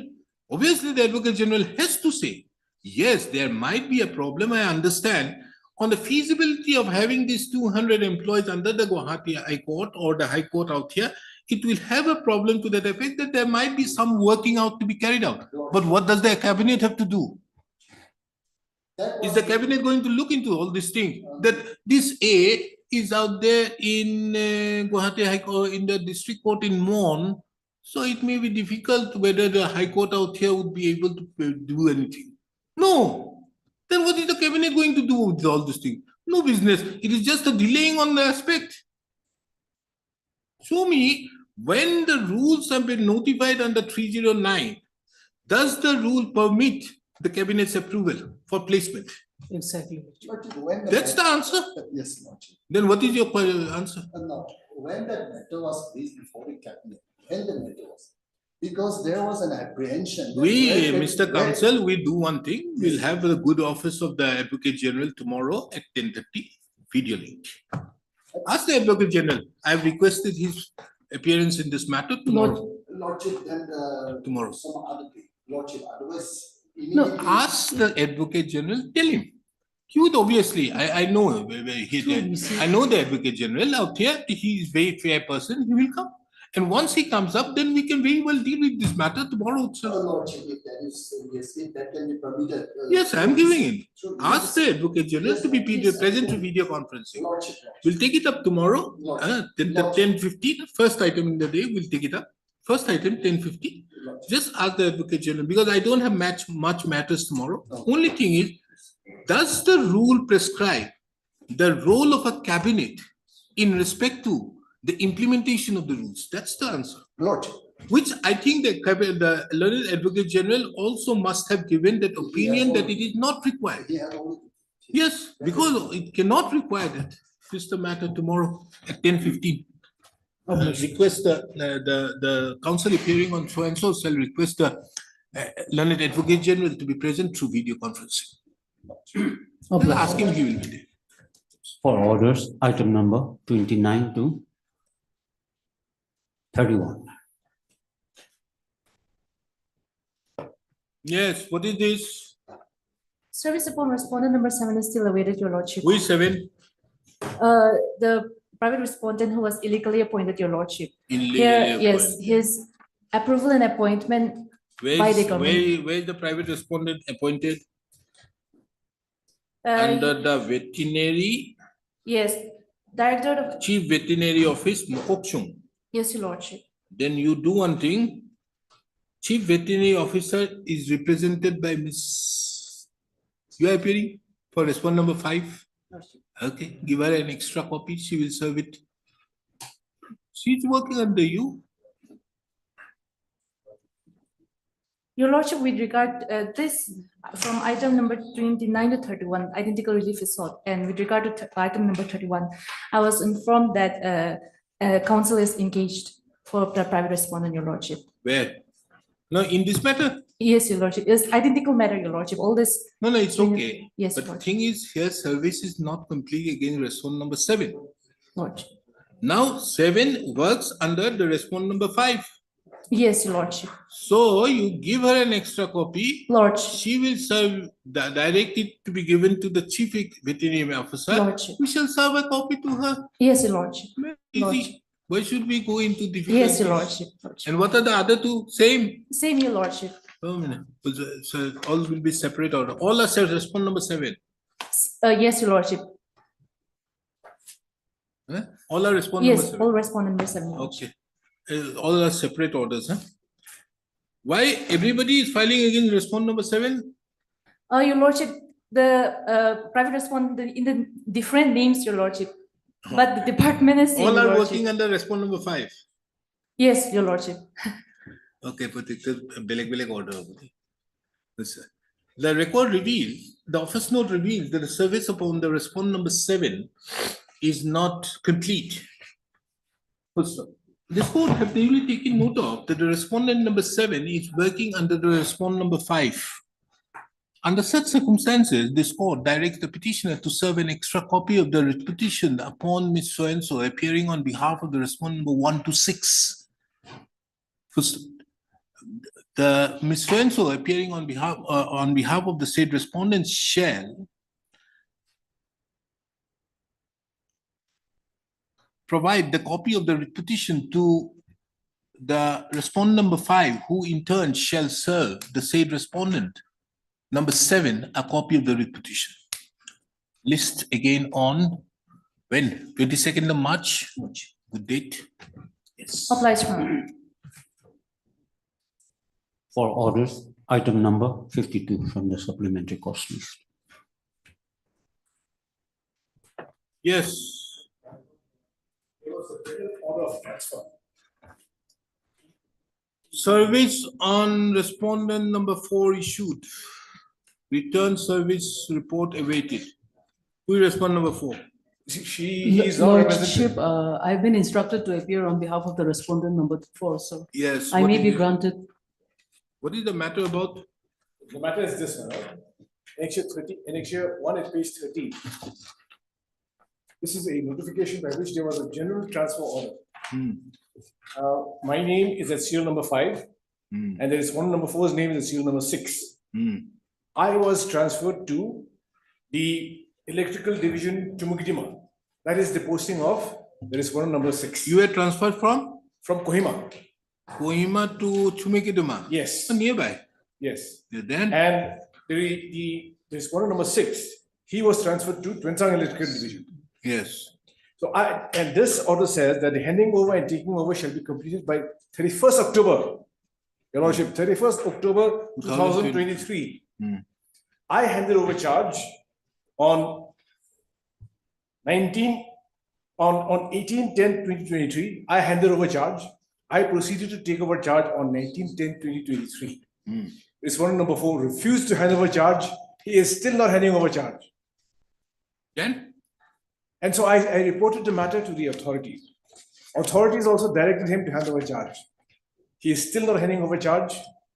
When the matter was moved, the state respondents were given the liberty to enforce the order of transfer. Still nothing happening. They're just sitting around twiddling their thumbs, watching the tussle between us. How is it possible?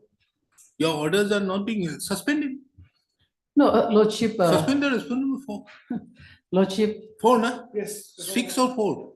Respondent number 4, madam. 4, Lordship. Suspend him. Once he is suspended, take over charge. Yes, ma'am.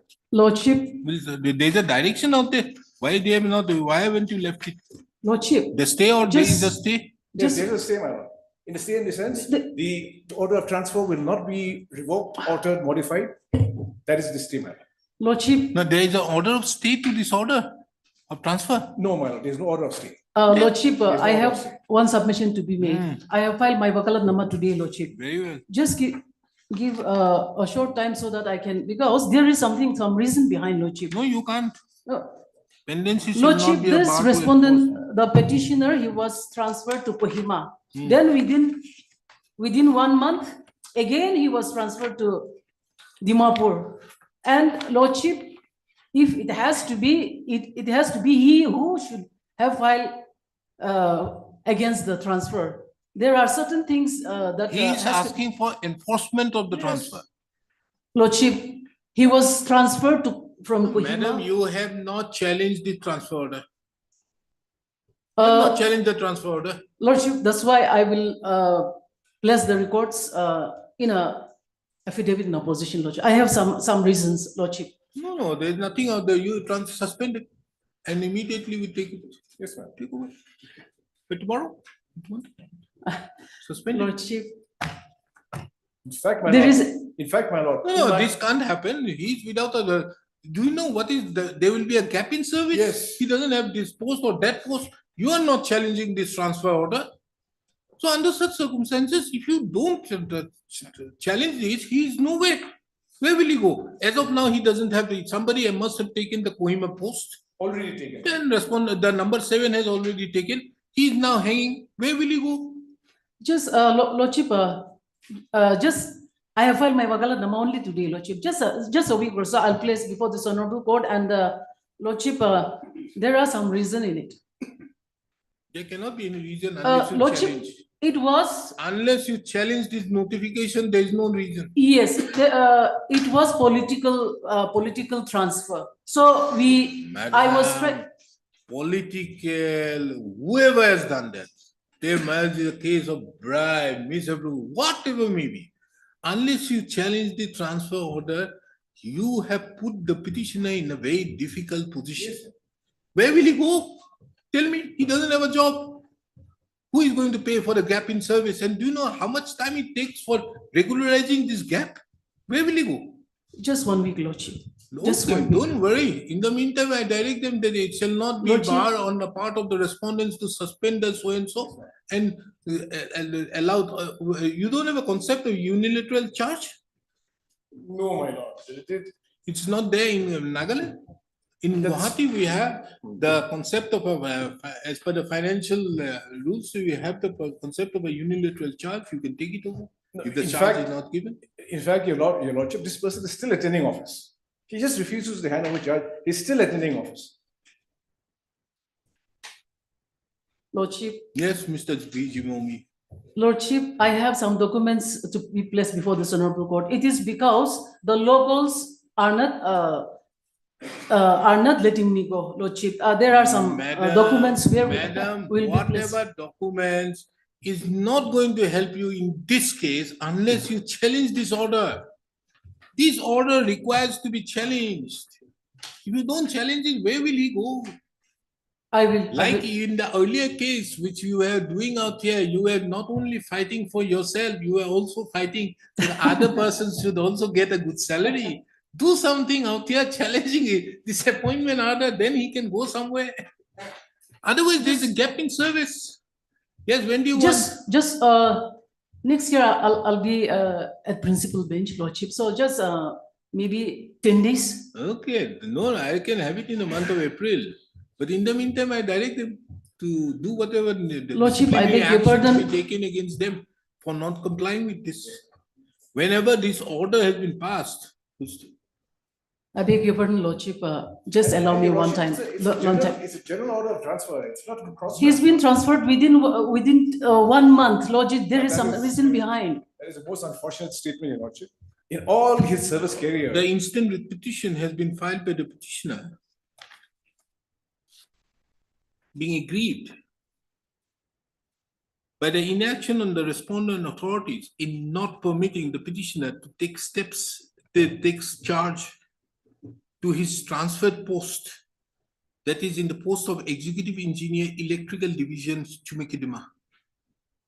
It is the specific case of the petitioner that in pursuance to the notification dated 16/10/2023, the petitioner handed over charge on 18/10/2023, and accordingly, one Sri Albert Ovung, the executive engineer, Transmission Division, Kohima, had already taken the charge of the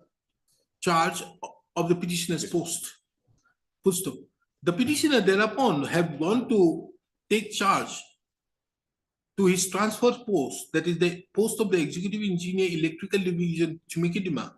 However, the respondent number 4 have not allowed the petitioner to take over the charge, and under such circumstances, the petitioner had duly represented before the authorities. However, to no avail. It is under such circumstances the petitioner has therefore filed the instant writ petition seeking appropriate directions. The record reveals that this court, by an order dated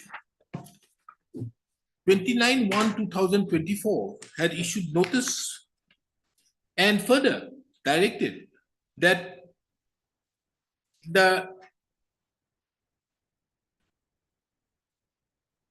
and have further observed that the respondent number 4 had deliberately defied the notification dated 16/10/2023 issued by the government, and for pardon me, which my lord? the respondent numbers 1. Even the letter dated 28 November 22, Annexure 2, a specific direction saying that he should comply. No, let me write what is the order passed.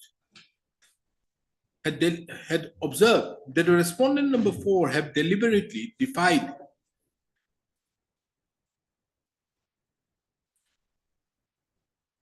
the notification dated 16/10/2023 issued by the government. The respondent numbers 1 to 3 were directed not to alter, modify, or revoke the notification number PWR/ESTT-55/19/2036 in respect to the petitioner and the respondent number 4 till the next returnable date.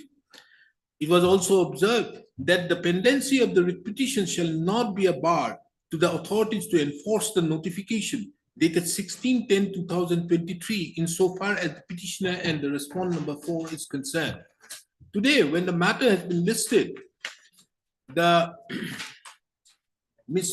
Jed Zinomi, appearing on behalf of the respondent number 4, had submitted that there are strong reasons why the notification dated 16/10/2023 have not been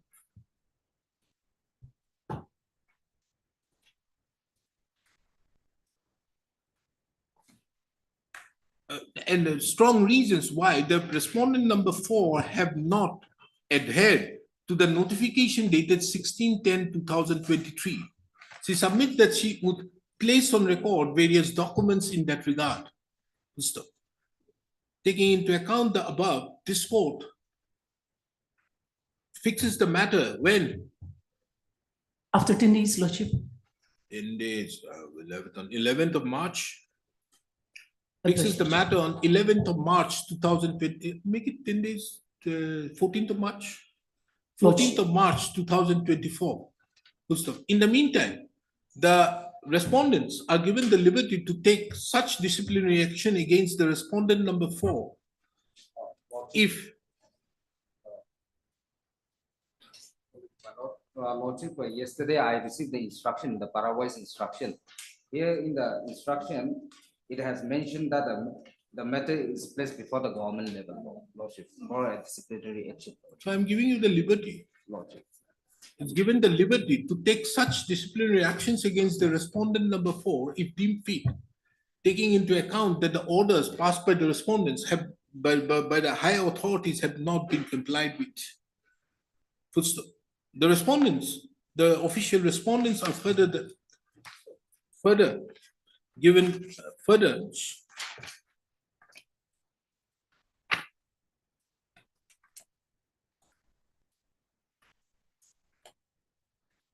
apprise this court on the next returnable date as to whether non-compliance with the order notification dated 16/10/2023 does not undermine does not act to insubordination by the respondent number 4. A copy of the order. What? A copy of the order. The order copy is very well available in the internet. Lordship, since these days we need to apply CPC. What? This download copy, the register is not entertaining.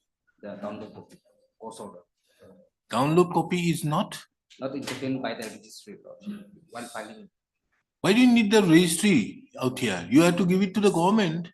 Lordship. Then, and why do you need it? Or he will give you. Yes, give him. Yes. Yes, your matter. One hearing matter is there, na? Where is it? Okay. Your matter? Better. Yes. Should I take it? Put it next week? I'm very tired. Tomorrow, actually, I'll be going. A lot of signing is to be done. What do you say? But I think you have a case. I leave it to your lordship. You have a case. And I have decision also. You got a decision. Because 1 or 2 years hardly make a difference. The delay is not so. Because your right which is there, you should have been the response number 4. First of all, he has not given, he has issued the notice to the commandant to give you the uppers. And the commandant does not give, for which you are not being taken into consideration. Can it be done? That is a complete non-consideration of the case of the petitioner, irrespective of other aspects. You have not considered that. And there is no delay when the court has already observed the pendency of the writ petition and what you call that shall be subject to the outcome of the writ petition. The appointment of the respondent number 4. That's the initial order, no? Interim order is to that effect. Yes. That any appointment, the appointment of the private respondent shall be Yes. subject to the outcome. So obviously at that point of time, the court had already thought it.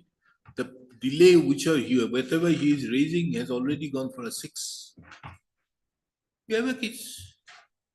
But I think later. And the question of delay also I have decision, lordship. Yes, yes, that day you gave me a judgment.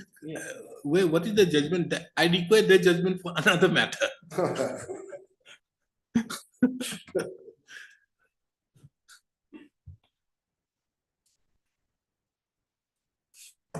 2011 5 SCC 607. 2011 5 SCC 607. 77. 07. 607. Okay. Yes, what other judgments you are saying? What the judgments you are having?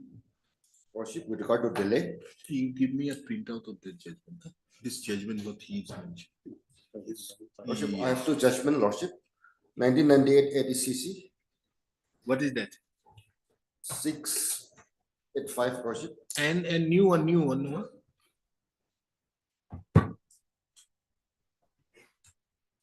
Oh yeah, they have given it, yeah. 114. No. 1998, lordship.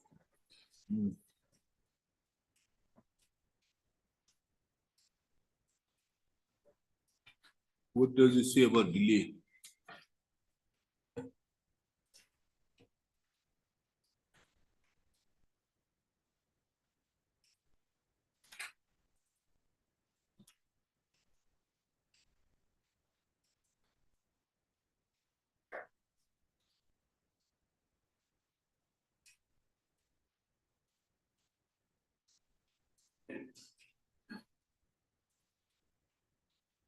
These are the draft rules. How is it relevant?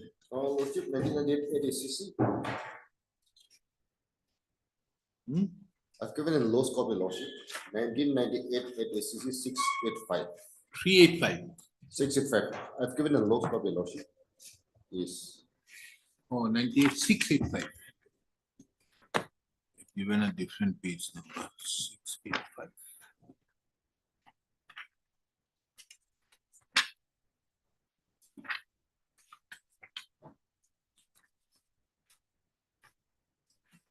$1998 8 SCC. Hey, this is 4 SCC.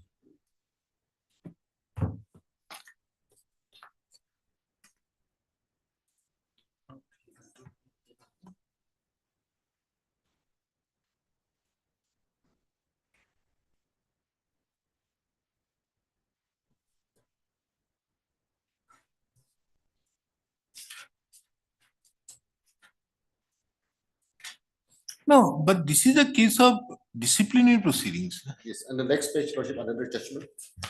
Next page, lordship. This is also something similar to that. But anyways,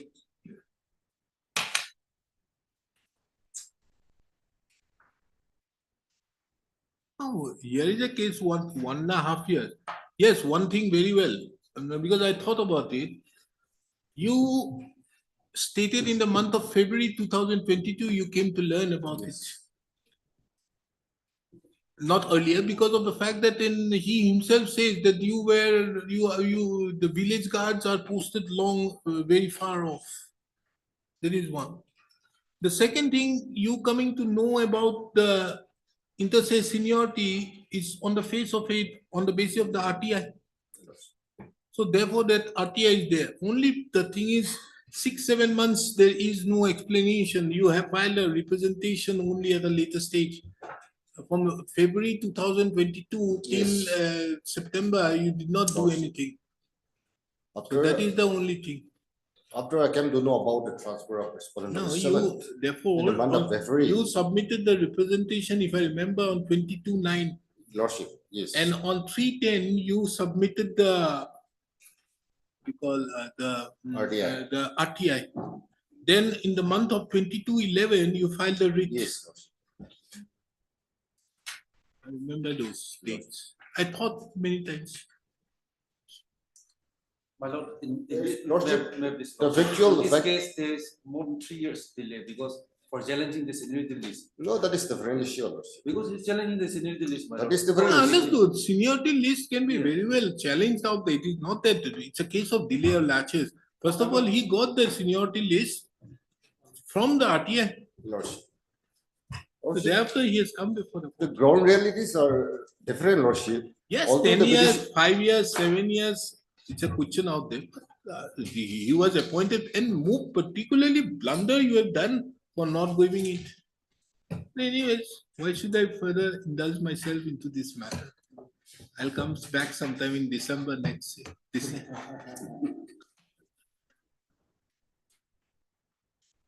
When do you want it? I can dispose of, but it's too late in the day because all these signings will have to, I'm leaving tomorrow.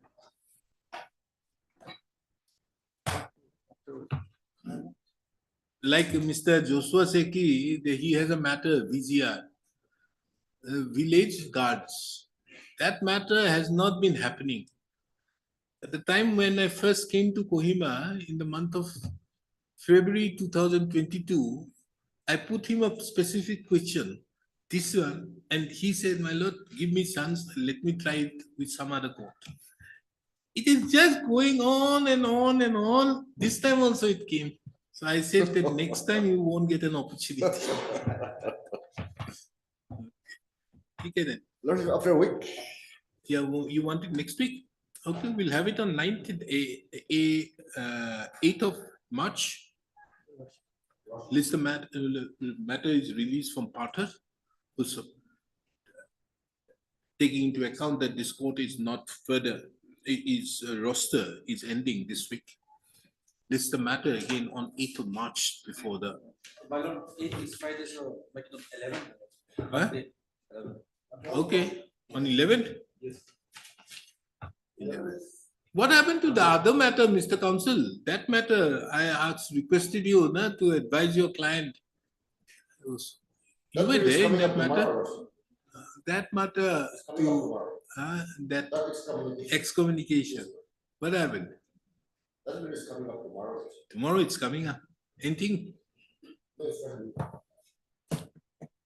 Anyways. Huh? On 11th? 12th? Okay. On 12th of March.